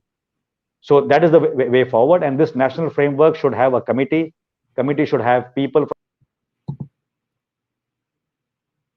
diaspora from various places should be handpicked who are good at this job, and then be able to monitor and to be able to present reports on a routine basis to make sure that we negate the occurrence of these misinformation campaigns, and we also take legal action on a periodic basis to get them down. So we have to work in a concerted manner, and as citizens we have to contribute, whether we are Indians in India or we are part of the diaspora. Got it. Great. Ganeshan is asking, how should we see internal threats, which we see bigger threat than external enemies, like corruption, political terrorism, sabotage, gang rapists, etc.? I agree with you. So there are two things to be, or three things there. Priority wise, education, if I say education or awareness, both are the key. Imagine if you are well educated, you know what is right and wrong, you know what is moral, immoral, you know that how to talk to a lady is good, how to not to talk to a lady is bad, even on social media. If you know how to look after children, the elders, and everybody else, if you know what is in your national interest, what you will speak is good or bad, if you know where your nation is going, what your dreams and aspirations are, if you know what the government policies are, and how you want to suggest to them any suggestion if you have, and if you can do that, and if you know what our external enemies are and how to deal with them, even if you are dealing with them in your private business or otherwise, you will do a lot of good, right? So for example, people said boycott Chinese goods when the virus erupted, right? Huge demand. Where are we now? I actually pick up a shirt and see where it is made first. I see. I may have made a mistake probably very occasionally, not realizing it's Chinese or Pakistani. But since a kid, I was very sure that not only will I fight for my nation, I will not buy anything from Pakistan or this place. So in US, in one of the stores, a lot of this cotton used to be made in Bangladesh and China and Pakistan and come to US and sold as shirts and t-shirts and good material, good shirts, everything nice. So that's one mistake I made one day. So I was on a counter and they were from Vietnam, they were shirts. So I liked the design. I picked up four shirts and t-shirts. When I came back, I saw one of the t-shirts was made in Pakistan. But it was a camouflage t-shirt of Pakistan Army orientation, right? That color pattern. So I didn't throw it or burn it or put it in the dustbin. I kept it.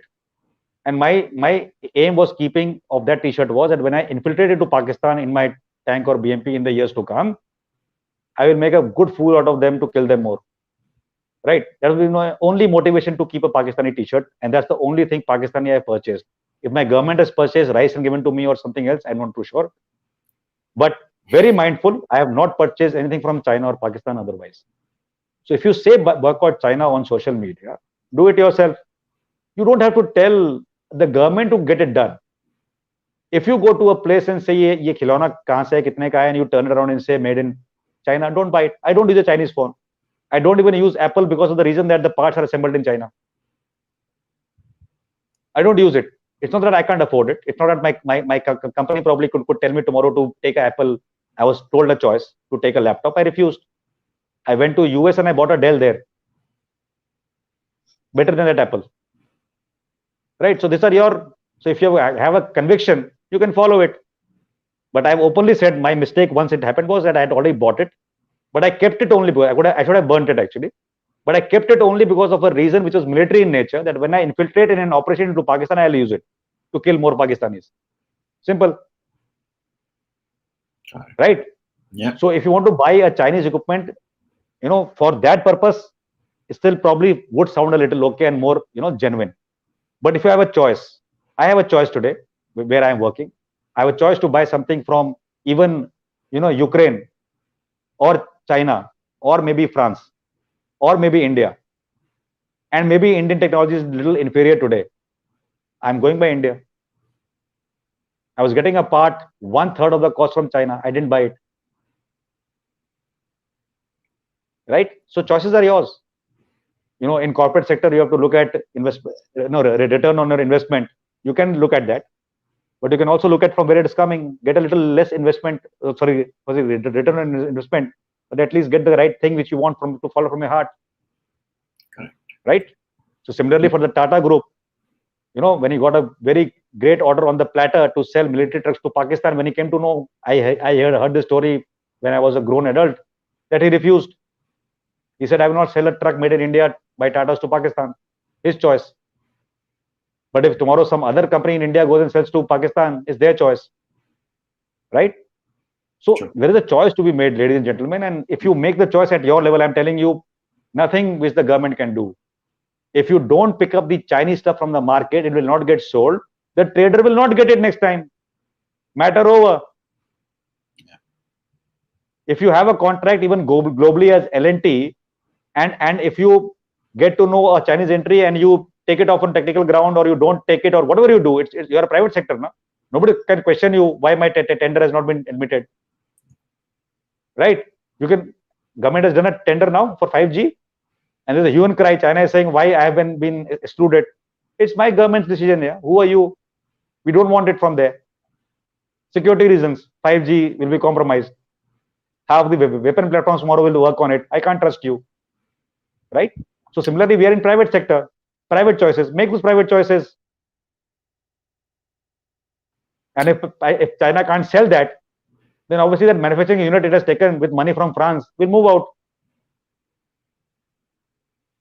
Yeah. So enemy is not today's war. Enemy is long drawn. China, economic enemy. Take it from me in writing. Military or non-military is not an issue. Pakistan, a foolish enemy in all realms. Take it like that. And continue. You will never go wrong in your judgment as a citizen.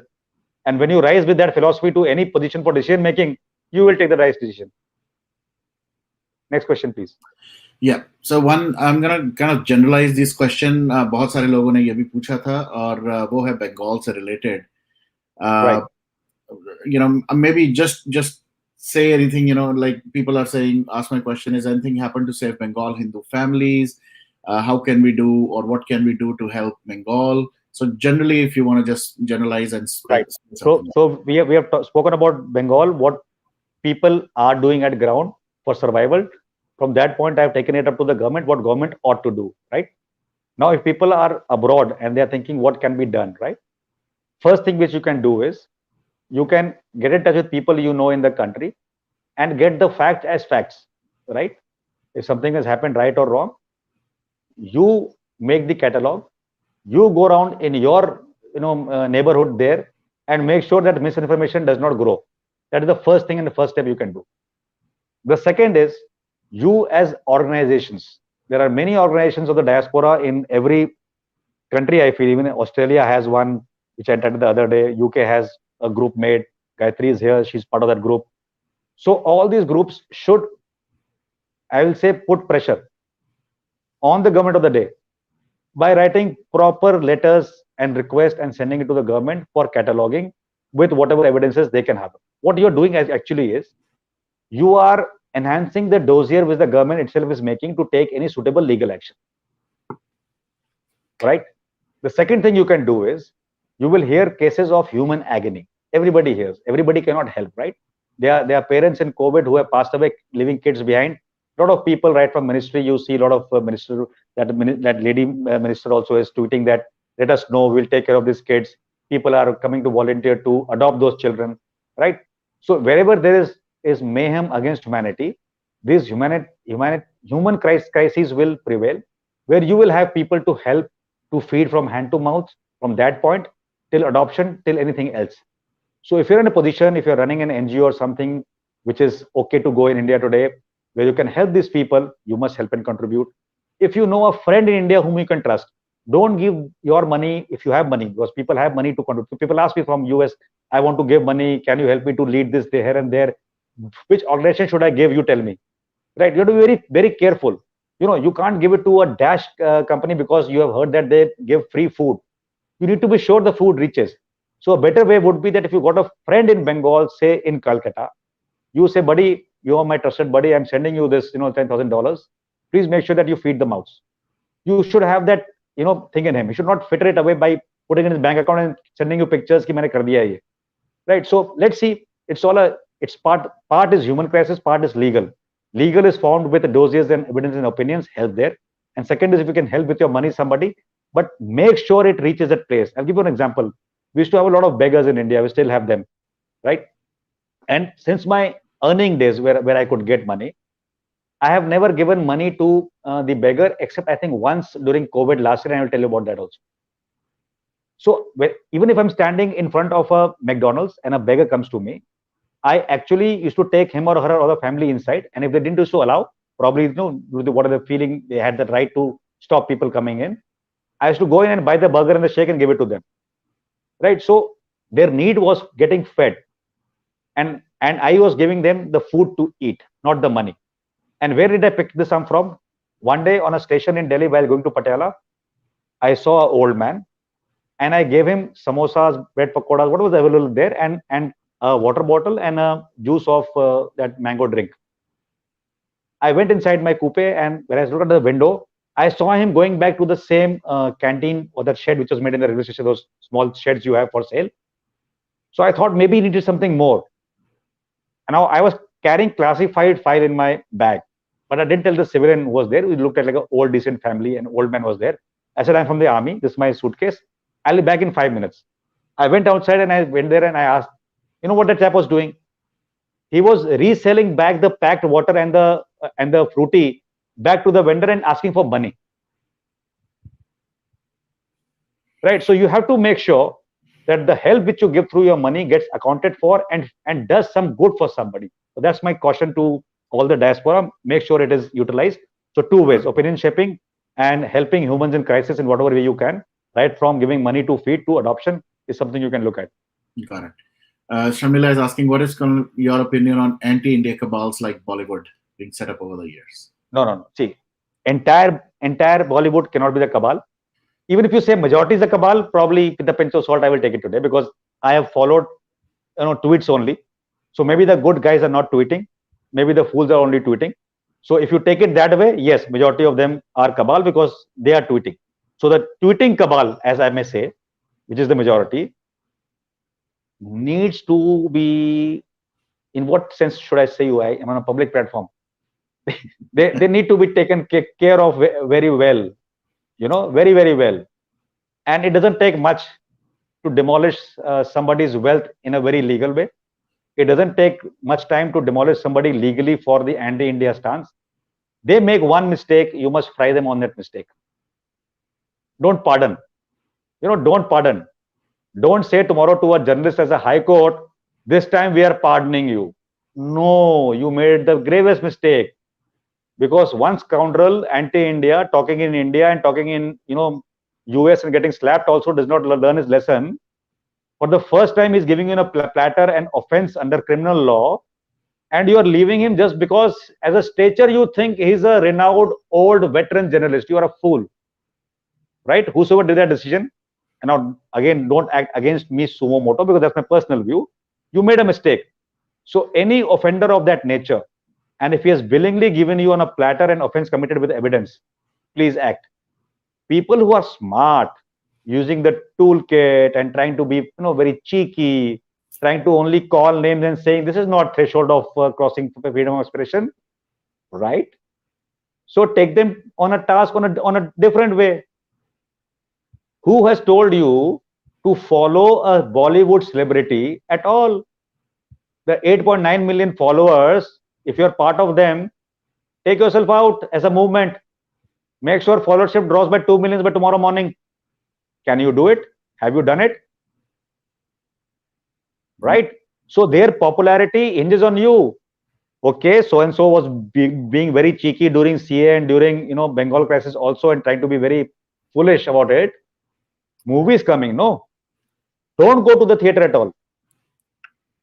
Just don't go. You go and see a Kishore Kumar movie for that day if you are feeling non-entertained. But don't go to see him or his or her movie today, the new one. What will happen? The entire money coming from China and the investment of China in the Bollywood is too huge. Arnav has, shown it on his TV channel, very threadbare, talked about a agency, a marketing agency, which has got connections with a lot of Bollywood jokers and also China. You all saw that, no? Right? Bring them down to your knees. Right? Correct. Go for some other form of entertainment. Yeah. See, that person is going to get money only if you see his movie. That person is only going to get more emboldened on social media if he has a fan following. So what's the point trying to be a nationalist and trying to say to some Swara or whatever her name is, that lady, this thing is little impolite, and then some cheeky youngster of 19 years old telling you that Buddhe tu yahan se bhag ja. What have you gained?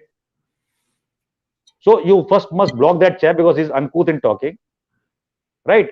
The celebrity or the duds of the word, what will they do? They will block you, right? So they have blocked you, me and 15 more chaps. They have not blocked the other 100. You continue.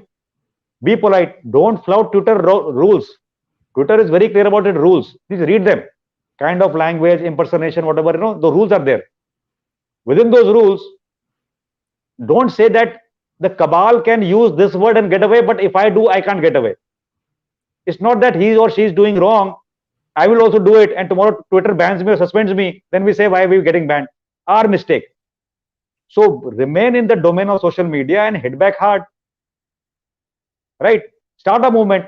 In Sushant movement also, or any other movement of those Palghar Sadhus or Bengal burning, who's stopping somebody to start a movement to say to, block these people by name?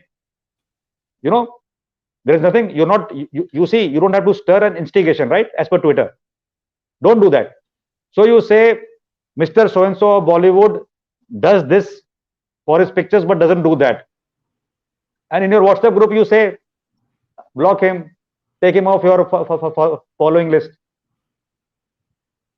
Right? But हमारा क्या होता है, हमारे लोग emotional हो जाते हैं. Then they come back after 5 days. Sir, this is my new account. I'm so and so only. I got hacked by Twitter. So this is my new account. Why did you get hacked? Because that chap was luring you to a killing ground by talking foul language, and then you said something and crossed the line of Twitter. Don't do it. Yeah. So we will open a different account, coup. We have all gone to coup. We are doing a coup there. But don't you understand? These world platforms, social media, Twitter, Instagram, whatever you want to name it, Facebook, these are platforms. If you leave them and give only space to cabal, then the narrative of the cabal only will go to the world. So no boycott, no retreat. Fight the war in that battlefield, in the space given to you, technically and legally correct, and bash on regardless. Don't worry about it. Okay. All right. Many more questions, but I think I'm going to just end with these two, and then uske baad Ujjwal ji and Shefali, you can go. I think you partly responded to this, but in Israel or like in Singapore, right? Every citizen is asked or expected to serve in the military. Can that be a possibility in India? Yeah, see, it is a possibility, but not as a resolute armed forces conscript, because the kind of people eligible for jobs, the numbers we produce every time for anything, and if you have to put people crossing, say, 18 years for 2 years into conscription, not humanly possible, because that strength itself is more than the current standing army, right? So you can't enhance that. Conscription means a different philosophy, that we come, we go, but we need to maintain a standing army as well. I can't be having an army today that you come for 3 years and go away, 3 months away, everybody is for 3 years. So the broad ethos for a long-term standing army goes away. The next debate is, do we need a standing army to be that strength? No, with technology, substantiation, everything else, it will work out in the future. But still, the standing army will have a strength. And the number of children we produce and the number of people who cross the threshold for conscription is always more than the standing army in India. So you can't train all. But what you can do is, you can start with your education system to be more refined. You can talk about even things like budget in your education system in school of class 11, 12. People should get all the feel. कि ये होता कैसे है? Tomorrow they know there's something amiss about that politician talking. Right? They should know the army. The training can be done, visits of the field schools to army installations, and small activities of engagement with the army to showcase that as a career option also, and to build in those young hearts a little bit of respect from the lower ages about the armed forces. Essential. Books reading, stories of army, series like Paramveer Chakra, Mahavir Chakra and all that. Those people should be on the books and on the media and on the shows to get into the army. That's one part. So a citizen develops a habit of being on the moral side, on the discipline side, and all those character building will take place a little bit. When you grow older and when you go to schools and colleges, the option for NCC and all that is there. Those scopes can be enlarged for doing that, right?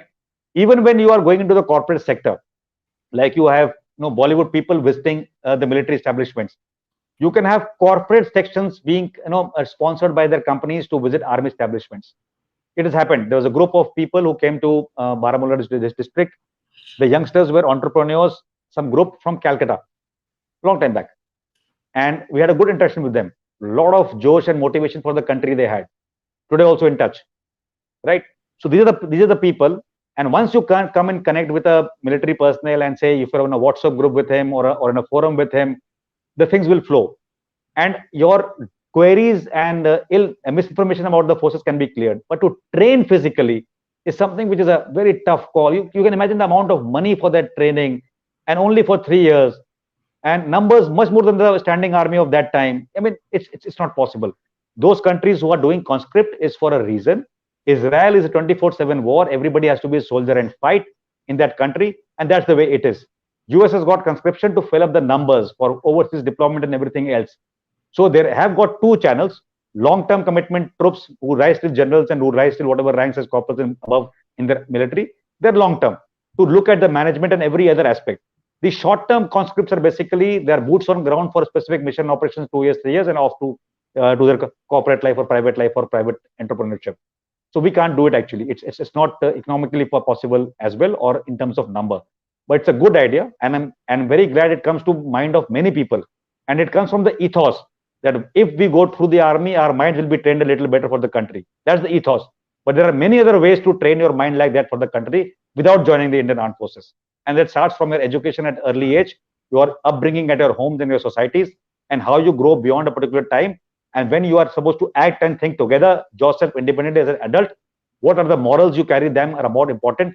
And if something can be done at that age to you by some influences, it can happen. So it's a continuum life, and we'll have all shades of citizens. So nothing to worry. We have enough citizens who are more disciplined and more nationalist than the Indian Army soldier like me and others. So it's good to see that. Great. Thank you. All right, Ujjwalji, please go ahead. Last few comments before we end the session. Yeah.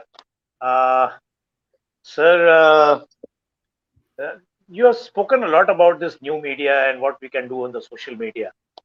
And there was a little discussion about fight against the Naxals. Okay. Right. Now, sir, I'll take you back to something which I read about and learned about almost 5-6 years back through a lecture of Lieutenant General Hasnan, Atta Hasnan. Right. Great soldier. I mean, yeah. And sir, as we know, the wars of today are psyops, basically information war. Fifth generation warfare is what we call them. Fifth generation, hybrid, asymmetric. Yes. Yeah, correct. Absolutely, sir. So now with all this Greta toolkit thing, then a lot of funding coming from Rothschild Foundation, then Soros, then Ford Foundation, then a lot of NGO brigade. Then you have China, the urban Naxals, Pakistan, China, within CCP, right. Yeah, so a lot of funding is coming, and we have also seeing a lot of congruence between the Maoist strategy of 50 to 53, wherein they had a plan of how India should be dismembered, and on the other side, Ayub Khan's Ghazwa-e-Hind, the first war plan against India. This was disclosed by the Ambassador Mr. Hussain Haqqani in one of his lectures. Yeah. So there is a congruence which is being seen on the ground in India. Yeah. 100%. So between the jihadi terrorism, radical Islamic terrorism, everything from propaganda to jihad to funding to the socialistic ideology to dismember India by creating doubts in the citizens. It's all perfectly being aligned and done today. So my question is, sir, and you also indicated that we have to change this paradigm somewhere. Sure. The major paradigm change needs to happen in India in our strategy of fighting as well as in governance as well. Like in today's age, all our data is hosted on US servers. Yeah. Right. Your Amazon, your Google, your Facebook, and your Twitter are dictating our choices using the latest tools, AI tools. Now, shouldn't we wisen up like China? Shouldn't we have our own data hosting servers, architecture, our own search engines? Because that is the need of the day, sir. Because it's not just on media. Even your entertainment industry, advertising is also connected. Production platforms are also connected. Be it your energy company, a power distribution grid, or a railway signaling system, everything can be hacked into. Yeah. 100%. Yes, sir. So It has don't it has we? already been hacked into. You heard about the Bombay issue at Yes. times, and you heard about other Yes. countries as well. Yeah. Yes. So So let me tell you a few things here, right? yes, sir. So while you are saying these are the threats, how do we solve a problem? What is the first step? The first step of solving a problem is identifying the problem, Exactly. right? I'm not going behind in history to say that when a server came up and the ocean cables were laid, where was our R&D technology, IT that time? I'm not even questioning that the same set of Indians who were there in San Francisco who made this happen there, why couldn't they have shared it with us? I'm not even asking that. I'm saying there's an opportune time when people identify problems. If you sitting wherever you are today have given me a bouquet of these problems today, which are intertwined as I see it, I'm quite sure the government of the day also knows and appreciates it. I'm not quite sure till which government this goes to, right? Say hypothetically, it goes to a government in 1995. Hypothetically, whichever government, I don't remember.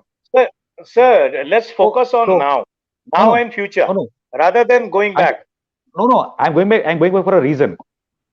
So if that particular government identified this particular issue, they should have started then, right? Most of what you have said is currently identified, but can it implement on ground? I will tell you what can, what cannot. Now, first understand the enemy. When you made that is all a congruent kind of a effort happening, you are right. You're right. How can you break a country of 1.3 billion? You can break up a country of 1.3 billion by having in the WTO certain parameters which don't suit trade of this country with others, keeps you at a lower level. Make sure that the foreign for foreign exchange in the favor of the others and not towards you.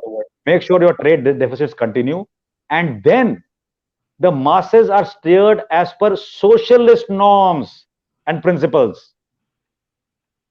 What are the socialist norms? To start with basic needs, to that Maslow's theory, wherever it goes for a person, wherever you can stretch for a human being, and antagonize him against the government of the day and the machinery of the day. That is the aim. While I am saying to Pakistanis that I must tell them that you have been taken for a ride. Here the case is ulta. Nobody has taken for a ride. Every government in the budget has tried to feed mouths and do things. Nobody has told people must die. Right? But this entire deep state, right from a small Soros to even countries who may talk to you very politely, but behind your back must, maybe propagating some other business around you. All these combined together will be acting against us. CA, law and order, dictatorship, Bengal, this happened, that, 370, this, Kashmir for the longest time. Tomorrow you will find UCC and something else coming up, more. And then the second step is show failures, right? COVID is the biggest case with them where they can defame our country as a failure. Every country has failed. No country can put its hand on the heart and say we, when the COVID hit, had adequate medicines, adequate medical facilities, ICUs, and vaccine on time to serve our people. No country, even US can't say it. But US doesn't talk about it. Internally, they may bicker a little bit, but it will never come out outside in other media. Why? Because they know the pain they're going through. They have to live through that pain and do better next time. But we will use this opportunity as the cabal to write articles, go on CNN, write more in-depth analysis, and keep them ready for looking back after 1 year also to gain more money and showcase India. We will make graphs, pie charts. We will compare this state with that state. non BJP versus no BJP. We will do all that, and we'll kill the fabric, and finally it'll come down to इस hospital में इस मुसलमान को आज admit नहीं किया, sending a very frenzy in somewhere else where the Muslims dominate a particular society and a danga has taken place. You know, when Meerut burned, it burned for 4 to 5 months on a flimsy bloody political stirring. So that is the way. So social fabric is getting broken down, economic divide is being showcased, the lack of infrastructure is being shown as a failure of people not doing it for you. Right? It's not being showcased कि हमारे देश में कमी है, आप लोग समझिए इसको. It is not that. It is इसने तुमको मरवा दिया, इससे उसने तुमको मरवा दिया, इस सरकार ने मरवा दिया, इस स्टेट वाली ने, उसने तुमको मरवा दिया. अगर मरवा भी दिया, उसके फैक्ट अगर है तो दिखा दो, अगर नहीं तो चुप रहो. चुप नहीं रहना, इनका काम है बोलना. इनका काम है to create such a divide that tomorrow there are uprisings at small locations, there is mayhem, and on religious or other ethnic backgrounds people are killed. That is the aim. And then click photographs and sell it to Getty for 30,000 rupees also is the aim. So you are fighting against an absolute deep state with an evil nexus abroad and an immigrant cabal inside, and it's a tough fight. And the tough fight is also to keep the Indian motivated. The true nationalists today should not lose heart and say, we are doing nothing, we can't do anything, these people are winning. They were already winning. They were winning for decades. The Pakistani propaganda has won for 3 decades. So now the time has come that the government, like I said, in many other parts, what actions to take against propaganda, opinion shaping, military outlook, diplomatic outlook, economic outlook, all that has to be combined. We have to cut the paychecks of the cabal sitting inside. We have to raid them, find out cases for disproportionate assets, book them, send them to a good jail, not a 5-star facility, and make them go through that rigor there and to understand they have served the nation shamefully. Otherwise, people are so shameless today, they today also come on television and shows and media, whichever form you get, and they rattle such rubbish against my country. It should not be taken. Right, Upalji? So as it's good to see that fervor in you, you mobilize your teams and your people. Don't flout any social media, platforms, rules and regulations. Stick on and fight. Collect evidences, expose people. That's the least you can do. If you have money, send to somebody and help 4 mouths to feed. No problem. I'm not saying I'm a developed state and people are earning $10,000 per month. They are not. They're below poverty line. They are. If more have gone below poverty line, yes, they could have gone. It is my responsibility to get them up. Your responsibility in the government, they should put some focus there. And then don't say tomorrow morning why the defense budget is only 2.5. It goddamn will remain 2.5 and 2.7 only for next 10 years to make sure education and healthcare takes center stage. It has to be that way. Besides all infrastructure and whatever we are doing for remote areas and people in our country. So let's see that positivity and let's see the struggle. We have to struggle. We have to slog. And at no point of time I'm saying you and me can do the whole hog. We can't. Everybody has to chip in. The government has to chip in. The agency has to chip in. The recruitment in our agencies, in our bureaucracy has to change. People who think about the nation take the credit. The adage going that all IAS officers, even the good ones, get X crores when they retire in their pocket in the banks. No, the ad has to go. He has to be a parikar without a pocket only. And he has to serve the nation. So that's the way forward. So I hope we are able to achieve it, because currently the onslaught is huge. This will only go to a crescendo in the COVID times and develop further into some kind of a skirmish here and there in India when UCC is put together. Right? And the government challenge is, before going out this time for the elections, they should do it. But if COVID continues, they will not be able to do it. And what's the second wave about? I was talking to Varun. Go to my timeline, yeah. In January of 2020, I called it Wuhan virus very adamantly. Let me know if somebody else called it Wuhan virus. Trump. In March, I called out this to be a biological warfare. And when people were laughing from the, my fraternity, that what a joke is this, Rohit. Right? I will prove it all right. I told Varun, map all the flights which emanated from the mid of 2019 from China wherever they went. They have targeted all the nations which have pangas with China. They thought India will get tamed, but India is at a threshold to take out all the manufacturing. So the second wave is them, and second wave is also us Indians. Before we ask the question to the government to give us the facilities where the beds are, tell me. I was telling him, I confessed, I went for a business meeting to a place and I had coffee. I opened my mask, right? It is a necessity for me to open my mask to drink a coffee with a prospective client or somebody. It happened. So whether I got COVID then or now or some other reason, I don't know. So similarly, all of us grew complacent. Picture halls. Somebody can open a picture hall in Delhi. That's the government decision. But am I forced to go to the picture hall? I didn't go. Why did you? Somebody can open the theka to gain revenues for his state. But who told you to go and hooch there and line up like a fool? One body falling over the other to get a bottle of rum? Nobody. Rally. Yes, politicians made a mistake to go with a canvassing, physical canvassing. There was a proposal in the previous election in Bihar also to go for virtual. But they were political parties. You can go and check who has said what. And then when for canvassing. And in canvassing, fine, they made a grave mistake. But why did I go there to stand like a fool? And if I went there, why did I go without a mask? And if I went with a mask, why did I keep social distancing? And if I couldn't do all that, today why am I blaming everybody else?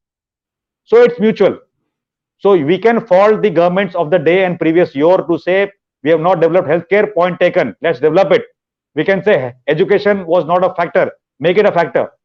But today we are also responsible, right? So let's see, 1.3 billion, 3% tax, something coming in GST, whatever is the money going into a lot of other projects and a lot of poverty-stricken people being helped, industry being helped. How do you think this will come in a day? And when all our friends are sending all the oxygen concentrators, my God, people want to hoard it, right? Make money. Somebody wants to hoard and defame the central government. And then certain good Samaritans who want to get it from US, hoard in their godown, but tell the public, I have got 50, I will give you one by one based on your Aadhaar card and your doctor's prescription, but after use, give it back. Very rare. And then the fourth class is like me and you. Oh, let's order on Amazon. ये होने वाला है. कुछ हुआ नहीं है पर वो order करके घर में रख लिया है. तीन. Because I had the money. And the best people are when the thing has hit you, let's fly to Dubai, US. Let's not be here, private jet. But from there I will tweet. Hi सरकार. हमारी देश ऐसी है, हमारी देश वैसी है. And the jokers will be going to a cocktail circuit there in that country and talking physically also like a fool. So sorry to be calling people fools and all that, but it just came out. Yeah, the point is it's the way they are. Right. And I just have to, on a lighter note, I'm gonna, Ujjalji, I think let's keep all the questions. I'm gonna end with Shefali, but before you're mute, we can't hear you. Give me 1 second. You're mute. आप mute हैं, Ujjalji. But Rohit sir, मैं वैसे तो offline आपसे बात करना चाहता था, but let me just do it live itself here. I can see all the comments. I'm sure if you will get some time, I don't question anything on your energy because I am really amazed looking at the kind of energy you've shown on this show right now. I'm sure you will go through most of the comments that have come up in this YouTube live. I don't think we can end this session. Agar maine ab end nahi kiya, so this session will go on and on and on for another 4, 5, 7 hours. But maybe what we can do is we can do a part 2 of this conversation next Sunday if time permits, and if you have time next Sunday. Yeah, please keep it on a Sunday because then I'm literally free.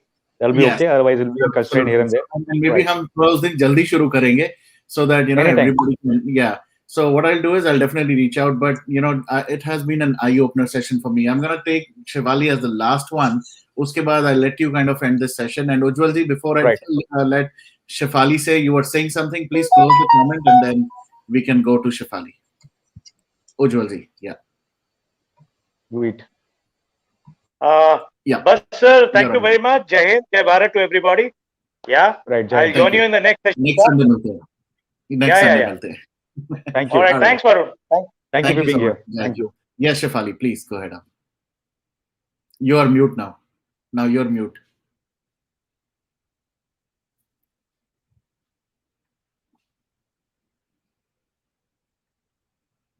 You are mute. You're still mute. You have It's to. Yeah. unmute. Now It you are. is. Okay now. Yeah. Now we can hear you. Yeah. Okay. Yeah. So this a friend of mine has asked a question, sir. So in China, we have a communist setup. In India, we have a democratic setup. So Right. set up with so much of diversions. That's why there are different thoughts. So the question is basically that if somebody, if there's a proper structure, like in Singapore, there's a compulsory army training for everybody for 2 years.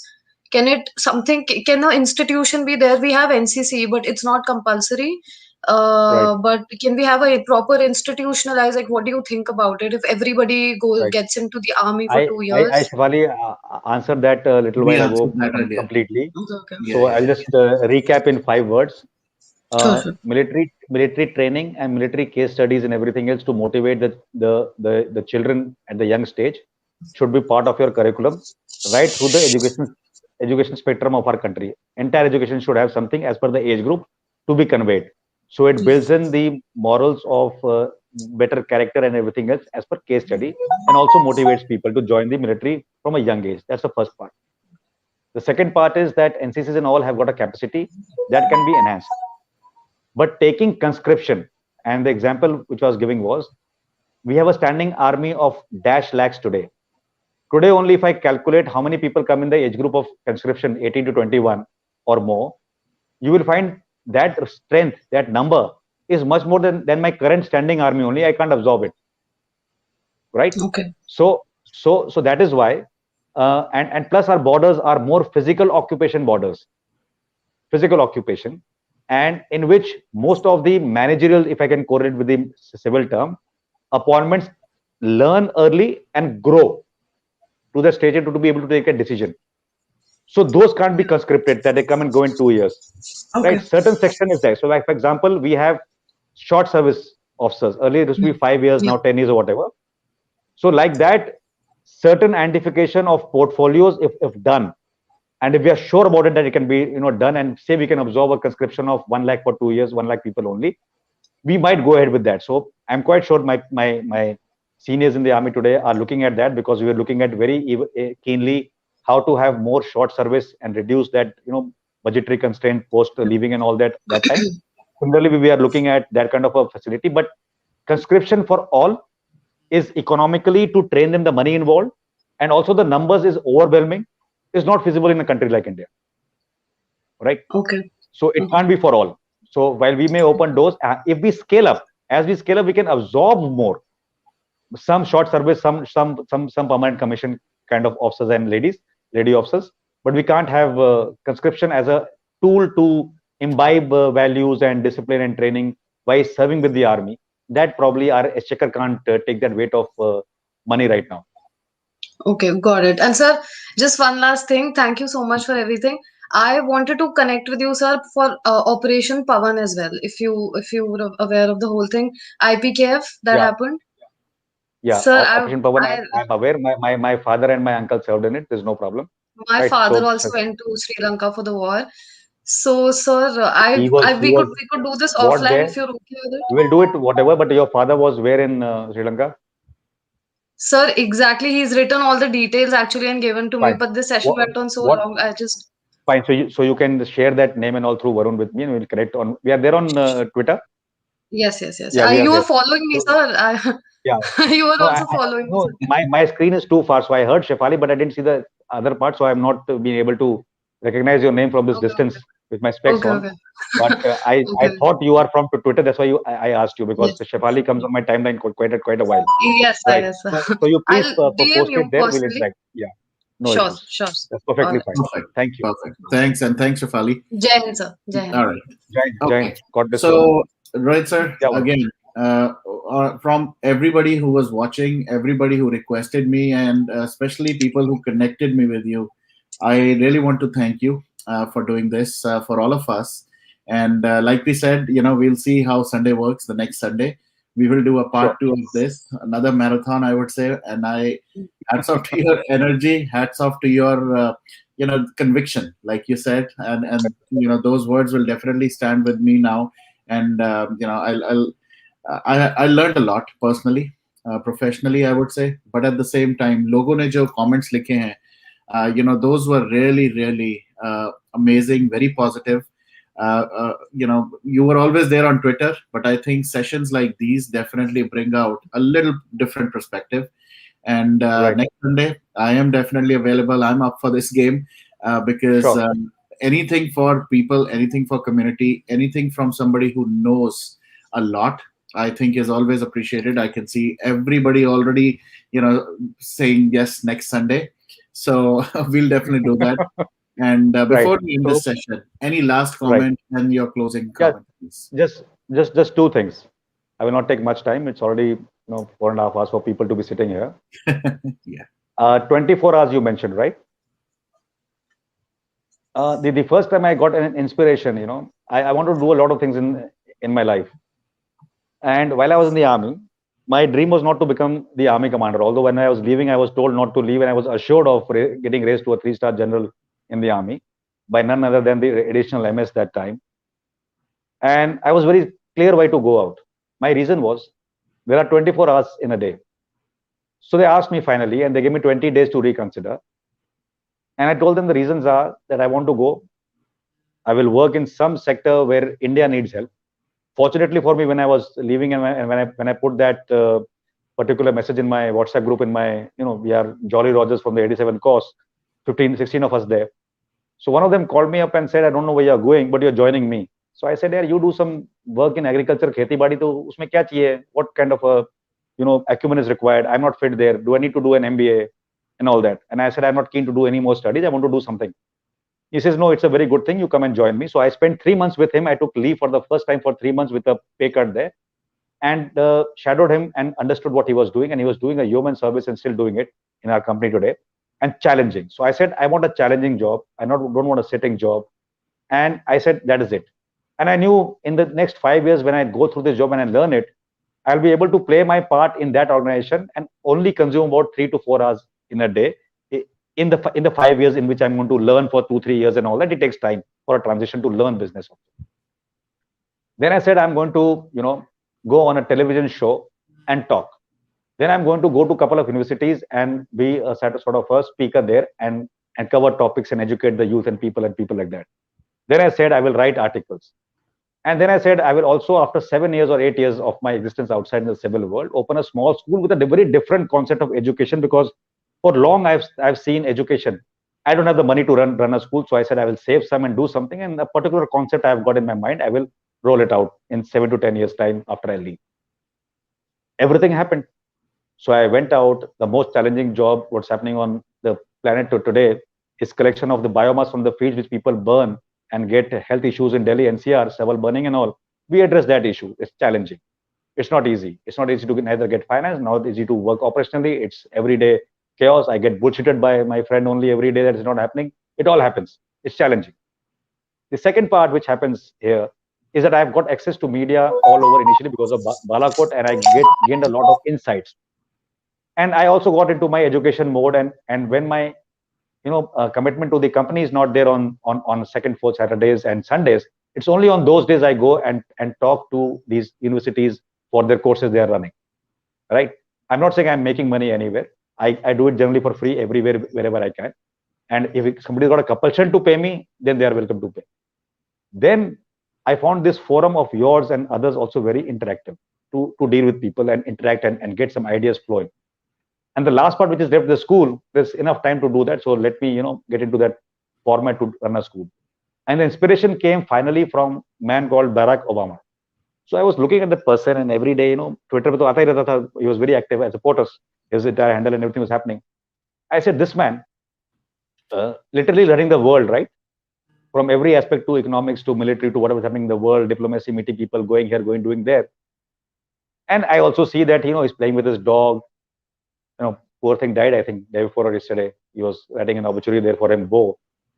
And then he's having dinner with Sasha and the other daughter and his wife, Michelle, and he's trying to do some skills with something else in his free time as a hobby. So 24 hours, right? If 24 hours, even if I take all the wasteful hours to be to 14 hours, that's a lazy man's thing, and I'm a lazy man. 10 hours are still left.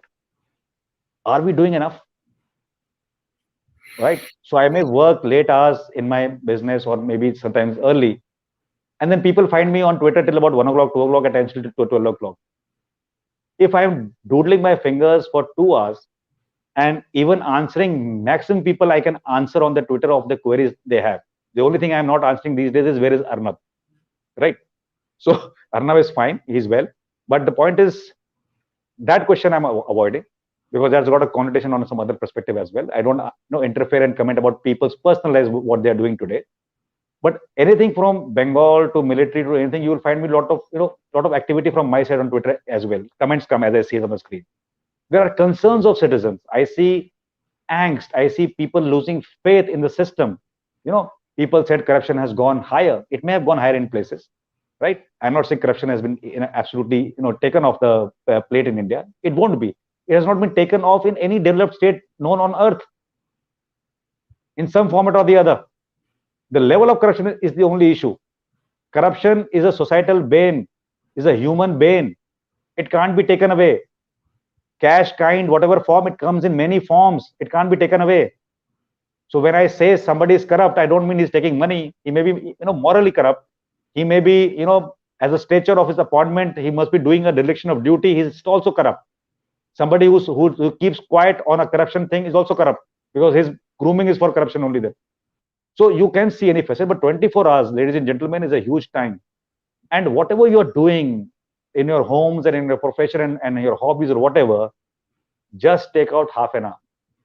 If not daily, weekly. If not weekly, monthly. Even if you take it in half an hour in a year and help your country in opinion shaping, you have done a human job.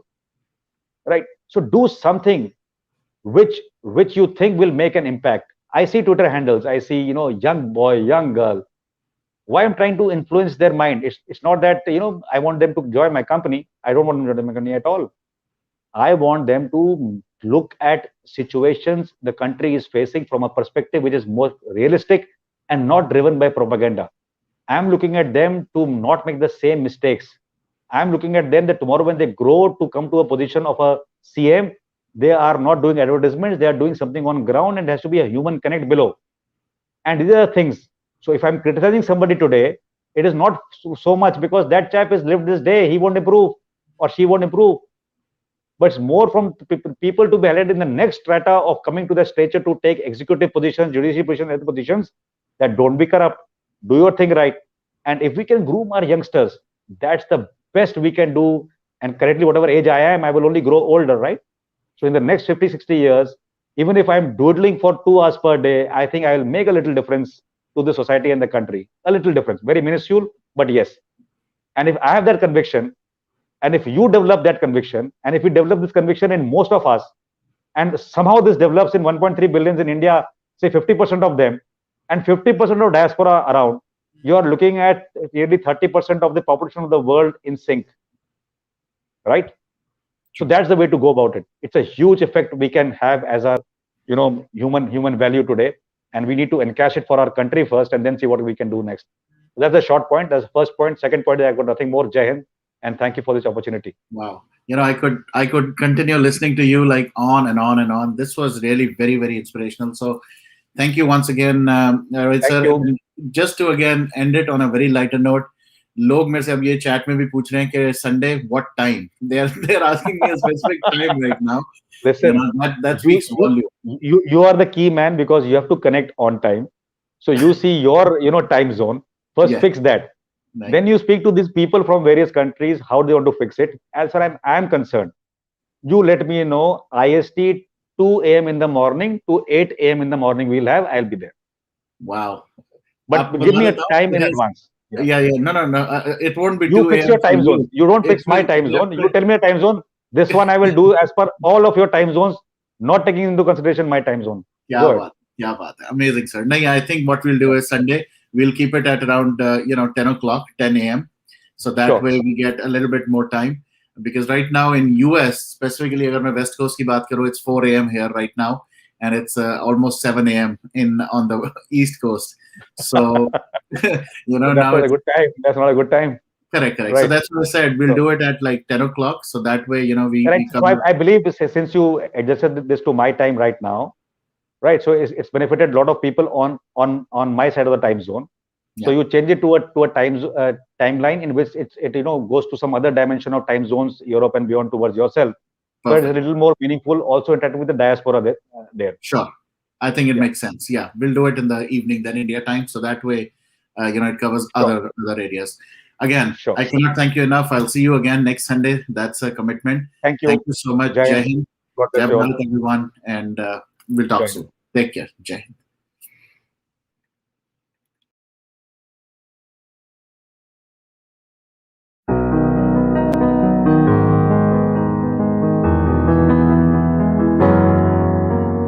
मैं कभी बतलाता नहीं, पर अंधेरे से डरता हूँ ने माँ। यूं तुम्हें दिखलाता नहीं, तेरी परवाह करता हूँ मैं माँ। तुझे सब है पता है न माँ, तुझे सब है पता। मेरी माँ